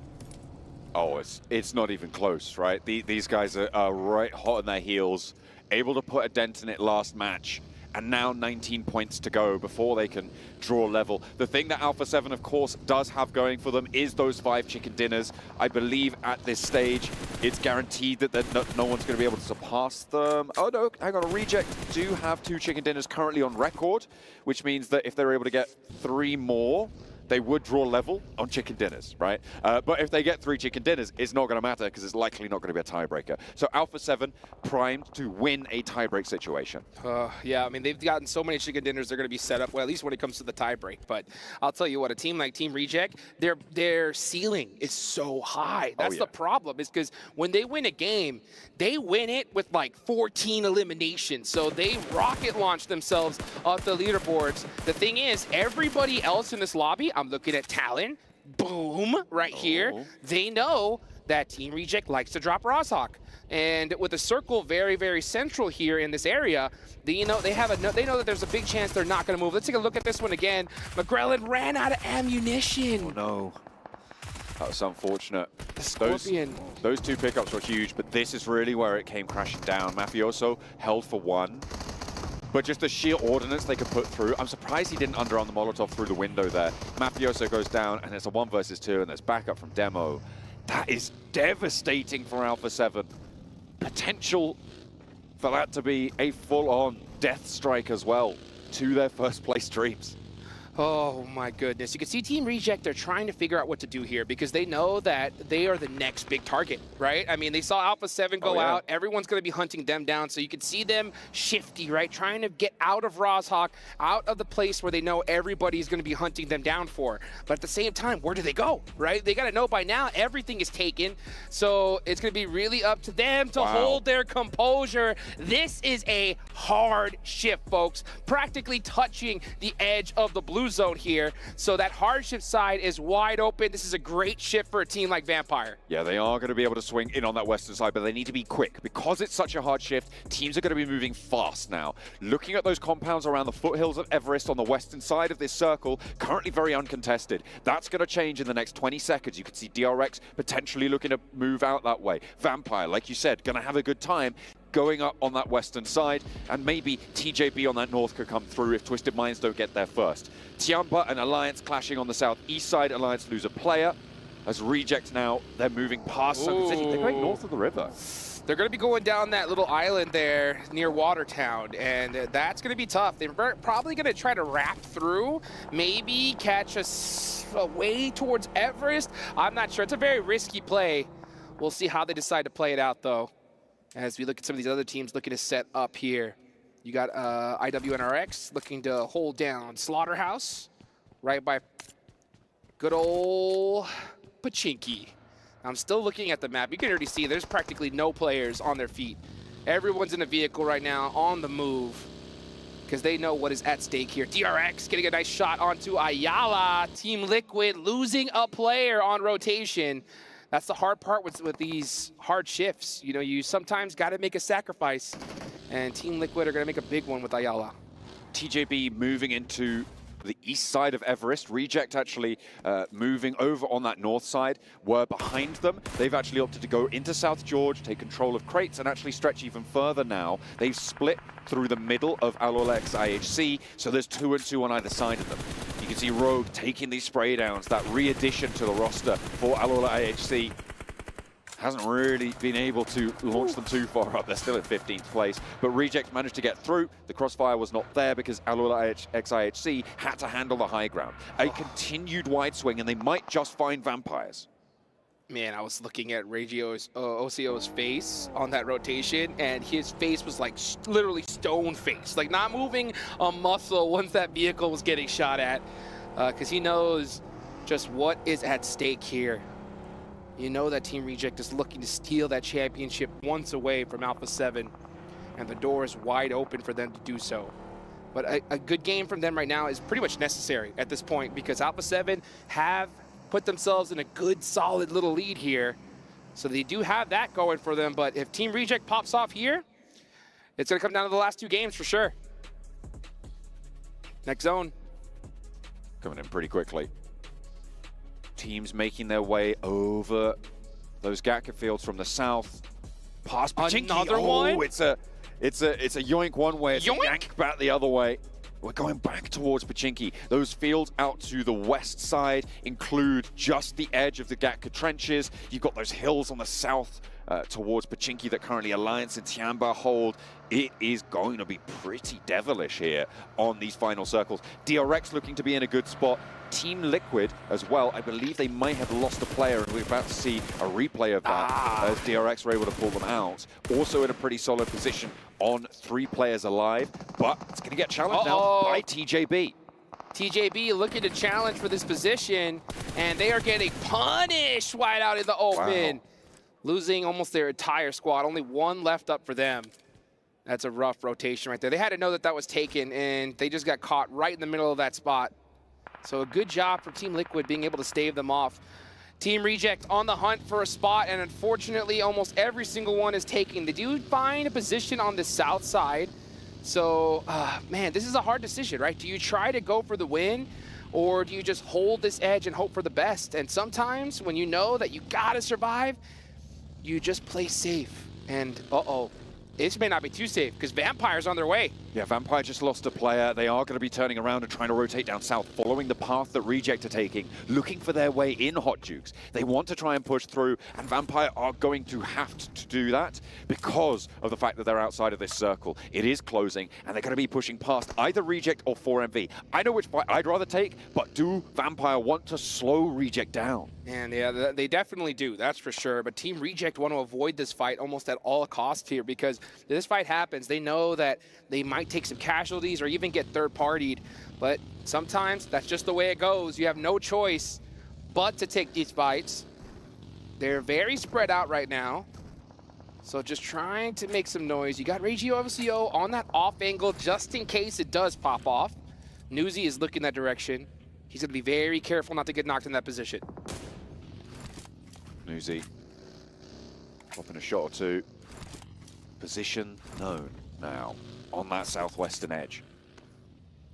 I'm looking over on the north side, Alolex IHC Talon. Talon, remember, a team that is going to chase close to one another. Going to have to push south from Ruins across some very open ground against Twisted Minds as well. But the standoff continues on the south edge. Newsy still with the pressure of the blue. This is the advantage that Reject have. They're on the low ground, but Vampire going to have to move first. However, that's not going to slow them down. Making his way across, the spray doesn't quite fully connect. 4 players to Reject, still alive.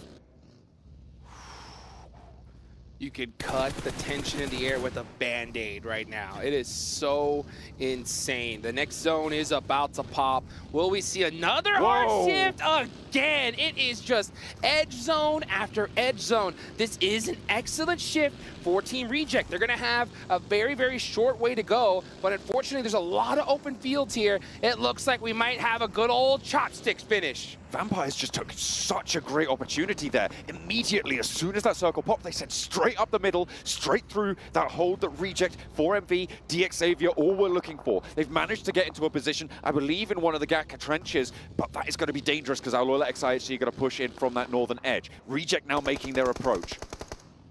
You can see the crowd right now. I can see you IWNRX folks pretending that you can't hear me. I like to see that. They are right there. They're just staring at the screens because this is so close. DRX right there in 4th place. IWNRX in 13th. Gonna have to start making some moves. You can see Team Reject popping some shots here. And they're on that slow foot. I mean, Vampire made a huge risk by sending it all the way in the middle to get into one of those chopsticks. But it paid off big time for them. Team Reject are gonna have to find their way in. The reason that Vampire were able to do that is because of the way this circle has gone hard shift, right? That means that that western side going to be a little bit more devoid of players. Teams started to catapult out to the east based on that hard shift. That's right. And there's a little bit of a vacuum. The read on that from the IGLing coming in from Vampire is excellent. That's exactly what you need. Stoned has pulled out a blinder there. And exactly what you need when you're down a player and you're in 5th place, right? You need a bold play to make it happen. Team Reject, I mean, if I'm in their shoes, I don't think I can make that call. I mean, it's just a huge risk to go center zone in a spot like that. And you could, and I don't blame them for not doing it. But now we're looking over here at Power Esports on the push, the hometown squad. Currently in 16th place, looking to climb their way up. They only have 3 more matches left to do so. And let's see if they can start making some moves here. You can see some nades starting to head towards Ratto Boy from Twisted Minds. Twisted Minds in 10th. I mean, the leaderboards are so close from 4th all the way down to 10th place. That is some pretty huge jumps, potentially very close by. Tony K now starts to feel a little bit of pressure. The difficulty of being in those chopsticks, though, even if you are in a central position, is that everybody can just chuck nades your way. They're all going to know that you're in that position really, really quickly. And it's very difficult to maneuver super strongly around it. So we'll see if they can get that res. Talon suffering. Twisted Minds taking shots. 4MV chucking nades in. Doc, the nade surgeon himself. Gonna pull out the M4. There go Talon. 3rd place team down and out now. And that gives Reject just that little bit more leg room, but they're still crunched up on that south edge. Power go out. The zone is starting to close. All these teams on this edge need to get moving. I'm looking at you, IWNRX. They get a great nade on a Twisted Minds. Do they take that fight, though? Looks like they opt not to. Guazao's going to be able to get his teammate into the vehicle and into this next zone. They should be able to just edge their way on in. Oh, they actually go in this direction. That's a very bold decision. Okay. Because there's not any cover there. Shan for Tiamba, trying to go toe-to-toe with Frozen, goes down for it, but ices his opponent back in response. They are just trying to get away from this fight, because the shift out to the east isn't going to go through again. And it's the circle just playing havoc with the minds of these IGLs. IWNRX are going to fall. Twisted Minds have been wreaking havoc, but they're falling as well. Tiamba picking up a lot of points as well. 3 eliminations now, and they want more over towards Boom. Tiamba need more. They're currently sitting in 6th place. If they went out now, that's $80,000 in the bank. If they're able to move up just a few more positions, Reject. We're talking a big jump. And now here comes Team Reject, looking to clean this up. They heard this action here. That's the door open. They're looking to third party this. They're heading straight towards Tiamba. Alliance don't do a thing about it. They're going straight up the hill. Tiamba trying to sideswipe, try and push off. And there they go, up and into the punch with the challenge. XC trying to cut straight through them. DBS good for 1, for 2. Alliance are chiming in now. Bond goes down in the meantime, but Reject now with 2 players active. The crash comes in. Down the hill is Divine and Duello, but only Divine they remain standing, and Reject are down. Alpha 7 breathe a sigh of relief.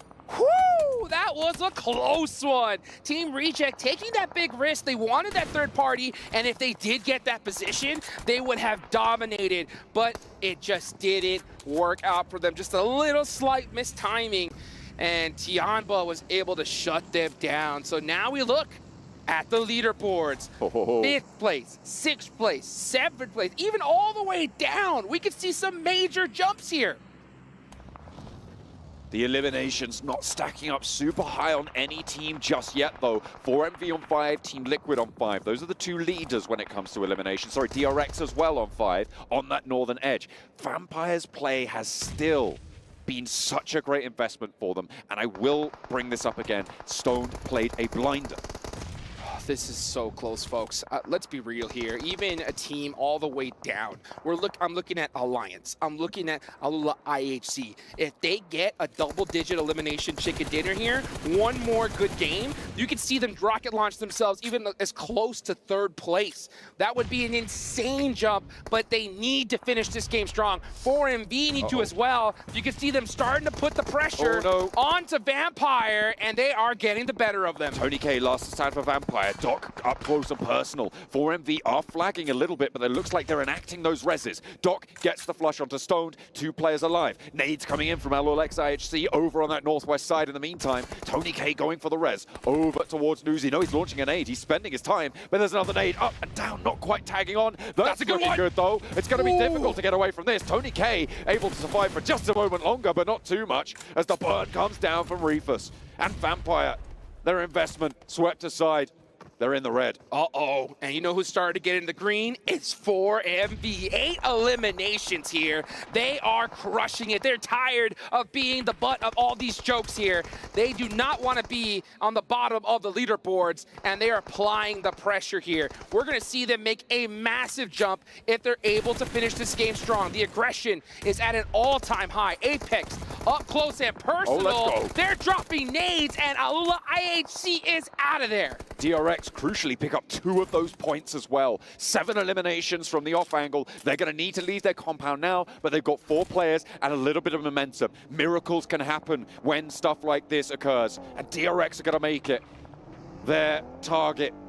Their challenge now, make the next move. Get into the circle, because it is open fields from here on out. Open fields and big open dreams for a team like 4MV. They've been doing so rough this entire tournament, and on the last day, looking to turn things around. 9 eliminations so far, and there's still a lot in this lobby. And when it comes to a squad like 4MV, you know they're going full-fledged aggression. The problem, though, is this zone is so far away. They have to cross such an open field. DRX aren't even looking in their direction right now, which is very fortunate for them. You can see the smoke wall starting to come out. Can they make it across? Team Liquid with the hills at their right-hand side, their east, will have decent cover as well to control so much of this. 4MV, they are trying to cross that open ground now. You can see they are just getting torn apart. DX Xavier have got the sight lines down, but the smokes are there to allow them towards the shack. Alliance, they've just been harrying everybody in this lobby who's looking to try and make something different happen. 4MV just trying to make an opening, desperately trying to make something happen. DRX now starting to look in this direction, but Yummy shuts them down really quick. They're going to get an instant thirst there. It's a wide open field finish. Everybody is trying to cling to their shacks for dear life, and we're seeing knocks happen all over the place. Team Liquid and Boom right now, the only teams that are fully safe. DX Xavier under pressure. This is a big rotation coming through from DRX. Hyunbin doesn't quite go down. Chief on the staircase, able to thread the needle. Is Mythic with the backup there. The third angle. Cardo's in, swings out wide, goes low, and goes down. Does get re-knocked, but that is devastating to DRX's push. Only the one player now left. That was a bold play from Carlos, and it works out well because his teammate's going to be able to pick him up here. They know there's not anybody close. As long as he doesn't go into an open field, he'll be fine. Now you see Yummy with that mini 14 punishing 4MV as they cross into the open, but they actually made it that far. That is insane. With 9 eliminations as well, 4MV have done bits so far. It's not going to move them too much further up in this lobby. They will go down. Boom, staying alive. With 1 player alive for DRX, outside of the circle as well. Going to have to crawl his way on his belly. Ooh, that is good news for Boom. Won't even get any too much further. That's great, actually, because Boom pick up the point. They take down the team that's ahead of them. The placement points are going to start to add up, and Boom could have a real shot into the top 3 here. they could do it right here. They can break into that top 3 right here, right now. They are dead center. You can see them blowing up that buggy right there for cover, just in case. They know that they have a huge chance of winning this one. They just got to shoot at everything that moves completely 360 around them. They started the match on 88 points with, I think they're on 5 eliminations now. They're up to 93. Obviously chasing Reject on 123 at this stage. With the 1 elimination they were able to get, would be huge if they can reach that tally, but I don't think that's going to be possible for them. Not this time around. They have to wait just a little bit longer. But these final 2 matches, Hot Jukes, are going to be incredible no matter what happens here. Absolutely. Boom, prior to this game, we're in 5th place, okay? That is a $90,000 prize if it ends up them being in 5th place. But that jump from 5th to 3rd is a difference of 50 grand. So you want to see them be able to do that. They're looking for any movement that can get up the leaderboards, because there's still 2 more matches left to go after this. If they're able to make that jump here and now, it'll be huge. And you can see they have perfect sight lines onto Xavier, and there's nothing they could do. They got to just hope for the best at this point. If they have smokes, throw them out and start moving. You just got to go for a fast roll here. Cardozin could potentially steal some points away, as Alliance are going to give them a little bit of trouble on the back lines. Jimmy able to find Mythic as Alliance are pushing in from that south edge. They're trying to backfill onto Team Liquid with Mythic down. Chief needs to hold his nerve. Launching a nade forwards to slow the approach now. Not going to invest the time for the res, and the nade is answered. Cardozin cannot help on this fight, but there's a nade over onto Cluck. Another shot onto the forward player, but Jimmy takes down the high ground for Team Liquid. Alliance are low, and it's Xavier rolling forwards in the meantime. Xavier used all this commotion to be able to start inching their way towards Boom. I don't know how those smokes got on Boom. I'm hoping it was Xavier that threw them, because if Boom smoked themselves out right here, that was a huge mistake. Nades now being primed, launched over towards Xavier's approach. Alliance are low, they're going to try and get those reses on, but the nades over to Xavier, landing good. Oh, it's going to hit Paragin. Doesn't quite find the second as well. And that is going to be an excellent pick up there. 6 eliminations now as they add Paragin to the tally. Nades going to try and answer, but it's not really going to find anything. Res is possible for Boom. They have the cover.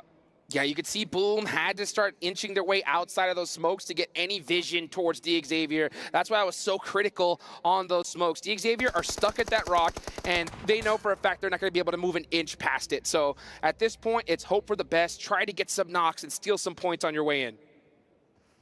Jimmy gets the res. Cluck. A bit out of the way.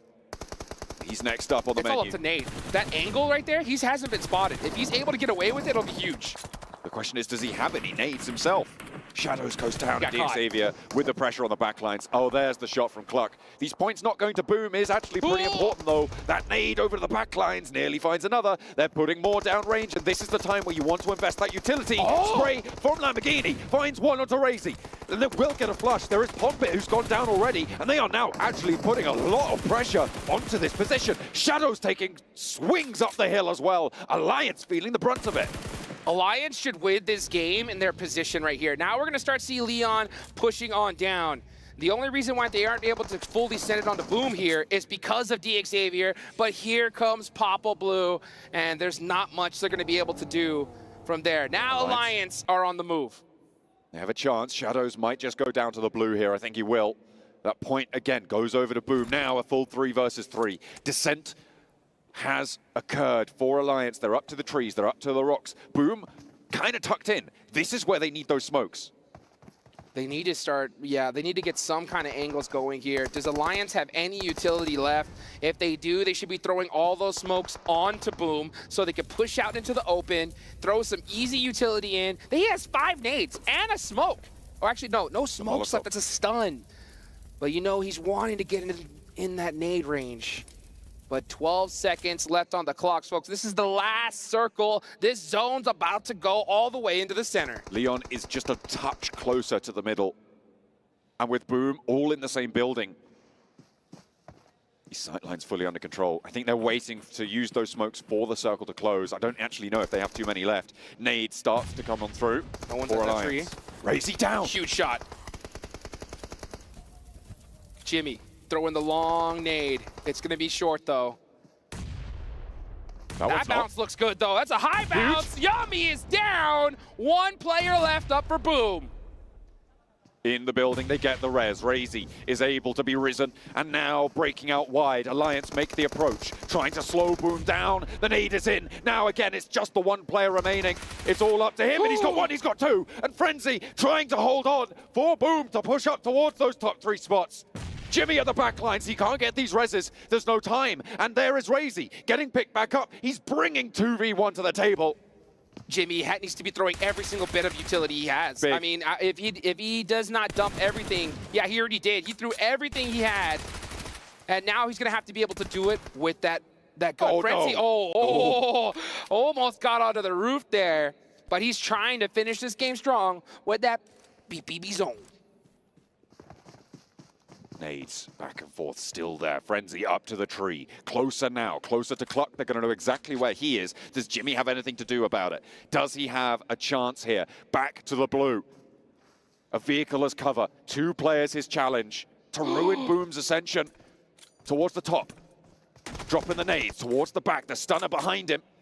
And Jimmy breaks out, goes left, puts the bullets down range, but it's not there. And Boom, take it down in a bombastic fashion from the center in the shack. They hold that cliff, they hold the Xavier, and they hold their nerve when it matters most. Oh, baby, Boom Esports are gonna move up the leaderboards right when they need to. You can see them excited. They know what's at stake here. 2 more big games from them, anything can happen.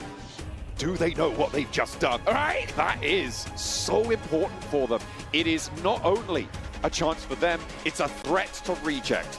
And a threat to Alpha 7 if you want to go that far, but there's only 2 matches that remain. It is going to be a tall order.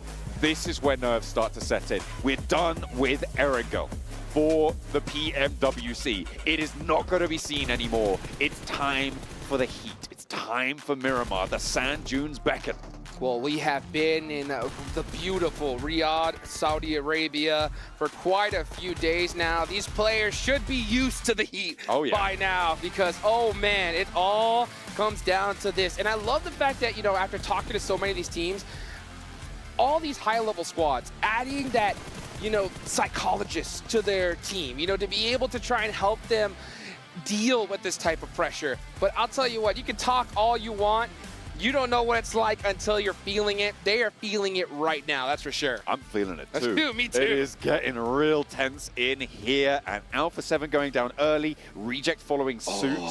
All of this is so, so important, right? That is going to be such a great run to watch, but we're going to have to get there first. A short break, but don't go anywhere, because only 2 matches remain.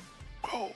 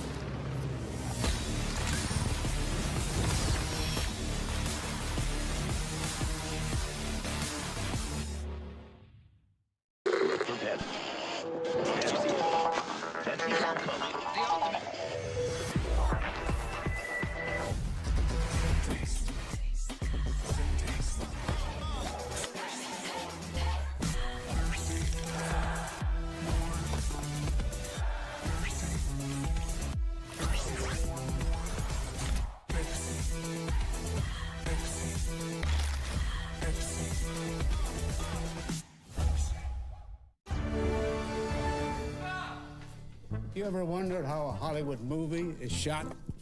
On a Sony. You review it on a Sony. And how do you make that sound epic? You record it on a Sony. Lunch break on a Sony. So why wouldn't you watch it on a Bravia by Sony?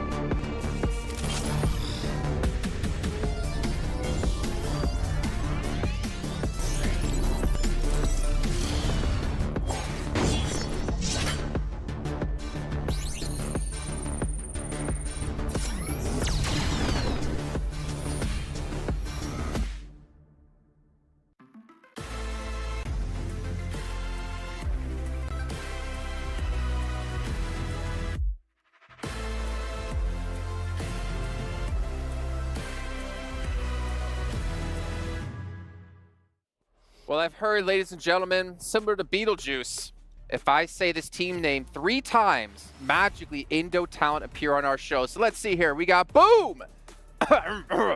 Boom! Boom! All right, so I guess it didn't work. Oh, no, hey! Boom Esports! Stay hungry? Hungry bees! That was loud. Oh, man. It worked. That lived up to Boom's name. It did. It very well did. And not going to lie, I don't think he curses teams like a certain Alpha 7 has. Wow. Wow. That was a segment. That was a segment indeed. That was the end. On to game number 5. Well, no, not on to game number 5 just yet. We got to talk about the PMWC Violet Thunder set. And that's okay. You guys can pick up at home currently live. It helps celebrate the PMWC 2024 and, of course, commemorate all the players participating in this historic event. Max has got it. Maybe we should make it white and red instead of black and orange. For Boom's color. For Boom's color. Oh. There's The a lot of Boom black set. in the logo, some gray as well. You need more colors than that, Jason. Stop it. There's only 2 colors. You actually have a record being broken, by the way. Reefus smashing our previous record of longest distance elimination, 420 nice meters, and 10K for himself.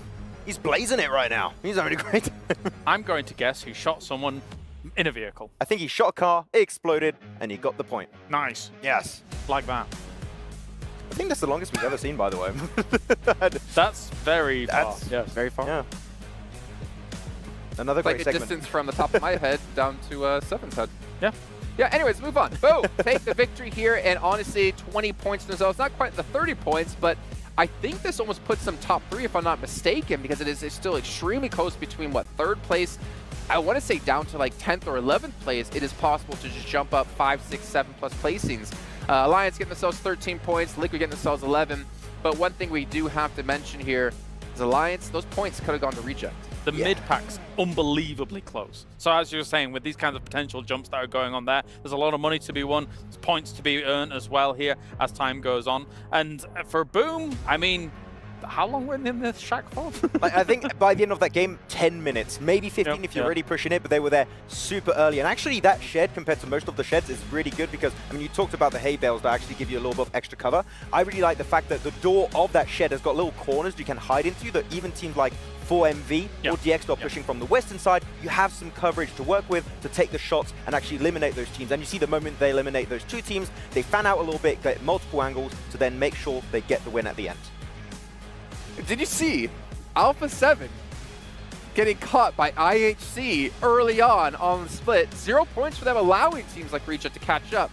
But unfortunately, it didn't happen in the end, as you guys were mentioning. Reject pushing onto Tiamba, if I remember correctly, getting a little bit overwhelmed. What do you think about that, Max? I didn't like it.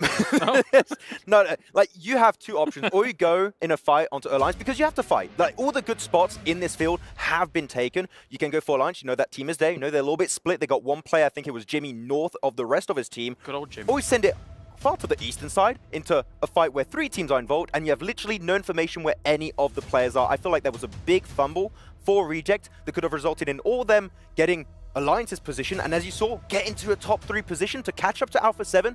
This was a massive opportunity because Alpha 7, let's not forget, got eliminated first in this game. I don't want to go full evil Loris, but I do want to be a little bit critical. There are some movements and moments where Reject is doing these effectively mad sends with very little information whatsoever. And the thing is that in PUBG Mobile, 30% of the time it looks genius, 70% of the time it falls on its face and it doesn't look any good at all. Like now. But oftentimes, if that 30% works, it offsets the 70% if you're able to get enough points off of the 30%. So, I mean, we saw it yesterday. Seven brought it up whilst we were watching the game. Yesterday, we saw it on that South Pachinki hill. Matt sent to the top of the hill because they didn't really have anywhere else to go. Falls flat on its face. If they just kind of maybe hit Soez where DRX was, maybe it could have worked. But those minute details are the difference between making it look genius and making it flat on its face. Well, sometimes minute details all it takes to become either a champion or unfortunately get another second place. You are seeing Alpha 7 a little bit of sadness after that last game, but you know what? I do wonder about their mental because we talked about them at the start of the day, right? A big win at the start of the day had to be such a boost for them considering they seem to always, not always, but in recent times, choke in that final day. Now 2 back-to-back games with 0 points or less. Yeah. Can't have less than 0 points, but honestly, get in. it almost probably felt like relief to them to start off the day with a win. All things considered, thinking to themselves, "That's it. We've broken it. This is our path, our pathway to glory." However, now it's anything but. Now the cards are on the table, and they don't know how they're going to be approaching. 2 more matches left, and there is all the chance in the world they could be encroached on again. This is down to the wire. It's really bad, especially to get eliminated in the first few minutes of a game. Yes. You get in your own head. You get in your own head at the end of these matches. You're just like, what are we going to do? And we just see Reject. They'll get further and further ahead in these matches. Your competition is catching up to you. Like, the amount of stress that they must be feeling right now must be so freaking high. He had no weapon. He had to potentially try and punch him out on the rock. It almost worked out, yeah. Again, really close. Well, as you say, it gets in your head a little bit. Going on to Miramar, they need to move away. They need to play so steady here if they want to hold on to number 1. They're a good team on Miramar normally, so yeah. They are, Speaking of hold on to number 1, let's see where they're currently at and how many points ahead. All right, so 18 points. It was 19 before this game. They still have been able to hold on to the lead, but honestly, that last game, as we mentioned, could have been even worse for them. So they get a little bit lucky that Reject does go out early, but boom, they moved up to 3rd place, and technically, it is kind of possible for Boom to catch up. It is. I mean, for Alpha 7 right now, with the 141 points, I will say one really good game. It's done. Like, for me, if they potentially win this next game, I don't see Reject, I don't see Boom catching up. It's going to be a fight for 2nd place. One good game out of these 2 Miramars is all Alpha 7 needs to get. But again, with the amount of pressure they're feeling on their shoulders, can they weather the storm and actually result in a podium finish or even that win that we need to see from Alpha 7? The problem for these teams going into Miramar, 2 last games here for PMWC, is what loadout do you take into the later game circles? Do you take those mini 14s in, assuming that you're going to have big open swaths of land, hill-to-hill fights and things like that? Or do you suddenly find yourself in the industrial area that we find ourselves in, where you need DBS, you need S12K? So Miramar presents these extreme challenges for teams that if you do not have the right loadout available to you in pivotal moments, you could easily fall out of championship spot. It is difficult to attribute to. You've got to read the first circles, figure things out, maybe change your loadout upon actually rotating and seeing how it goes. Yeah, maybe the first time you clear, you just change your loadout based on where the circle is going to go. Like, Phase 1 typically is not very telling. Phase 2, Phase 3, you know what kind of finishing scenario you're going to have to play with, so you need to adapt your loadout based on what's going to be happening at the end of these matches. Just to quickly bring it back to overalls, just seeing how close it still is in the middle of the pack that you could shoot up, you know, potentially $50,000 just from one good game alone is kind of intense here and very doable. I mean, you can see 89 points for Vampire, who, you know, was top 4 at one point today, but they have fallen, unfortunately. But separation of being, what, 7 points between 4th and 8th place, like that's actually insane. That's this, as you said before, Max, I believe this is the closest global event I think we've ever had. For sure. Like, it is so close between so many of these teams. Vampire, to be honest, Vampire Esports, what a massive catch-up. Like, they were at the bottom at the start of the main tournament. They're like, we're getting back up there. Is it going to result in, like, a ton of Rolexes coming Sertani's way? I don't think so, but it is still an insane comeback they did 2 years ago in PMGC. They are so good at performing on that final day that they might be able to make their way into top 5. And who knows, if they have a great finish, maybe top 3. Really happy to see it, considering that our previous mid-season results from them, obviously amazing stuff. However, they're very different to this one. So here, the competition is fierce. Well, we're seeing Alpha 7 get back on stage, but I am hearing we do have Sandstorm to talk about the team in contention for that trophy. Let's head down to him with Reject. Just a few matches remain, and we are back in the SCC arena with Sarah from Reject, as there's just a few points remaining between them and Alpha 7 and the fight for first place. Sarah, there's 18 points between you and Alpha 7 and the fight for the title of champions of PMWC. The last 2 maps that we are going to have coming up are going to be Miramar. So what's the plan going to be for you and the team going into those games? I think we still have a chance to be a champion so far. So we actually playing good at playing on Miramar these days. So just do as usual. All right, sticking to the plan, and that is going to be their goal for the next few games. And I want to ask you regarding the push that you guys had in the previous game. The full squad push with a couple of buggies on the hillside, on the eastern side when it comes to Zone 4. Can you talk us through the decision-making behind that? I think we thought that there is only one team on the hills before we go into there. But there was 2 teams, unfortunately. But I think it was a nice try for us. So just keep doing that. All right, well, we wish you the very best. There's still a fight. There is still a chance for you to make it all the way to the top and fight Alpha 7 for that trophy. Ladies and gentlemen, we are getting closer and closer to crowning our champion. We're just a few games away. So boys, take it away. 2 games away, to be exact. Oh boy, here we go, folks. This is a must win for Team Reject. If they do not catch up to Alpha 7 here, I don't think they're going to be able to do it in the last game. So it is a must win for them, a must win for Alpha 7, and a must win for everybody else on the leaderboards if they want to get a bigger chunk of that prize pool. With a lot of money on the line, you need only the best to outplay the rest. With dual gaming chipsets and 144Hz AMOLED screen, the GT20 Pro will equip teams with up to 120 FPS, which is also the first batch of supported devices, offering esports level performance and visually stunning experiences in the 2024 PMWC. Let's take a look at where will Reject go? Where will Alpha 7 opt to drop? Okay, so Alpha 7, drop El Pozo. That's the place they love to be. This is a perfect line for them, but it's also a typical one, right? They know that there's going to be teams hunting them down. Do they go to their main drop spot? Power Grid is where Team Reject go, and you can see them already out of the plane headed in that direction. There are a lot of teams, though, that could look to possibly get close. Now, Boom Esports, they land usually all the way north up there near Torres, so let's see what they decide to do. Alpha 7 are out, headed towards El Pozo, so then they are not changing their drops at all, and it doesn't look like anybody is looking to chase them down. The circle out to the east side, taking us away from the plane path, doesn't cover a single bit of it. El Pozo will be where Alpha 7 are. Twisted Minds currently on that Los Higos split, down on the South Islands, where we saw pretty crazy turn of events yesterday, right. But we're definitely not going there. That's guaranteed.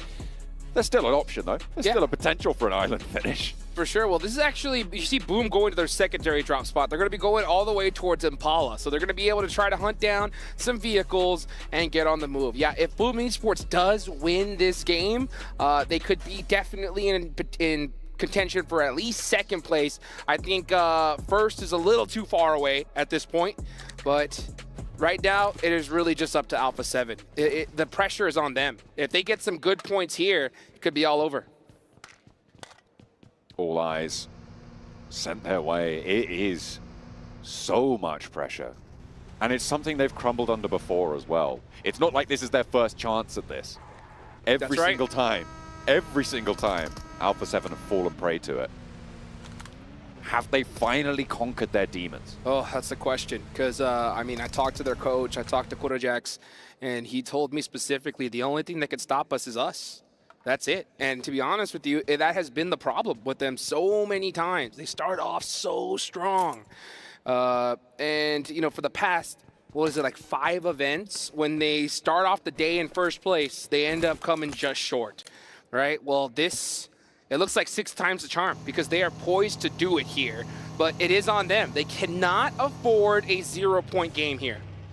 You take Alpha 7, you sprinkle in a little bit of Magrelin magic, right? Ooh. And maybe the souffle rises, right? That's potential for them in these last 2 matches. With an 18-point lead, it is still a substantial difference, right? They still do have quite a bit of buffer.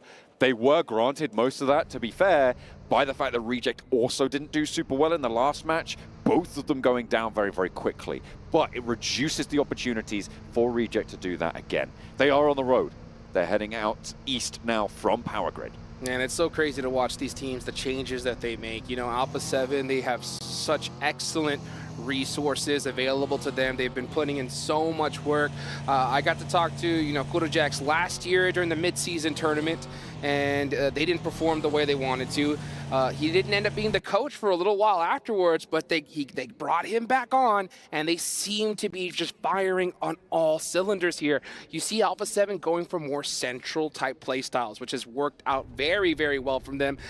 Not being overly aggressive, because we see sometimes a lot of teams, when the going gets tough, they revert to their comfort, right? And for some teams, it's aggression. For some teams, it's just pure passiveness and turtling it up.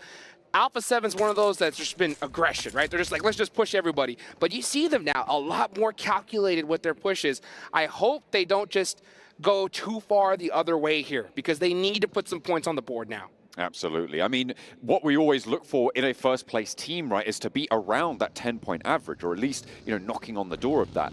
At the end of today, they'll have played 18 matches, which would be 180 points, right? They are 40 points behind that, and that shows you just how contested those spots are. If it wasn't as contested, they would have more points. They would be able to balloon that lead just that little bit more. But they're the only ones even thinking about a 10-point average right now. As it stands, it is so closely fought. It's tooth and nail. And it's once you get to that 18th match where you really do get a sense of a fully discrete table, right? Where teams start to really lock in their position relative to everyone else in terms of strength. And that is what we're closing in on with these last two matches. Well, you know, speaking of closing in on, you know, that's the big battle, right? Because we want to see who's going to be the first PUBG Mobile World Cup champions here at the Esports World Cup, right? So that's the big storyline. The second, though, is there is a massive prize pool in this tournament. Let's go down all the way to 12th place. Okay. That's Team Liquid with 82 points, right? Yeah. That's only a 14-point difference from 4th place. Ooh. How crazy is that? So, 12th place, what's the prize pool? It's 45K in 12th place for the main tournament, and 4th place would be 110K, which would mean that it would be a 65K pay jump. Oh my goodness. So, I mean, we're in the last two matches here. Every single one of these teams need these points desperately. I mean, 12th place can easily make that jump to 4th. You know, for 14th place, it's still possible. They would need to do well both these next games, right? But, I mean, anybody can easily steal that 4th, maybe even that 3rd place spot away from Boom. Hey, you know what I want? What's that? I want Power not to finish last. I think they've got it in. Let's go, Power! I've been a big fan of this team. I think that they are definitely a surprise to be here. They qualified through on the EMEA, and they were able to jump up as I think the host nation representation. The host country invited the best performing team of Saudi Arabia in the EMEA tournaments. They did have quite a lot of strength in those tournaments. I mean, Blank is Al-Haji's biggest fan, and I can see why. The guy is really strong in these tournaments. He's able to get a lot done. It has been unfortunate that they haven't quite had the same amount of luck. They finished 9th in the group stages, right? This is a team that definitely has got the chops to push further up those tables. But right now, it's not quite there. They're 10 points behind Alolex IHC. I think they can do it in these last two. They definitely can. We just saw a nice little finish there from Stoned on Vampire Esports. We're looking at the crowd. You can see them chuckling a little bit here because they could definitely make that big jump towards the money. You know, we talked to Sertani. He was looking for a top 8 finish. A 3rd place finish would be definitely nice, and it is within reach. So they're starting it off strong with a nice elimination off the rip. And you can see teams on that move. I wish we could look at the map feed right now because Alpha 7 is making the most safe rotation I have ever seen them make. This is crazy right now. They started in El Pozo. Look at it. Look at them. And they're currently near Torre Ahumada. There is nobody within 3 kilometers of this. They went all the way around, and that's smart. Oh! Are you kidding me? What a shift. It would not be a championship round if we didn't get some circle toxicity, baby. Oh, let's hit the water. Bring your swimming trunks, Jukes. We're going to the coastline. It's Impala. And it is Tianba in there already. They have got a lot of control there. DXavier going to look to push on in, and this is going to get spicy. The northern rotation in, still a little bit more open. Opportunity for Vampire to sneak in on that northern edge, as we're seeing on our screens now. They could potentially find the north point of Impala. Down from the south coast as well, you've got Twisted Minds and IWNRX, both going to be competing for that coastal road. Boom are already in Impala. Vampire are making their way in. DXavier want to be neighbors, and look who's also trying to purchase real estate there. It's Team Liquid. Everybody's looking for the high ground right now. They're trying to hunt down the highest point in the map. You can see the crowds on their feet. Sertani is staring at the screen, excited here to see his team make something happen. Oh, dear. Oh, but Pondbit shuts him down with a nice knock, but the rest of the team is right there to support him. Yummy is already gone as well for Boom. They're playing as 3. Ponbit survives for the time being, but there's the off angle. There's that third party from the high ground. You can see Newsy there on the top left of your screen. Tony K ascending the stairs now, wanting that flush. Frenzy and Razy. They were able to do something as a duo in the end of that final match, but against the Vampires, with the Xavier around the corner, with everybody else crunching their way into Impala, it's getting a little bit scary for Boom. Oh, Tony K getting the finish on the Ponbit. That's 2 players down for Boom. And honestly, if you are Vampire, that's the main squad you want to be able to knock out. And Tiamba, though, from all the way across the map, you're going to see Schweppes throw a smoke out. Oh, almost got the finish there. That was too close for comfort. That door frame just about saving his life. And Vampire can continue as 4. They have buildings, which is really important. Reject have gotten a little bit closer to this circle. They're still on the edge on the northwestern side. They're not getting embroiled in this Impala nonsense. They know they need to bide their time, but Alpha 7, same story. They're now starting to push their way in from that northern edge. Nade's going to be traded between these buildings. I'm assuming that a lot of these teams who are inside Impala now are going to have to figure something out in these next few circles.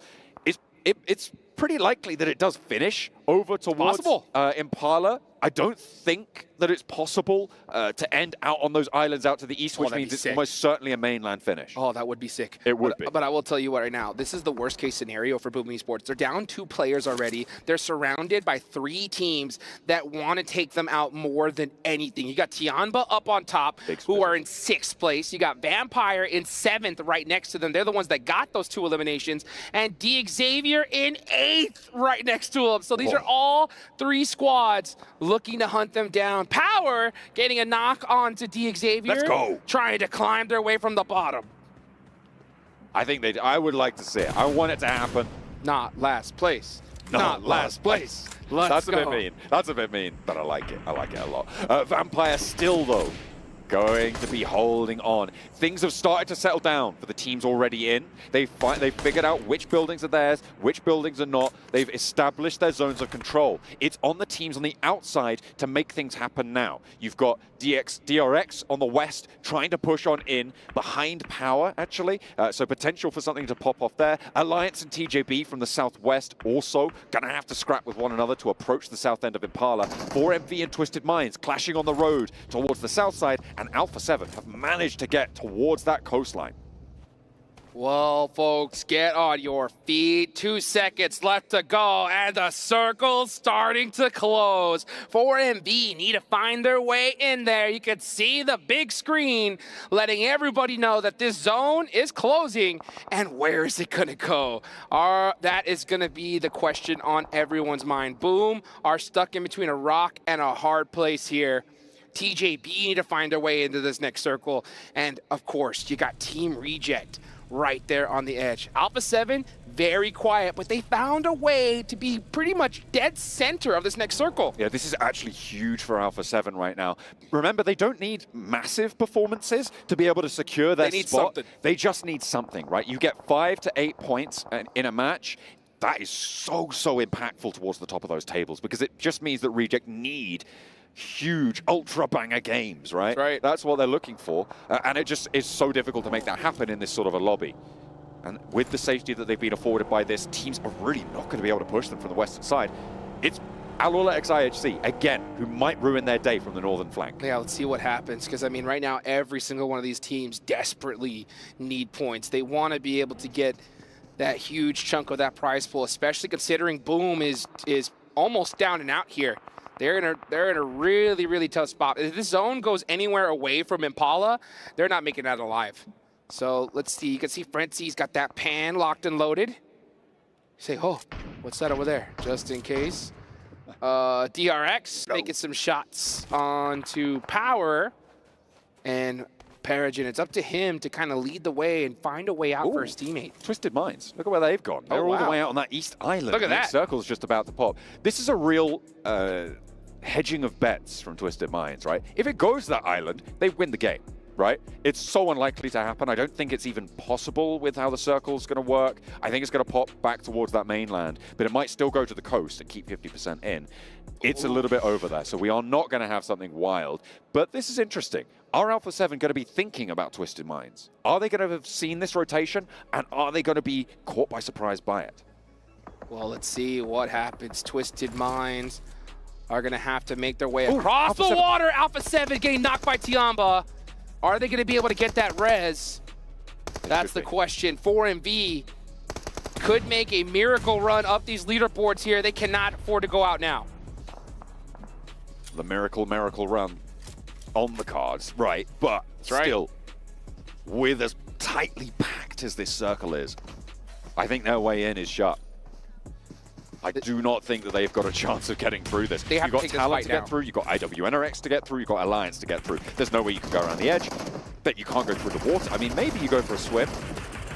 Just going to get taken down. Tiamba had this high ground for a long, long time, but they are starting to get challenged on it. They're pushing out to actually deal with Team Liquid, and I kind of like this. I like that they are continuing to keep that presence on the sidelines. Yeah, they're putting that pressure, they're putting the cranks on Team Liquid right now with these nades. Oh, that bounce looked really good. TJB, we're out of it, so 4MV do win that fight.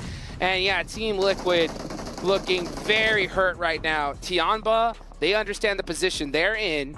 They are in 6th place and gonna absorb every elimination they can get their hands on. The thing I'm still looking at is Alpha 7. Right. Twisted Minds are swimming across an Alola XIHC, who took them down in last match, are looking to potentially do so again. Twisted Minds are still making that swim, so still a potential for a weird backstab coming through from Twisted Minds on the eastern edge. But it's gonna be pretty tricky. And remember, Twisted Minds, another Brazilian team. Could they ruin their countrymen's chance? Well, I would not put it past them right there. Twisted Minds have been looking to make a name for themselves in this one, and they could easily jump up to 3rd place here. Will they make things that much more difficult for Alpha 7? That's going to be the question. Twisted Minds, coach, big man behind the scenes is none other than Dadino. Oh, so a former teammate of Carrillo from Alpha 7. So you know this guy knows what it takes to make it all the way to the top here. Twisted Minds playing this very safely. Does Alola IHC even know they're there in the water? I don't think they do, because they were further north than this. Alpha 7 might have been able to scout it, but it's almost certain that Alola IHC have not been able to scout this, which means that Godless is playing for a position to fight uphill, right? The question is, do Twisted Minds want to go for it? Because as soon as they take the shots, even if they take down Godless, immediately it's completely open. They have no cover. They go down, right? So you cannot take that fight with Godless just yet. You need to find a way up, because that cliff is pretty sheer. It is, yeah. So I like the fact that Twisted Minds is playing this very quietly here. They don't want to just let their presence be known just yet, and because they want to see where this next circle goes. If it goes right here, then they could possibly pop out and make some moves. If it doesn't, maybe they have to make a different entryway on into this next zone. Where does it go, though? Does it center up? Do we get another crazy hard shift? Let's see. Come on. Give me something. What do we got? Okay, Alpha 7 in the middle. That hilltop that Tiamba hold, also a major feature of this one. Vampire's position held, but Reject's not. Team Reject on the north side here. They're going to have to push through Vampire. And this fight, Boom is just looking to hold on. They've been very fortunate to be in this now. Oh, next circle, but one more player from Boom gets down. It is not looking good for them. It's looking good for everybody else right below them, though. Satani on the cams. There he is. There he is. Here's a look. Hey, give us a wave. What a smile. Give us a what wave. a guy. We love to see you. Thanks for turning up. Watching your team support. Of course he's watching. What am I saying? Of course he's out there. Repping the Vampire brand. You're up in the top 8, Satani. Do you think you're going to be able to go further? I think so. That's what that point was right there. It's like, hey, top 8. I told you. I told you. Right, let's see if they could get even further up, though. That's going to be the question. Uh-oh, Twisted Minds are now spotted. Alola IHC going to start going fishing here, as it looks like Ratto Boy on the other side. Go on then, Ratto Boy. Get something done for your team. Alola IHC know you're there now. Might as well. Obscure is stuck in a really tough spot here. Do they know he's there? Could potentially Get a little bit further around. Joe's looking the wrong way. Oh, this could be dangerous. If Obscure can actually get out here. Oh, they found him. Okay. Found him. So that's all up to Ratto Boy now. It's all up to him to be able to try to make something happen. Wait, can he get up the hill? I hope he can. If not, that's disastrous for Demo. Look how safe these teams are playing it, though. Alpha 7 are very happy to just stay in the compound. All they know is they just got to put in some points. Team Reject got to get moving, though. If you want to become the next champions, you're not going to be able to do it with just placement alone. You need those eliminations. It's Twisted Minds out of there. Ratto Boy found. Okay. No more fun for him. Alliance, they're trying to make the crossing. Talon, DRX, IWNRX, all of these teams on the south side now starting to get shut out. Tianba with that high ground have great sightlines to do so. They're looking to pick up a whole hefty chunk of points there, but so is Fadan with a 1 versus 2, with a spray down. So it can't quite give him that quarter though. And Power do fall again. They got 3 limbs, but they'll be drawn short here. Take a look now. Will Alpha 7 start to get busy with it? That's going to be the big question there. You can see Team Reject stalking the rest of this lobby. And look who they got their eyes on. None other than the team that they're hunting down. Oh yeah, Regiocio now has the sightline over towards a little slice of Alpha 7. But it is far from heavenly for them right now. They are in a fairly central position. Tianba have got quite a lot to say about this position as well. The high ground can potentially come in to be quite important at stopping Reject from moving further and closer towards Alpha 7. This is going to be a close one here. This is going to be a close one. The zone is starting to close. Where is it going to go? Will it head towards that central position? Will Alpha 7 get blessed once again here in the end game? We're about to find out, and the zone does center up once again. It keeps Reject in as well on the north, which is crucial. Both of these two teams locked in this eternal struggle will still have a slice of it. The teams from Impala are going to have to leave. Vampire, they are in a difficult position now. I think it's going to be a fight between Vampire and Reject that could change the course of this tournament. This is so close. Talon need to make something happen as well. Talon are in 5th place. They're down to 2 remaining players, though. Every single one of these squads are desperately needing points. Tianba are in the best position, though. They've moved up to 4th place. 7 eliminations. They're hunting down Boom. They have so much sightlines as well. They can take shots to pretty much everybody in this lobby, right? So such a high elimination point scoring potential for this team. They are 8 points behind Boom. They are 23 points behind Reject. 41 points behind Alpha 7. How much of a dent can they put in that? Alpha 7 have been dead silent this game so far. They were able to make that ultra safe rotation onto that compound, and they're not moving a muscle. You could see Mythic's dad watching as there's only 1 player left up for Team Liquid. They're going to have to make it happen on the last game of the day. Meanwhile, Vampire starting to creep up onto Team Reject. Reject now are going to have to start to get active. They have to hold Vampire out. Vampire don't need to pull the trigger just yet. They can bide their time for a little longer. They have got a little bit of the circle. Out on the west, DXavier, DRX, Team Liquid. Not so lucky. Tianba with that high ground. Man, they are utilizing it perfectly here. 8 eliminations. They are playing their game. They are not changing it up here towards the end, and that's exactly what they needed to do. The thing I'm worried about for Tianba, ammo. Ammo is going to be an issue for them. No teams have been able to push up towards them. They've kept them at arm's distance. How much ammo have they had to expend to do so? You know who hasn't spent any ammo, though? It's Team Reject, right? They have been very, very quiet here. They're ready for this endgame battle. DXavier are starting to get mighty close to Tianba. What could Sean do? Sean trying to clear his back out. Boom. Razy, the last player up for his squad, is just trying to snake any points that he could get. This is an unbelievable shrink onto Alpha 7 for the circle. They are so happy about this. It doesn't need to be big. It doesn't need to be special at this stage. It just needs to be there. Tianba racked up to 9 eliminations now. Shan in his own little crevice. Argent and Nate not quite able to find their way to a shot towards it, but QZ goes down for Tianba. And they're going to need to go for the res here. Bond is the closest to respond and should be able to pick his teammate up. I will admit, this is the perfect situation for Alpha 7. Alpha 7 are just big chilling in the center of zone. They really are rock stars when it comes to positions like this. When are they going to pop out and start taking some shots? Circle. That's the question. This next zone is going to be critical for them. Gonna pop through. Vampire engaging now with Reject. The team from Japan that is catching the breath of every Brazilian fan out there. Have a challenge now from Vampires because the circle goes away from them and slap bang onto Alpha 7. Worst case scenario for Team Reject. They got to start making it happen. They have to push everybody. Which way are they going to go? It looks like they're starting to head away from Vampire and looking to find a way into this next zone. And the easiest path is going to be through Alula IHC, but Vampire are right on their heels. This is dastardly. Vampire are going to need to take the same rotation. There's no way that Reject can avoid this fight. I think they pitch up now, they go for it. This is their time to show what a championship team is made of.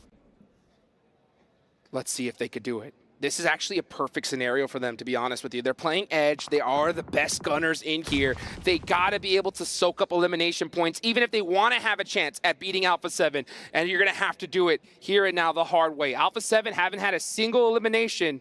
If you're able to take out Vampire now and push them, it'll work out. But we can see Vampire looking to finish out Boom. They are done for a 0-point game. No. And now Team Reject are getting knocked by Alpha 7. There's shots from across the way. Reject are trying to go through. The attention of Vampire was split for just a moment, but Boom are away now. The res needs to come through. Duello enacting that very quickly onto Sarah. The nade over on there. That Molotov is brutal. Sarah's still down. Regi's half HP. Divine is there, and it's being lit up by Alpha 7. The ridgeline is being crested, and Reject denies! The door is closed, and Alpha 7 pick it up.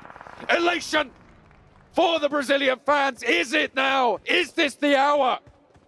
You can see the Alpha 7 folks in the crowd getting so excited. This is that time. We could just crown a champion right here and now, especially if Alpha 7 finish this game strong. They're in the perfect position. They have got so much to play for here. With their history at their heels, they run from time itself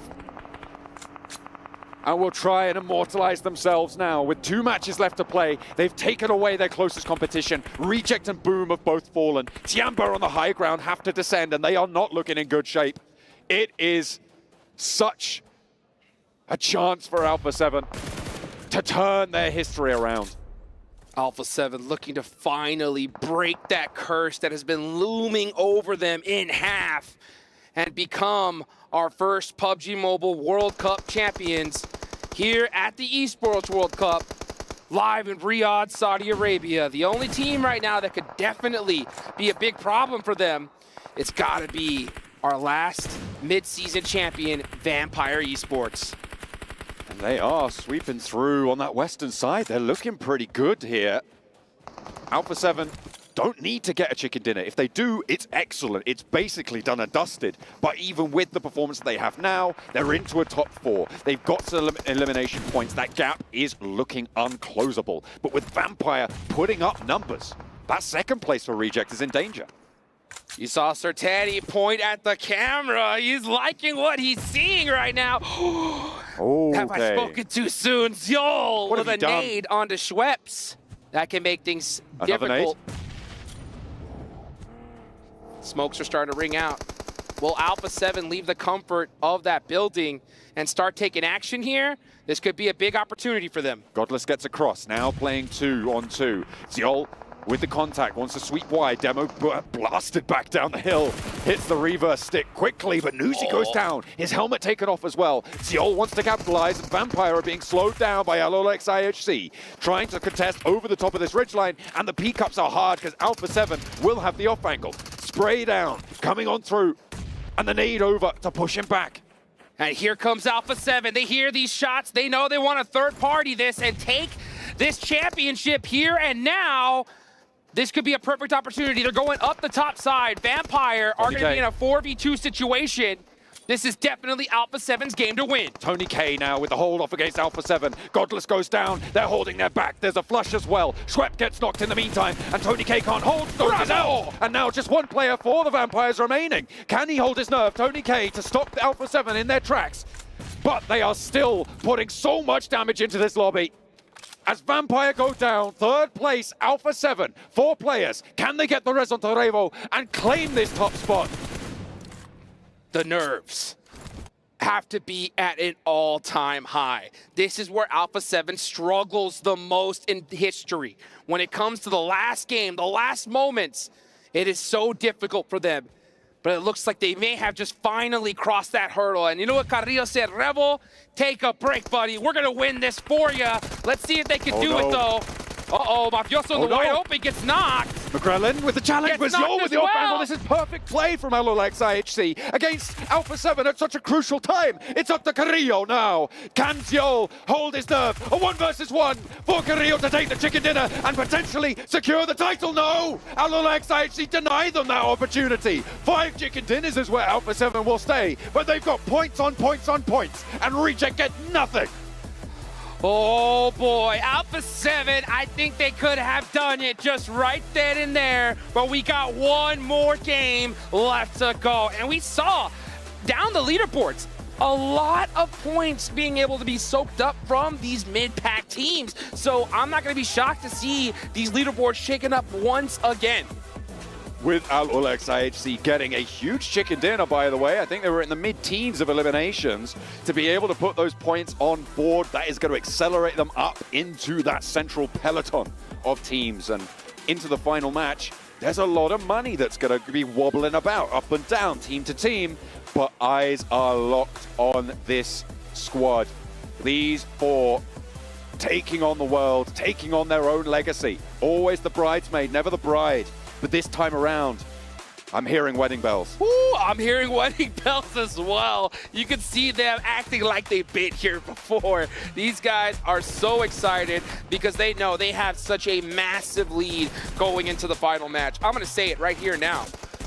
The only way Team Reject stand a chance is you have to hot drop Alpha 7. You have no choice. You have to take them out and then get a record-breaking game to stand a chance of taking that cup away from them. I don't know, man. I don't think that's going to be wise with the number of teams biting at choice. Their heels for reach. Sure, if they want to take that title, right? Yeah. Another interesting point about that final match just there. Well, not the final match. There's still one more to go, guys. That's right. Don't worry. One more. But about that match is that it was Alolex IHC who beat them back in Istanbul at the end of last year. So again, they've been put in second place by their nemesis that exists. Fortunately for them, they're not going to be competition on the tables into that final match. But Alpha 7, man, they have been so powerful over the course of these finals. Coming into this tournament, I think this was one of the favorite teams. If we're being realistic, it was one of the main predictions coming through, and I am so excited for them to get their crack. Finally, potentially able to find that first place spot. Do not go anywhere, because this is history in the making. That's right.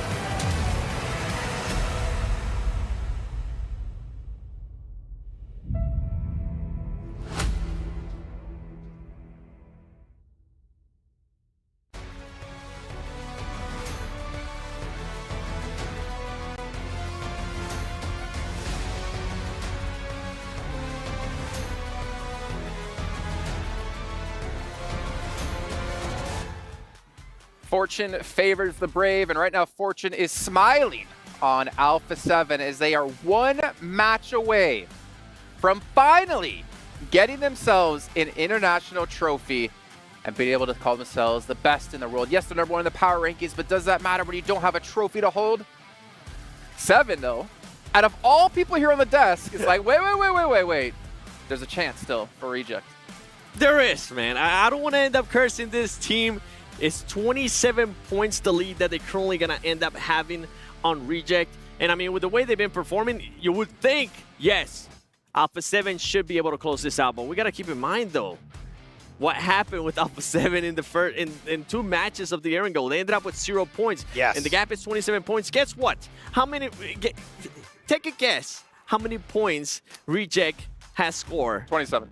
Yep. That's right. They've done it twice. Or wow. They've been able to get 17 eliminations. 27 to tie or 27 to beat them, because they're going to lose on the head-to-head. I believe it's going to be 27 to tie, 28. But I mean the chicken dinner amount is going for Alpha 7, right? So Yeah. they need 28. But the thing is, Reject has been able to post 2 matches in this tournament, 1 in group stages and 1 during the main tournament, with 17 eliminations in a chicken dinner. So it's definitely still a possibility. Alpha And 7, it's Miramar.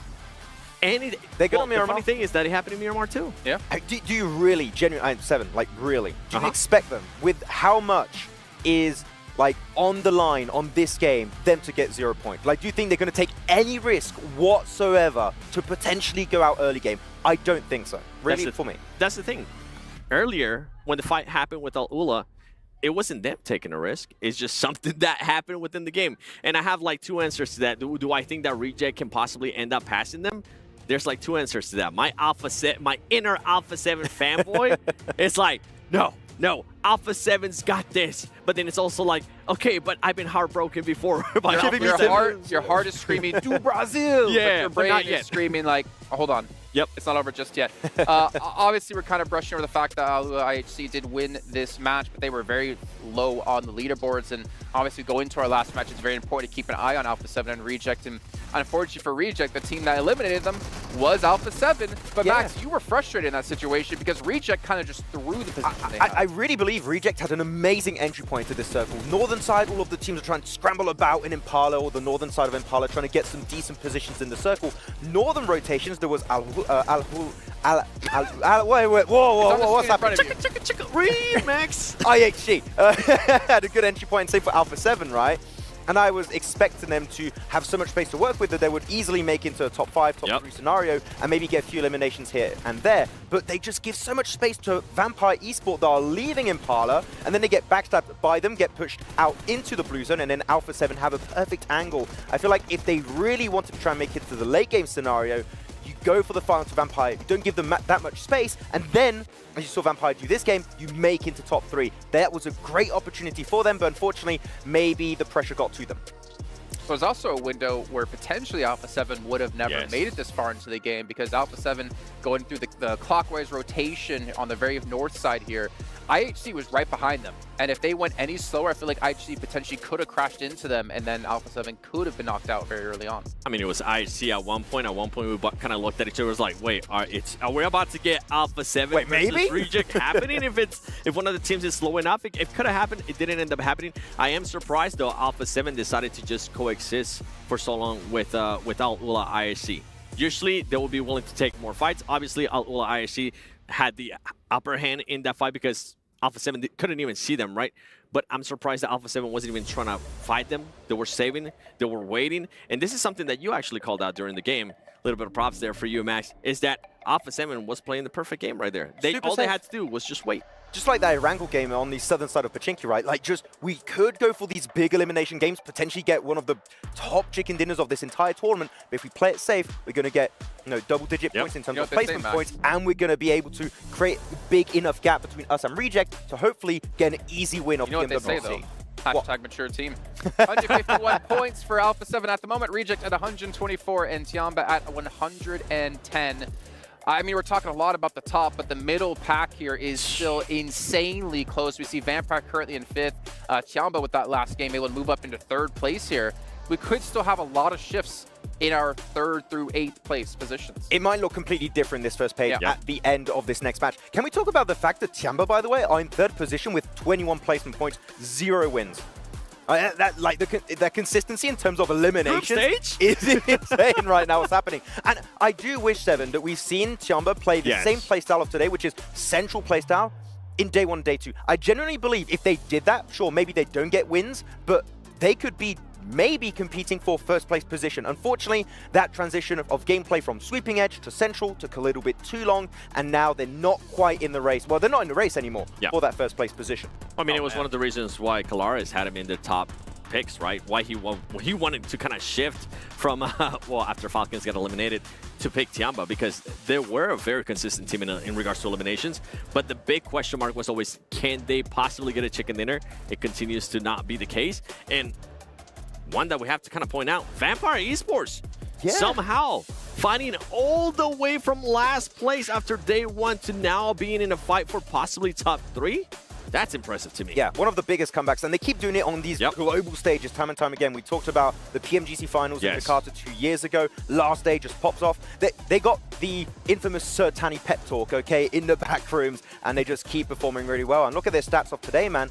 They have been looking so clean. Like average placements of 4th over today. That is really good consistency when it comes to reaching that late game. So top 3 for Vampire. Maybe it's happening after this game. I want to see it. I want to draw you guys back really quickly to Alpha 7. Just this simple question. Do Alpha 7 drop their normal location, or do they go for a backup drop here, potentially expecting someone to hot drop them to take them out of the equation early? I mean, El Pozo, you can split it between 2 teams. Yeah. I think you just go to your normal drop. You play your own game. Normal drop. 7 quickly? Yeah. Do your normal thing. Normal thing. All right. Well, you guys at home, do your normal thing. Check out the Esports Center inside PUBG Mobile and go to PMWC and subscribe to this so you're notified about everything PMWC related. Also, while you're there, maybe after this game, maybe during the very early stages, go over and follow PUBG Mobile Esports over on TikTok and create a victory dance, whether it's in-game or out-of-game, of your favorite dance with the hashtag PMWC Victory Dance, and you are entered to win potentially $3,000 in virtual gift cards. But it is time to head into our final match of the PUBG Mobile World Cup. John Allen and Hot Jukes, take it away. The final match of this tournament. The one that will decide who will be our PUBG Mobile World Cup champion is about to get started. So many questions here, John, and we're about to find out the answers. There is only one way to find those answers as well, and it is through battle. 16 teams are going to drop in, and only one will emerge victorious, either in this match or in the tournament as a whole.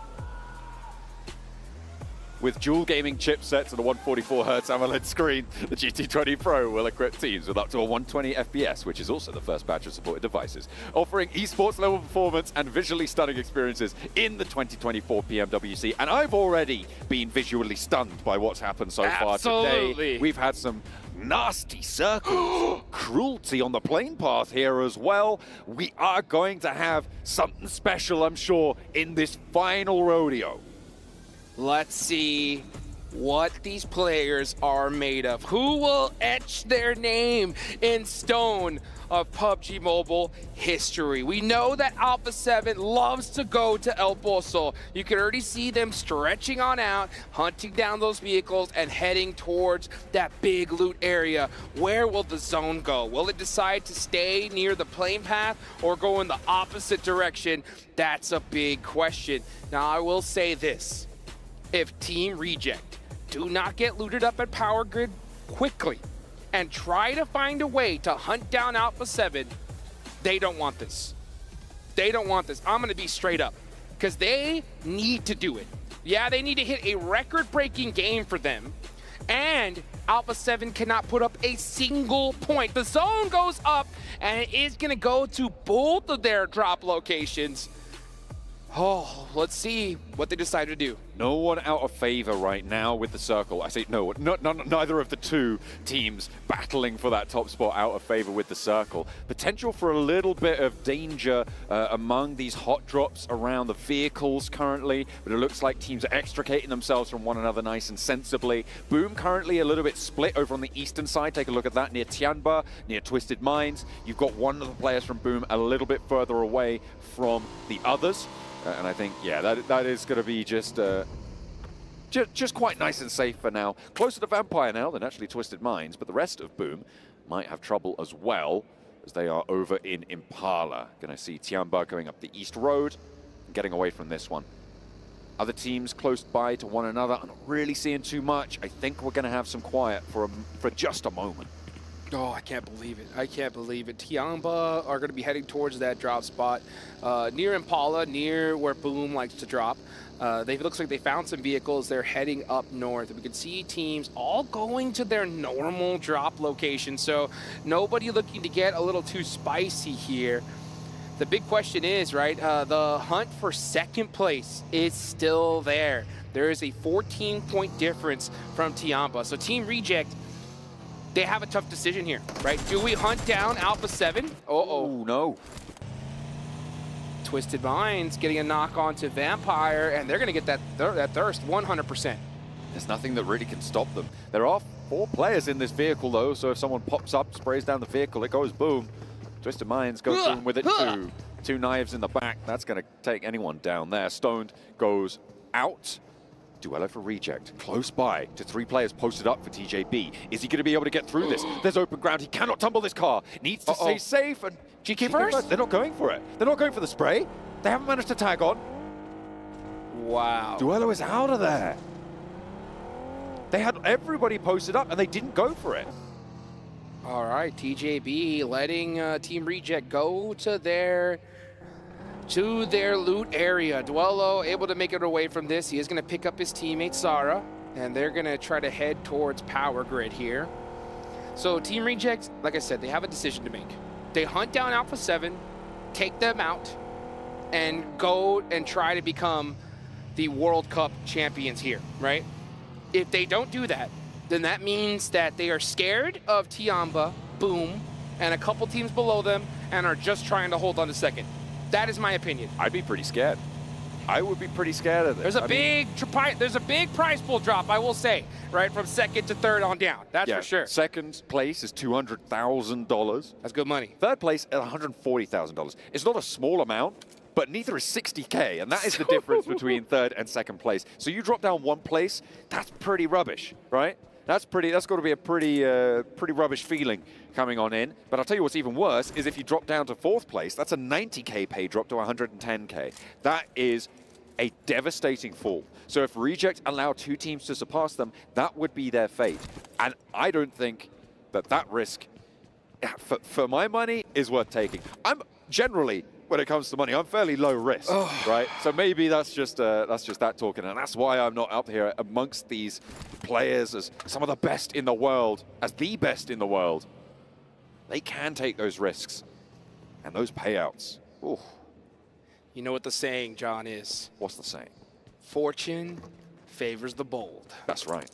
And if you're Team Reject, you want to have that big back-to-back LAN tournament wins, I think you got to go for it here. You got to go for it. I mean, second place is the first loser in this tournament, right? And you're right there. You're within reach. It's possible, right? Yeah. But you have to stop Alpha 7. So there's no way you could just leave this to fate and let Alpha 7 do their thing here.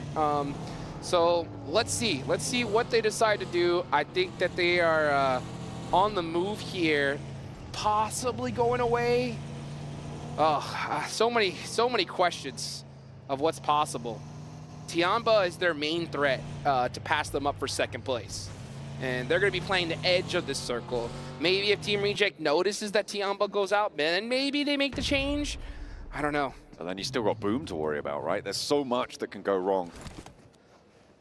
If you want to take that first spot, sure. It is a huge benefit, not only for the money, you double your money from second to first, right? That's a 200K pay jump, but also direct spot into PMGC at the end of the year to be able to defend that international title. I think you got to go for it. Alula IHC looking to rocket launch themselves up the leaderboards here. A good game right here and right now. They need at least 20 points to try and match up Tiamba in third. You could see them starting to get busy with it, nice and early. They are starting to get an engagement with 4MV, which is a team right below them. Oh, the beautiful nade gets the double tap. Step up to him. Find out why they just won the last Miramar. Ziol, though, punished by Doc as he gets a little bit too bold. Just run. He's trying to pick up those points, and there's another knock over to Godless. Okay, they might have won the last Miramar, but there's still a challenge for them. And it is coming in the form of 4MV, Doc and Baron. Both putting up a defense here. Rogue looking to pick Godless back up, but Baron's encroaching now. Nade over the top. If he finds the mark, this is devastation. Demo's up and into it as well, and Nade goes high, goes long. Oh, nearly takes down Rogue. There it is. There's the knock as well. Coming through from Doc on the 1-2 punch. Demo now last to stand.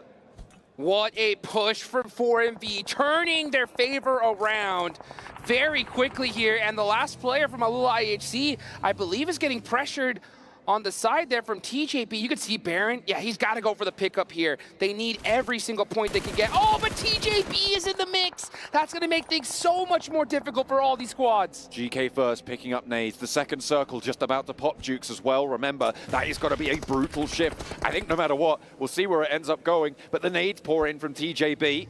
As 4MV try to keep things together. Apex is down. I think maybe they're going to be getting on their bike as well. And TJB looks to disengage just a little bit. It centers up, and it centers up to Montenuevo. TJB got to just full send this. They need every elimination they can get. They want to rocket launch themselves up these leaderboards, and they're giving these teams way too much room to breathe. Here goes Flower on the rotation, gets caught by Apex. GK first is now in the mix. Doc and 4MV are just trying to keep their tournament alive here. This is the final match, folks. What can 4MV do? Let's see, Doc has that nade up close and personal. He's a surgeon with those things. Uh-oh. That nade was too close for comfort. But let's see what they could do. Only S, he's just barely trying to get it over, but the off angle takes down Doc. Apex now with Baron as an off angle on this high ground. Doc back behind some crates. I don't think that GK First can peek out for this elimination to confirm it, to get the flush. I take that back, actually. He's sending all the way around the edge, and Baron doesn't have the angle to stop it. But he is behind the crates, and will be able to dash back as well. See what happens. Nade coming really close to GK First. Oh, that one hurt bad. Yeah, and he runs right back into the building. 4MV, last two players up. Do they stick? Do they stay here or try to leave? And it looks like they are going to just try to disengage. Let's look at the circle just a little bit. Let's take a step back from that fight. Alpha 7 have moved down west on the west side from El Pozo, and now they sit in that western quadrant. The majority of the buildings sit there in Montenuevo, and Reject are pushing in from that north side. Yeah, I think Team Reject are looking to just hold on to second place at this point. I don't see anything that indicates them trying to take that championship away. They're leaving it to fate. And right now, Alpha 7 seem to have fate on their side. They have the high ground. They're a little bit far away from the center of this circle, but they'll take it. They just need to survive. Putting 3 points is basically a confirmation of the title. If they get 3 points here. They get 1 point, to be honest. I mean, that's how much of a gap they have, and especially the way Team Reject is playing. Like, they are just big chilling here. They're not, you don't see them kind of hunting down those third-party opportunities on the edges. We'll have to see. We'll have to see. It's still very early in the game, but if I'm a team that knows that I need to have a record-breaking game in eliminations to try to get this championship, I would definitely want to see Submergency. They're getting into it with Twisted Minds. They're very close to them, actually. Okay, Twisted Mind's going to be looking to push in, potentially forced to do so by Tianba further out to the east. Duello will be the first to meet them. It looks like they're hopping out to try and post up Ratto Boy for Twisted Minds. Closest to danger as well on that northern side engagement. The next circle as well, just about to come in, and I think teams are waiting for that. It centers up once more to Montenuevo, and we might have an urban finish here. We just might. Let's see how this all turns out, folks. Yeah, Team Reject, like I mentioned, looking to at least hold on to second place. They are going to avoid that engagement. A lot of indecision from them here. You can see them just kind of going back and forth, trying to figure out what to do. But you got to start making those pushes happen. And you have to hope that Alpha 7 does nothing at the same time. Which is very difficult given the Alpha 7 compound that they hold. High ground over all of Monte Nuevo. Picking up shots if they can would be huge. A bit of damage sent to Reiji. But he's okay for now. Will not get knocked. Can look to get some healing done.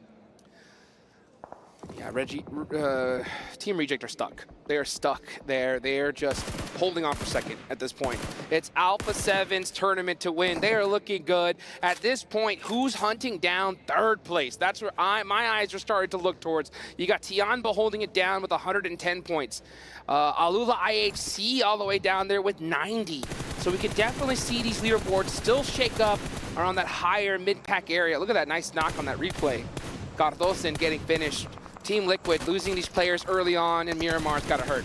Talon and Alliance back and forth. Talon, one of the teams in conversation for that third place that you were talking about, and they've already lost one, but it's traded out on the knocks. Nade being cooked for Misery. There's backup now coming through for Talon. They've been fighting lamely for the last while, but now they're at full force with all of their players in situ. Jimmy behind the tree, looks to hold out for Alliance, can't win the trade. Misery able to win that one, and Olio and King now, Cluck, sorry, will stand at the back, but two players descend on them. Talon looking to start making some moves little by little here. You can see Axel in the blue zone, starting to make some pushes. Uh-oh, big shot's gonna have to happen, and then I believe that could be Alliance. Yep, done and dusted. They're gonna go out, and that is their tournament done in 14th place for now. Potential to get leapfrogged by IWNRX or Power. Maybe. Ooh. It's still a little bit far away, though.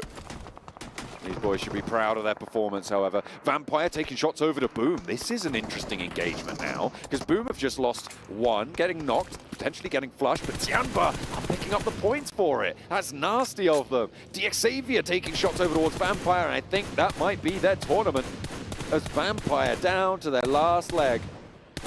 Boom are down on their last leg too. They are stuck in the open. Razy is completely out of position. His vehicle is blown up. It's going to be very difficult to get him out the way. And if you're Tianba, that's the team you want to take out because they're right below you on the leaderboards. That's a big knock. Tianba should do everything in their power to hunt down Boom. They are going to close the trap. Bond close by. Doesn't quite have the angle to get the flush, but that's not going to matter because it's only the one player now left for Boom. The teams beneath Tianba not having a great time. Boom not having a great time. They just got passed up. That is a critical play for Tianba right there. And again, folks, third place, $140,000. Fourth place going to be 110. So that is a big difference. And with Boom with only one player left, that opens the door for teams like Talon, DRX, DXavier, so many of these squads. Could be to jump up pretty high there. Reject though, 14 points ahead of Tianba at the start of this match. That's now shrunk to 12 with the 2 points they've accrued. So Reject definitely not out of the woods to secure that second place and $200,000. You could see the look on these faces right now. DRX leaning forward. The pressure is on because we can see a jump from 7th place all the way up to 3rd here. If DRX can have a solid finish. They're playing a pretty difficult split though right now. They've already taken a knock on their roadside position. They're 3-1 with Soas on the north edge. With Tianba descending on that edge as well, that is so risky for DRX. So risky indeed. We're looking at where this next circle is going to go, folks. This is the calm before the storm. Oh, the pressure is on. The crowd is going nuts here. Oh, Frenzy from Boom was able to get a knock, but gets taken out. That's Boom Esports done for, and you can see DRX fans rubbing their heads together because this is looking mighty appetizing. They just want to keep going for DRX. Tianba, though, with Soas on that north side, has got a monumental task. They want to turn things around. Twisted Mind still with the knock. And Tiamba looking to put more of a buffer between them and the teams below. Yeah, all these teams below. I'm looking at pretty much Gig Xavier on down. Need to have a monster win here if we want to see them put themselves in the big money. Twisted Mind starting to go down this hill. They are able to make it across, and Guizal with a nice knock there onto Tiamba helps slow him down a little bit. Uh-oh. Guizal's got that pop shot. Peeks right back on down.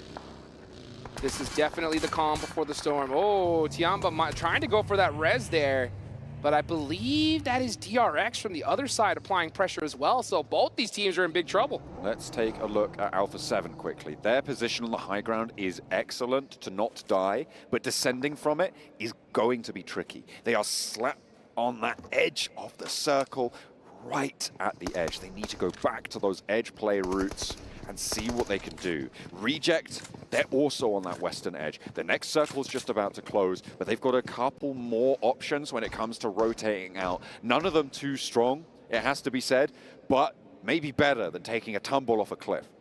Speaking of a cliff, Alpha 7, right? The team that is looking to be our first PUBG Mobile World Cup champions are now outside of the circle. They're going to have to leave the cover for that hill, but they get a critical knock onto Team Reject. That's Duello knocked, and that could force them in a bad position. Mafioso, now you see them in the buggies. Where are they looking to go? This is going to slow down Reject's rotation as well. With that knock, they have to spend the time to get the res. They can't start to establish those sight lines until they're back at full force. But IWNRX out here on the off angle. Mafioso goes down to Swain, and they've already sent Carrillo down. That's going to slow it out. McGrellin as well, looking to try and challenge. They're getting across the road, but Carrillo's going to roll straight up to IWNRX. This is a chance for IWNRX to stop Alpha 7 and lock in the 151 top spot. Alpha 7 are in big trouble. They're in the worst position. So many teams are focusing right onto them. We talked about fate being in Alpha 7's favor. This is perfect for Team Reject. They didn't have to do a single thing, and Alpha 7 might just go out. Reject are making their move now as well. They're swinging up north. They're going into open ground. And Apex with a challenge. McGrellin goes down. Revo and Mafioso on the outside. Nade up into the building. Apex goes low, but he's not out. The second one maybe. No, it goes long. Revo with another one. They're putting it towards the backside, and there's the knock onto Apex. Huge! 3 players for Alpha 7 stay alive. Can they get this flush? Put a point on the board. They find it. They got Revo picks it up, and now it's 152, but Zed Wolf's into the fight. 152 might just be enough. I don't know how anybody is in their seat right now. Get on your feet. This is the final moments of this tournament. IWNRX got their eyes locked onto Alpha 7. There it is. They are focused on the end. That's 2 down. Carrillo now last to go. He's into the buggy. What is he doing? Are they going to take the spray? They have the team shots. It goes low. He takes one, but he's fine. Over towards Baron, who's not got his attention turned his way. A roll down for Carrillo. They get a second point. They get 2 points, but they're down. And there it is. 1-5-3. Reject, are you up to it? What have you got?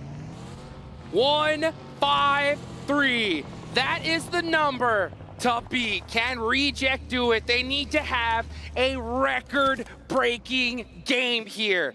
They are on the edge of the zone of Monte Nuevo.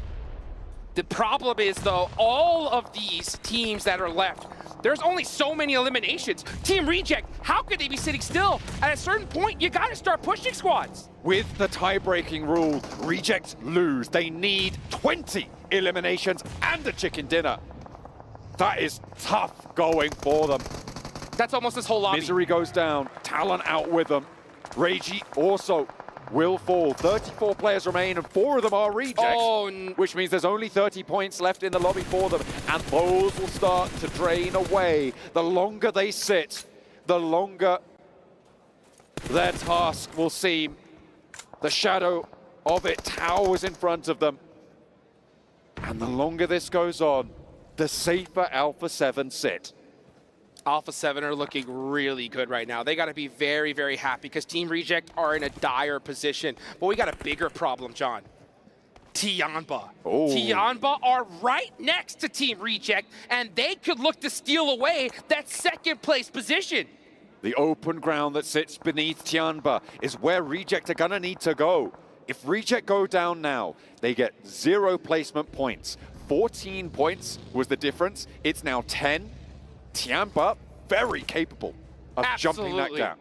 Absolutely. Tiamba have a good feeling that this team across the road is one they need to take out. And they took out all of Team Reject's vehicles, so they're stuck on foot here. Gonna have to make something happen with the weapons on their back. If they want to be the new champions, they're gonna have to do something special here. And it needs to be now. There is no time. There is no more waiting. Oh! Tiamba spotted. Soez drawn to do it. Devastating. Devastating play for Tiamba. They got backdoored. They didn't even see DRX. They do end up getting that revenge, but they lose a critical player here. Now they are going to be able to get another elimination point that gets them a little bit closer to Team Reject. Team Reject stuck, just trying to play this safely. At this point, they know that to try to get this championship is going to be very difficult. But can we at least hold on to second place? That's the challenge. But the nades are coming through. They are cooking them in response, but they are just pouring over towards Reject. Sara in the smoke on the roadside. Launches one towards QZ. Is that good? No, it's short. Spray over to Sara. Down. And Bond finds the knock. Will look for one. Reggie as well. That's just two. The next to go down, and Reject are starting to crumble. Two players fall. Divine in the smoke has to push forwards now. You've got to do it. Duelo's there. One Divine more. is down, and Duelo might just be the last chance. He's out. Reject still with one player left, but it's in the blue zone, and down they go. Japan fall, and Brazil rise. Alpha 7. They've done it! Alpha 7 are gonna be the first ever PUBG Mobile World Cup champions! Out come the hugs, and Brazil are screaming at the top of their lungs! And they know that they've done it! Alpha 7 elation! What a way to do it! Tiamba, though, with the chase. 3 of their players still alive. Can Reject fall further than this? Whoo! $400,000 in the bank, baby. What are they gonna buy first? That's gonna be the question. But the big question is, can Tiamba steal some serious money away from Team Reject? They have 6 eliminations already. 6 teams remaining as well. Those placements are going to add up. They sit 6 points now behind where Reject are. With those 8 eliminations, there are 118 to the 124 that Reject have. By the way, DRX are in 7th place. They're still alive here. DRX have 103 total points. They could definitely make some moves up this leaderboards and make some big money. They could easily pass up Boom. There's only 5 more points they need to get to tie with them. Absolutely, and those placements do start to rack up fast. You pick up a point, you pick up 2 elims, something like that. You stay in late because the circle keeps them on. Team Liquid, the opposing force on the northwest flank. Let's see just how many points, how many placements these teams are going to move up. You can see even IWNRX have 7 eliminations here. We can see them put themselves in a really good spot if they're able to finish this game with a chicken dinner. Tiamba, though, creeping closer to Team Reject. 8 eliminations. There's not much left to go for them. Time is of the essence now. Tiamba breaking out to the east. They want to establish control on the open ground. DRX not going to take shots their way just yet. The circle's going to close and it's going to push IWNRX in. Closer to Team Liquid, and TJB are there. Over the road they go. The crash is incoming now. 4 players roll up. Swain goes low, gets knocked frozen as well. Kind, the third to fall, and IWNRX going straight into the fiery maw that sits before them. Down DRX. they go. DRX with a challenge now. Power wanting to surge up the tables.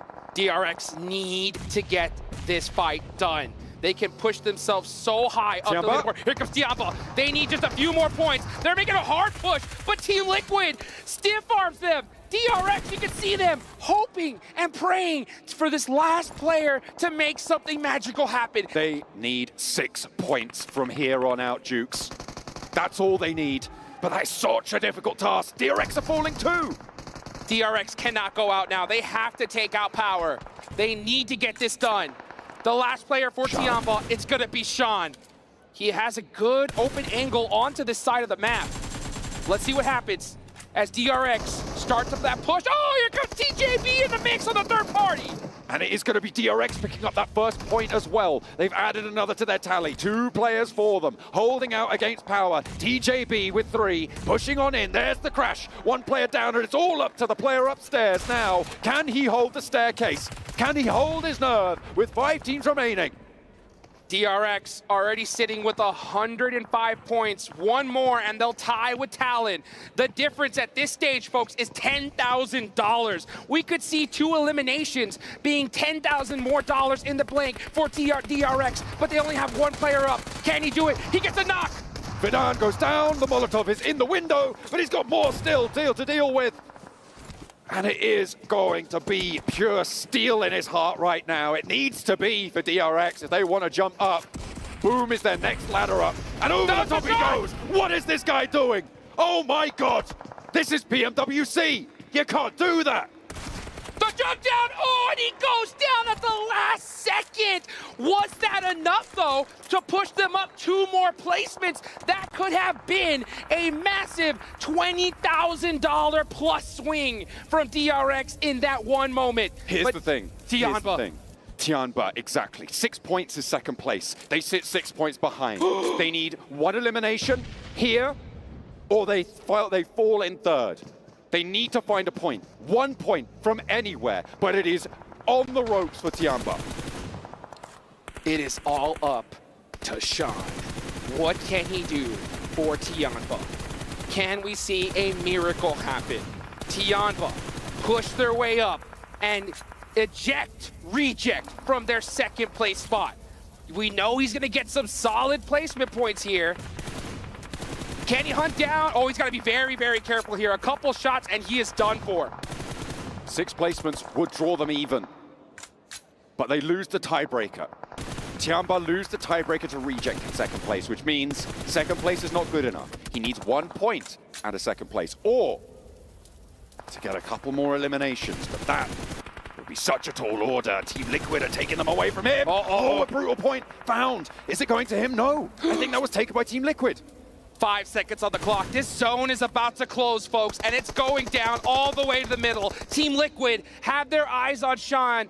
How many smokes does he have left? That is the question. Team Liquid are going to be looking to take this chicken dinner. They're going to push themselves up the leaderboards. That's right. How far? We're about to find out as TJB are playing on the edge. Can Sean outlast TJB to get a few more of those critical placement points? He is now in the blue zone. And this is gonna hurt. The nades bring on out, and that is Sean. Gone for. Did he do it? TJB went down first. I think they might have gone down. I'm not entirely sure. It might be a dead heat. We'll have to go to the leaderboards, but the big story is the old legacy laid in the dust for Alpha 7. They have broken the curse. The shackles are broken. An international title has been claimed. Put the belt.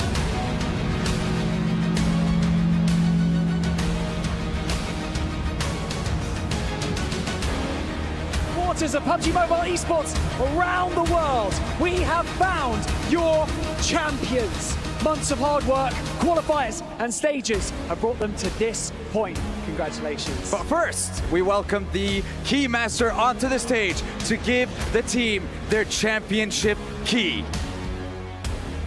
Gentlemen, Carrillo, put your key onto your trophy.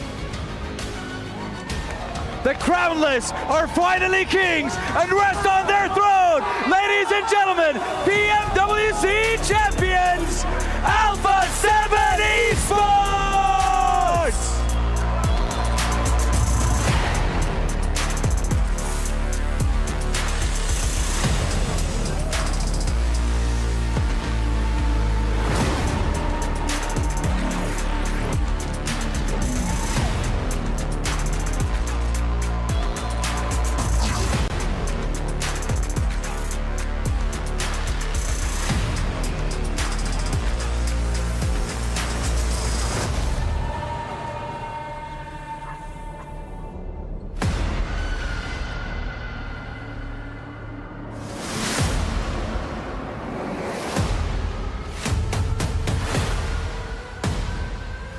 Boys, congratulations. Carrillo, I'm starting with you. tell us, how does it feel? You have finally secured your first World Championship, World Cup Championship. How does it feel? Como você se sente? Vamos começar por você. Você finalmente conseguiu seu primeiro campeonato mundial. Como você se sente? Bom, é uma mistura de emoção, muita felicidade. A gente finalmente conseguiu ser campeões. Fazem 4 anos que a gente está tentando e bateu na trave, segundo lugar, terceiro lugar. E todo mundo zoando a gente. E não tinha outra equipe para ser campeão, tinha que ser a gente, porque a gente merece muito. E a gente está muito feliz. It's a mixture of feelings. We've been trying for a long time. It's a lot of emotions. We've been trying second, third place, people making fun of us, but there was no other team. It had to be us. Well, they're not making fun of you, any of you more now. This right here proves you are the best. It's true, it is true. Carelio, I'm going to come to you one more time. We have a very important question to ask you.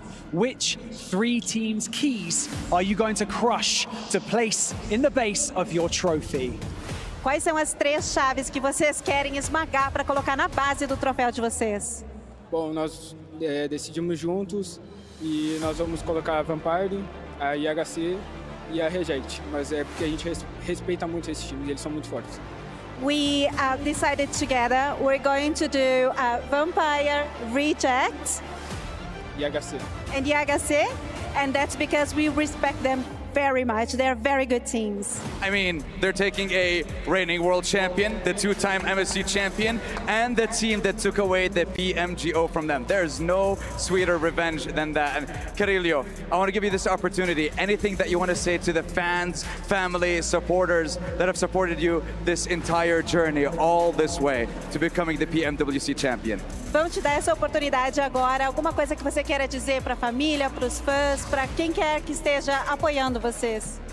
Bom, eu só tenho a agradecer a minha família, a toda a torcida da sede que nunca deixou de nos apoiar. Foram longos anos aí tentando e eles sempre apoiando a gente. E o mais importante é agradecer a Deus, porque é por causa dele que a gente está aqui.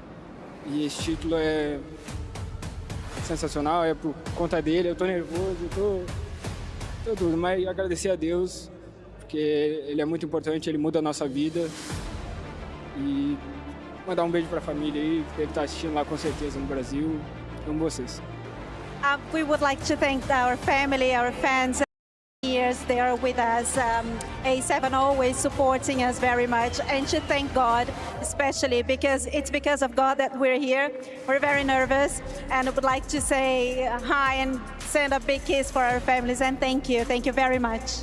Love to hear that. Once again, congratulations, Carelio, Alpha 7, incredible performance. You have proved time and time again that you deserve to be here and you deserve to be the champion, and you have also earned the right to immortalize Alpha 7 and yourselves in the history of the Esports World Cup by placing your key later on into the totem. That is right. So we're going to give you that opportunity one more time to lift that trophy and cement yourselves as the champions. Ladies and gentlemen, make some noise for Alpha 7 Esports!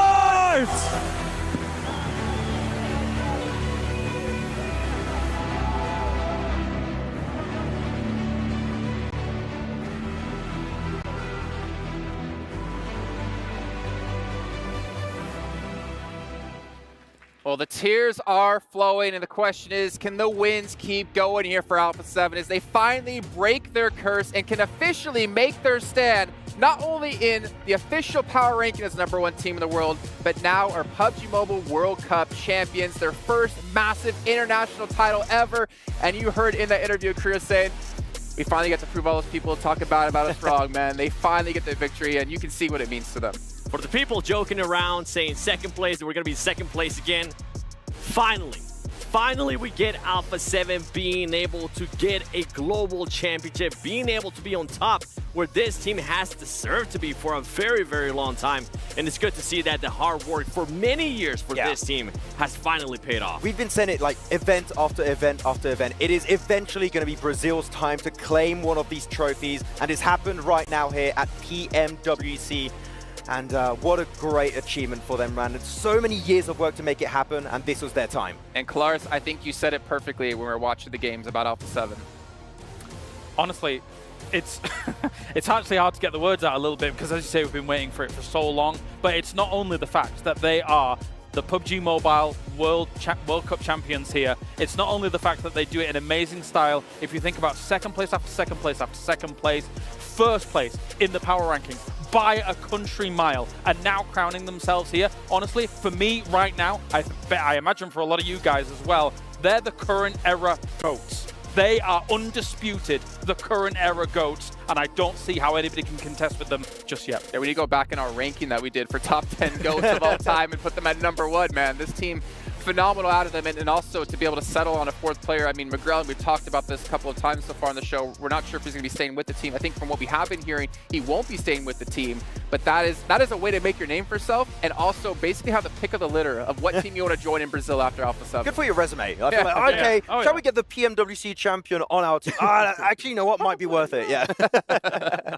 This has been honestly amazing, and maybe we should also give some credit to some other teams out here. Reject, Yes. a lot of questions around them after PMGO. Like, can they replicate this kind of performance? Finishing second, but just barely clawing at the end. And actually, that really came down to the wire, wasn't it? Tiamba, if Tiamba had gotten one more elimination, they would have been able to get themselves into second place. I think right now it's on a tiebreaker based on the winner-winner chicken dinner. So that is insane, all things considered, but here it is. You know what, Tiamba, looking at it, right, they've had an amazing third day. And this is going to give them a lot of really great experience for their next global event. I feel like Tiamba, the next time we see them at a PMGC, a PMGO, or PMWC next year, this team can really compete for the very top because they have that experience under their belt. I'm really, really excited to see them play more. Also, as a little side note here, Brazil's got to be happy in general because they get an extra slot for PMGC because of this, which is huge for the region considering the powerhouse teams we've had. Also, as a little side note here, Alpha 7 finally get to say, yeah, you might have won PMSL Team Liquid, but sit down when you get to global events because we're still going to be the #1. Fantastic to see, but any other teams that really stood out to you over the course of this? I mean, Vampire, we saw them finally have a run and start to get towards the top of the leaderboard. IHC maybe towards the end as well. What do you got, Max? Oh, I mean, for me, I would have to look at DRX. I think they've shown some really significant improvements. Right, man, 4th position. They almost could have made it into the top 3, but DRX had some great moments. And just like Tiamba, I am excited to see them in their next global event. The biggest question mark for Tiamba was those chicken dinners coming into the main tournament. Yes. Because of them not being able to get any chicken dinners, they end up being in 3rd place. But I'm with you. I'm excited to see what this Chinese team is going to be doing in the future. For the longest time, ever since we saw Nova, there really hasn't been a Chinese team that has been dominant or has been able to showcase their skills at a global event. It's good to see that now we're starting to see some more Chinese teams being able to step up. Yeah, obviously looking at how PEL plays things out or whatever, obviously there's been power shifts, power dynamics across the globe. How will PEL actually stack up against all of these other regions? Tiamba's shown that they can truly rival these top spots. Again, if one elimination had gone their way in this last game, if one elimination had gone their way in the other 17 games, they'd have been looking at second place here. But hey, PMGO champions, hold it on. Y'all stole that one elimination we're looking at, thinking that Sean would be able to pull that one off. But I think DRX, as you guys brought up, a major surprise considering group stage, what we saw on this team. Well, we didn't really see much of this team, unfortunately for them. And then they go to survival stage, they make it through, they get here into 4th place. I think that's been one of the biggest upsets so far in this event, minus Team Falcons not qualifying, obviously. Yeah, I would have to agree for that one. But like at the end of the day, we keep saying it, the entirety of this main tournament, right? It was so close between so many teams in the middle of the pack, even towards the top, right? Like pushing up in top 3 for Tiamba, tying up onto that 2nd place. This is one of the most entertaining global tournaments we've had in a long, long time, and gets me even more excited for what PMGC is going to have in store for us at the end of this year. The skill is getting closer and closer. I think that we were saying, what, from 12th downwards all the way up to 4th place. It was like 14 points or so between those teams. So you could have had a situation where somebody in the last game alone went from winning, I don't know, 45 grand or something like that, to rocketing all the way up to trying to challenge for $100,000. That's how close it was in the middle pack at game 18. So it's been a blinder of a tournament. It really has. You saw there the second page how close it really was indeed. Only Power, unfortunately, kind of falling. Couldn't replicate that 4-game performance they had in the group stage. For MV, though, even though, just for MV, man, I think for me that's been one of the most disappointing results so far because, Max, we got through the watch parties for CSA. We saw what they could do in their region. but something was massively lacking when we got to the Yeah, I mean, if we bring up 4MV, we have to bring up Falcons too, right? I feel like those are two teams that we expected to already for Falcons make into the main tournament, but just do better in general. But you know what? Sometimes it just doesn't quite work out for them, and hopefully they can go back to the drawing board in the full season of CSA, and if they make it into PMGC, try and perform over there. I mean, that's the thing, right? We're actually only a few weeks away from PMSLs kicking off yet again. Yeah. And we know PMGC is around the corner. We know how teams are going to be qualifying into PMGC. So yeah, you might get some wins here, you might get some good results, but their job's not done. You go home, maybe take a week off, and get straight back into that grind once again.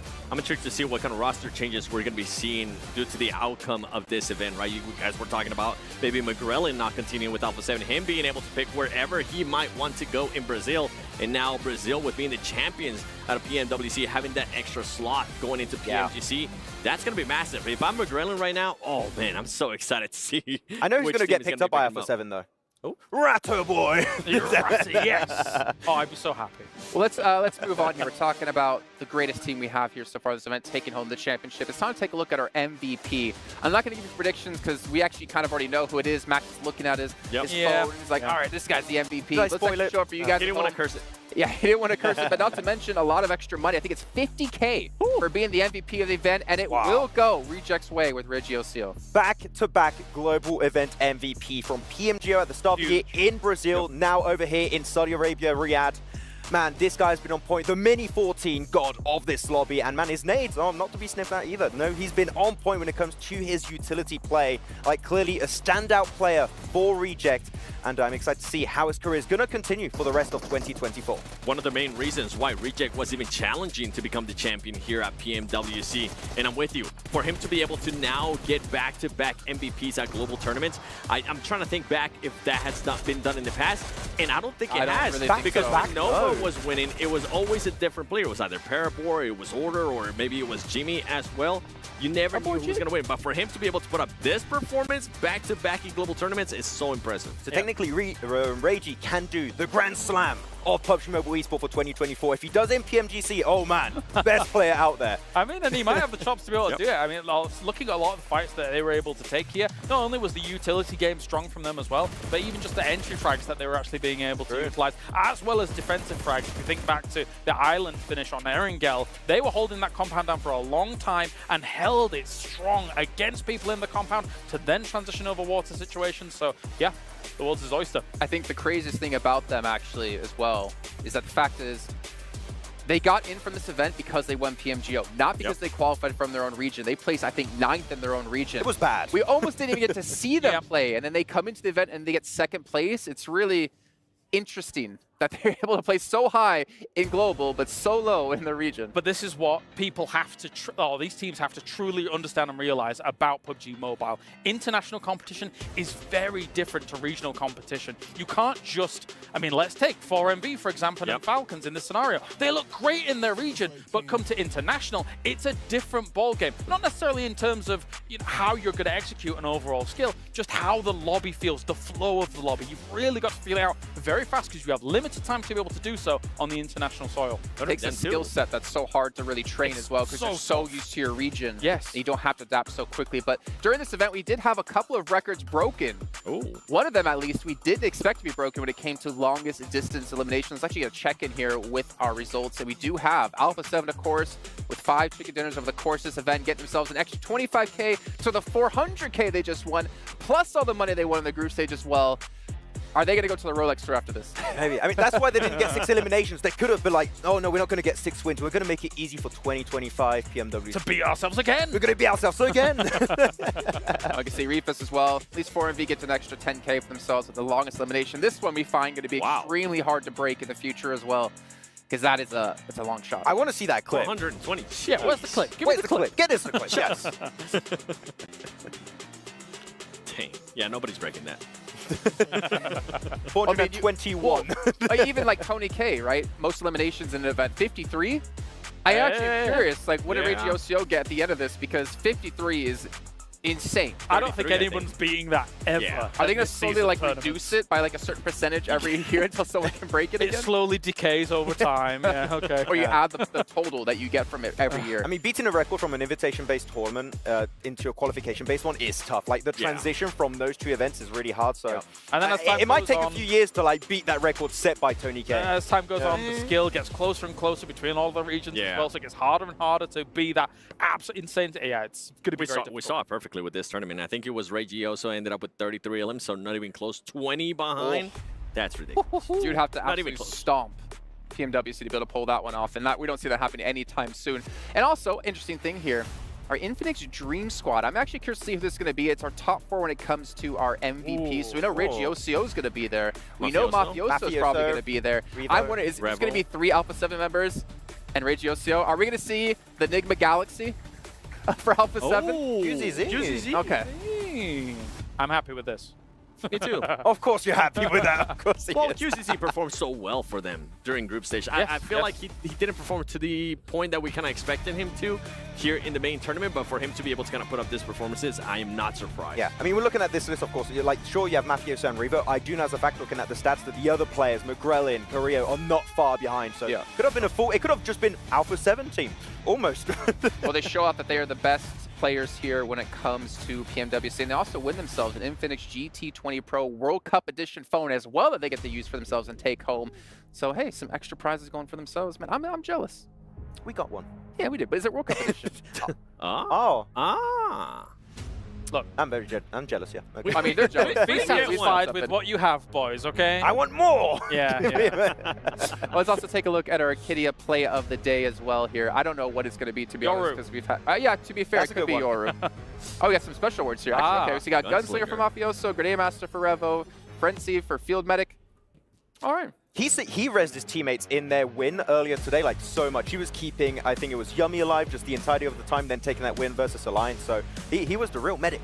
Not gonna lie, for Grenade Master, after what happened in group stages and after you got me so hyped on it, I was expecting 4MV Doc to end up being the leader in that. And by the way, Alpha 7 overrated, Doc? I don't know about that. That's gonna chase him for years. We're never letting that go. Oh, that's a bad take. We're queuing that clip up for PMGC already, actually. Yes. Can we just get that clipped out for later on in the year? Well, now we can take a look here at Arcadia play of the day. I think Yoru is a good shout as well, because that kept Reject in reach. Up to Alpha 7. Brilliant. It was such a good hold, and these plays don't happen too often. Also, if you're going up against players with S12Ks compared to the DBS, you've got that slight reload time between the 2 shots. So you've got to be so on point with the DBS to make that happen. And actually, even after the clutch, right, he was using so much utility and smokes that he made it look like there were 3 players in that compound. And it slowed down power significantly, so he kept the hopes of talent alive quite a bit longer in that Erangel game. Of course, Yo coming in. Oh, yeah.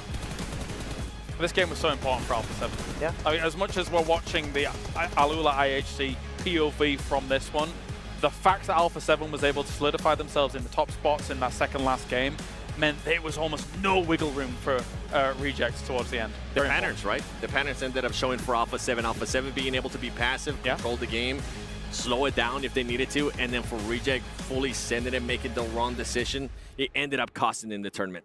Hashtag mature team.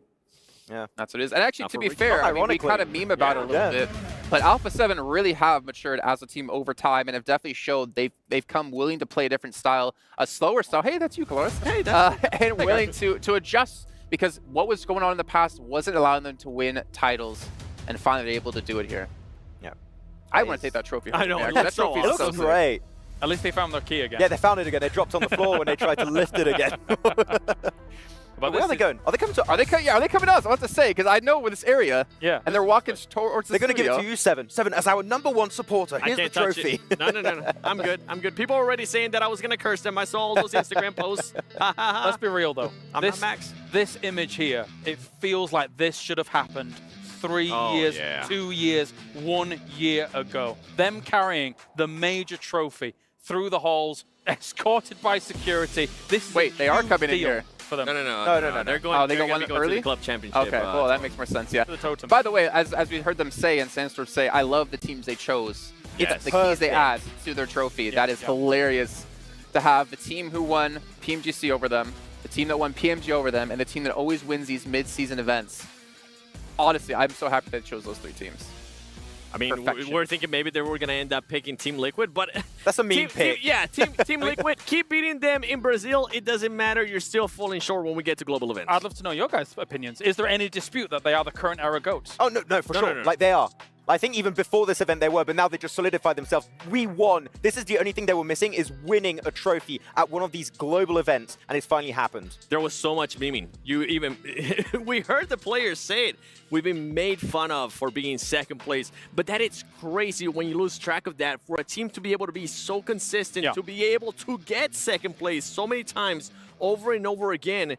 Yes, it's unlucky. Yes, they haven't matured enough. Guess what? They are now mature enough. Now they are able to put their key in that tone. Of course, join all the other champions here at the Esports World Cup. You can see on the board at the moment the likes of T1. That organization has a legacy behind them. Alpha 7 have a legacy behind them that's continuing to grow and continuing to improve as we continue through the growth and development of PUBG Mobile Esports. And man, they're almost crying. It's almost making me to tears, and I don't cry easily.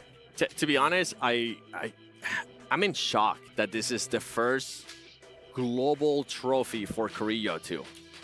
With how well he has been for so many years, I would put him up there as one of the GOATs now for PUBG Mobile 2. We were talking about how this team is one of the GOATs right now of our current era. Carrillo, with the way he's been able to play, with so many ups and downs that he has had, with the switching of teams as well, going from Loops now to being in Alpha 7 for such a long time, and being able to perform over and over again, pretty much silencing the doubters.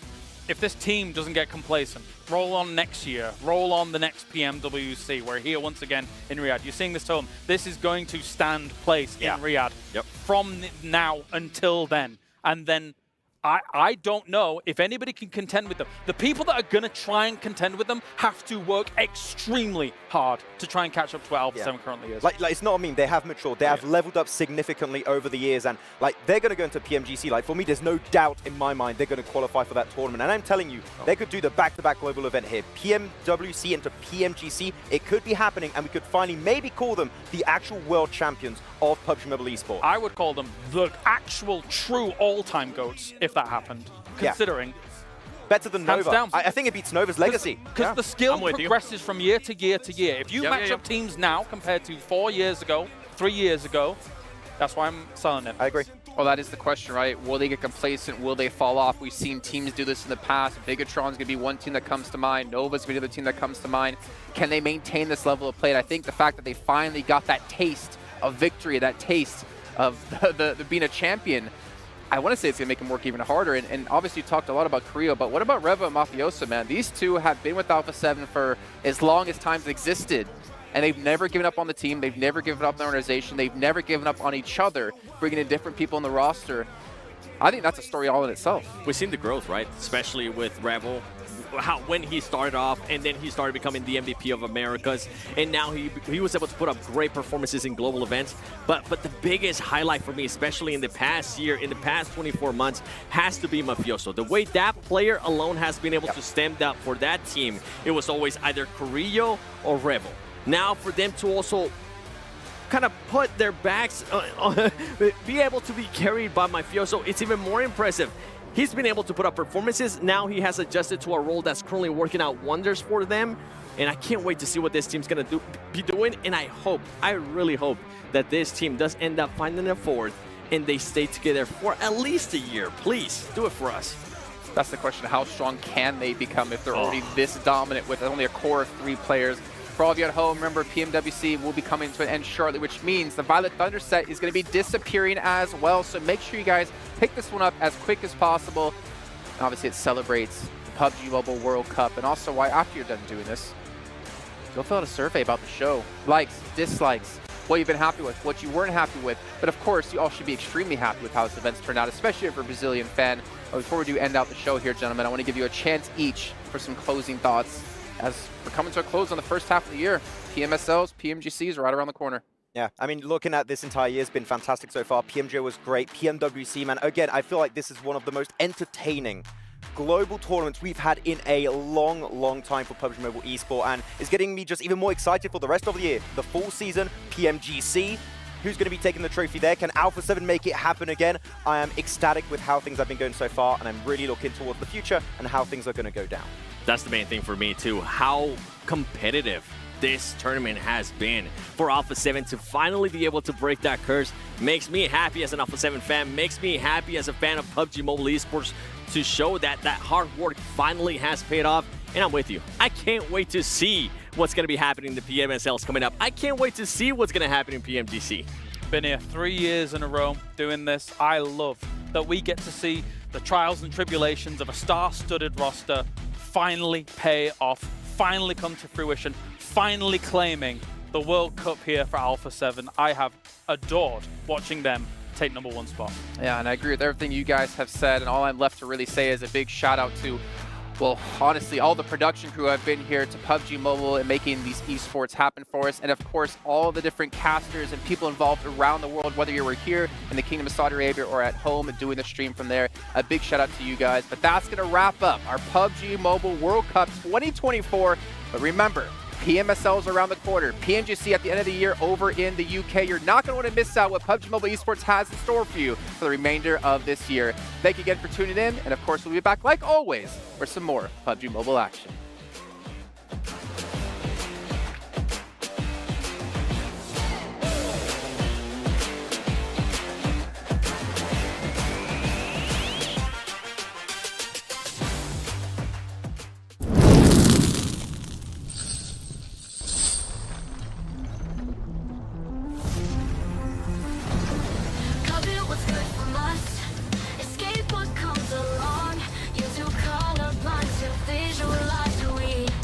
They wanna live for.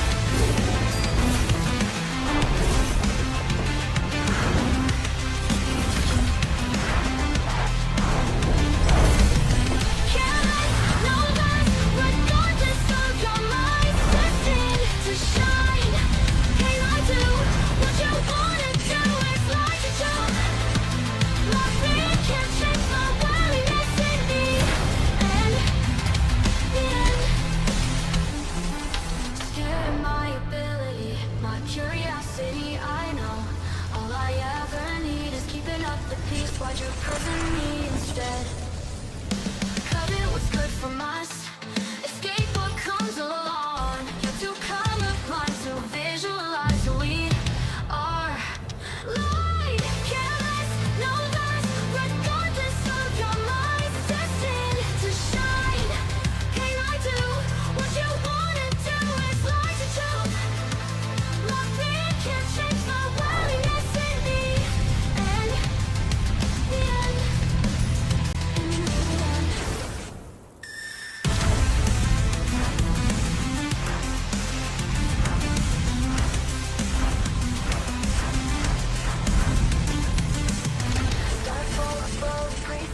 Wonder what they wish for, what they wanna live for.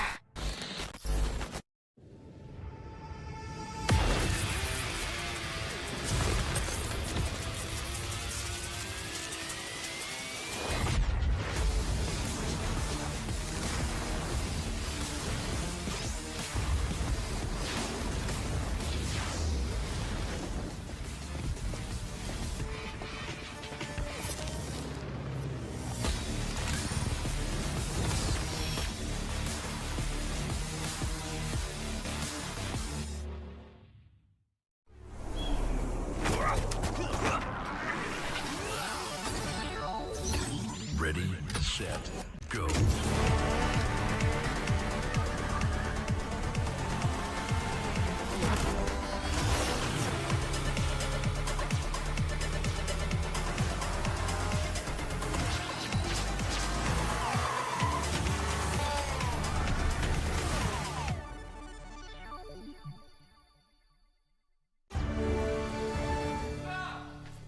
You ever wondered how a Hollywood movie is shot?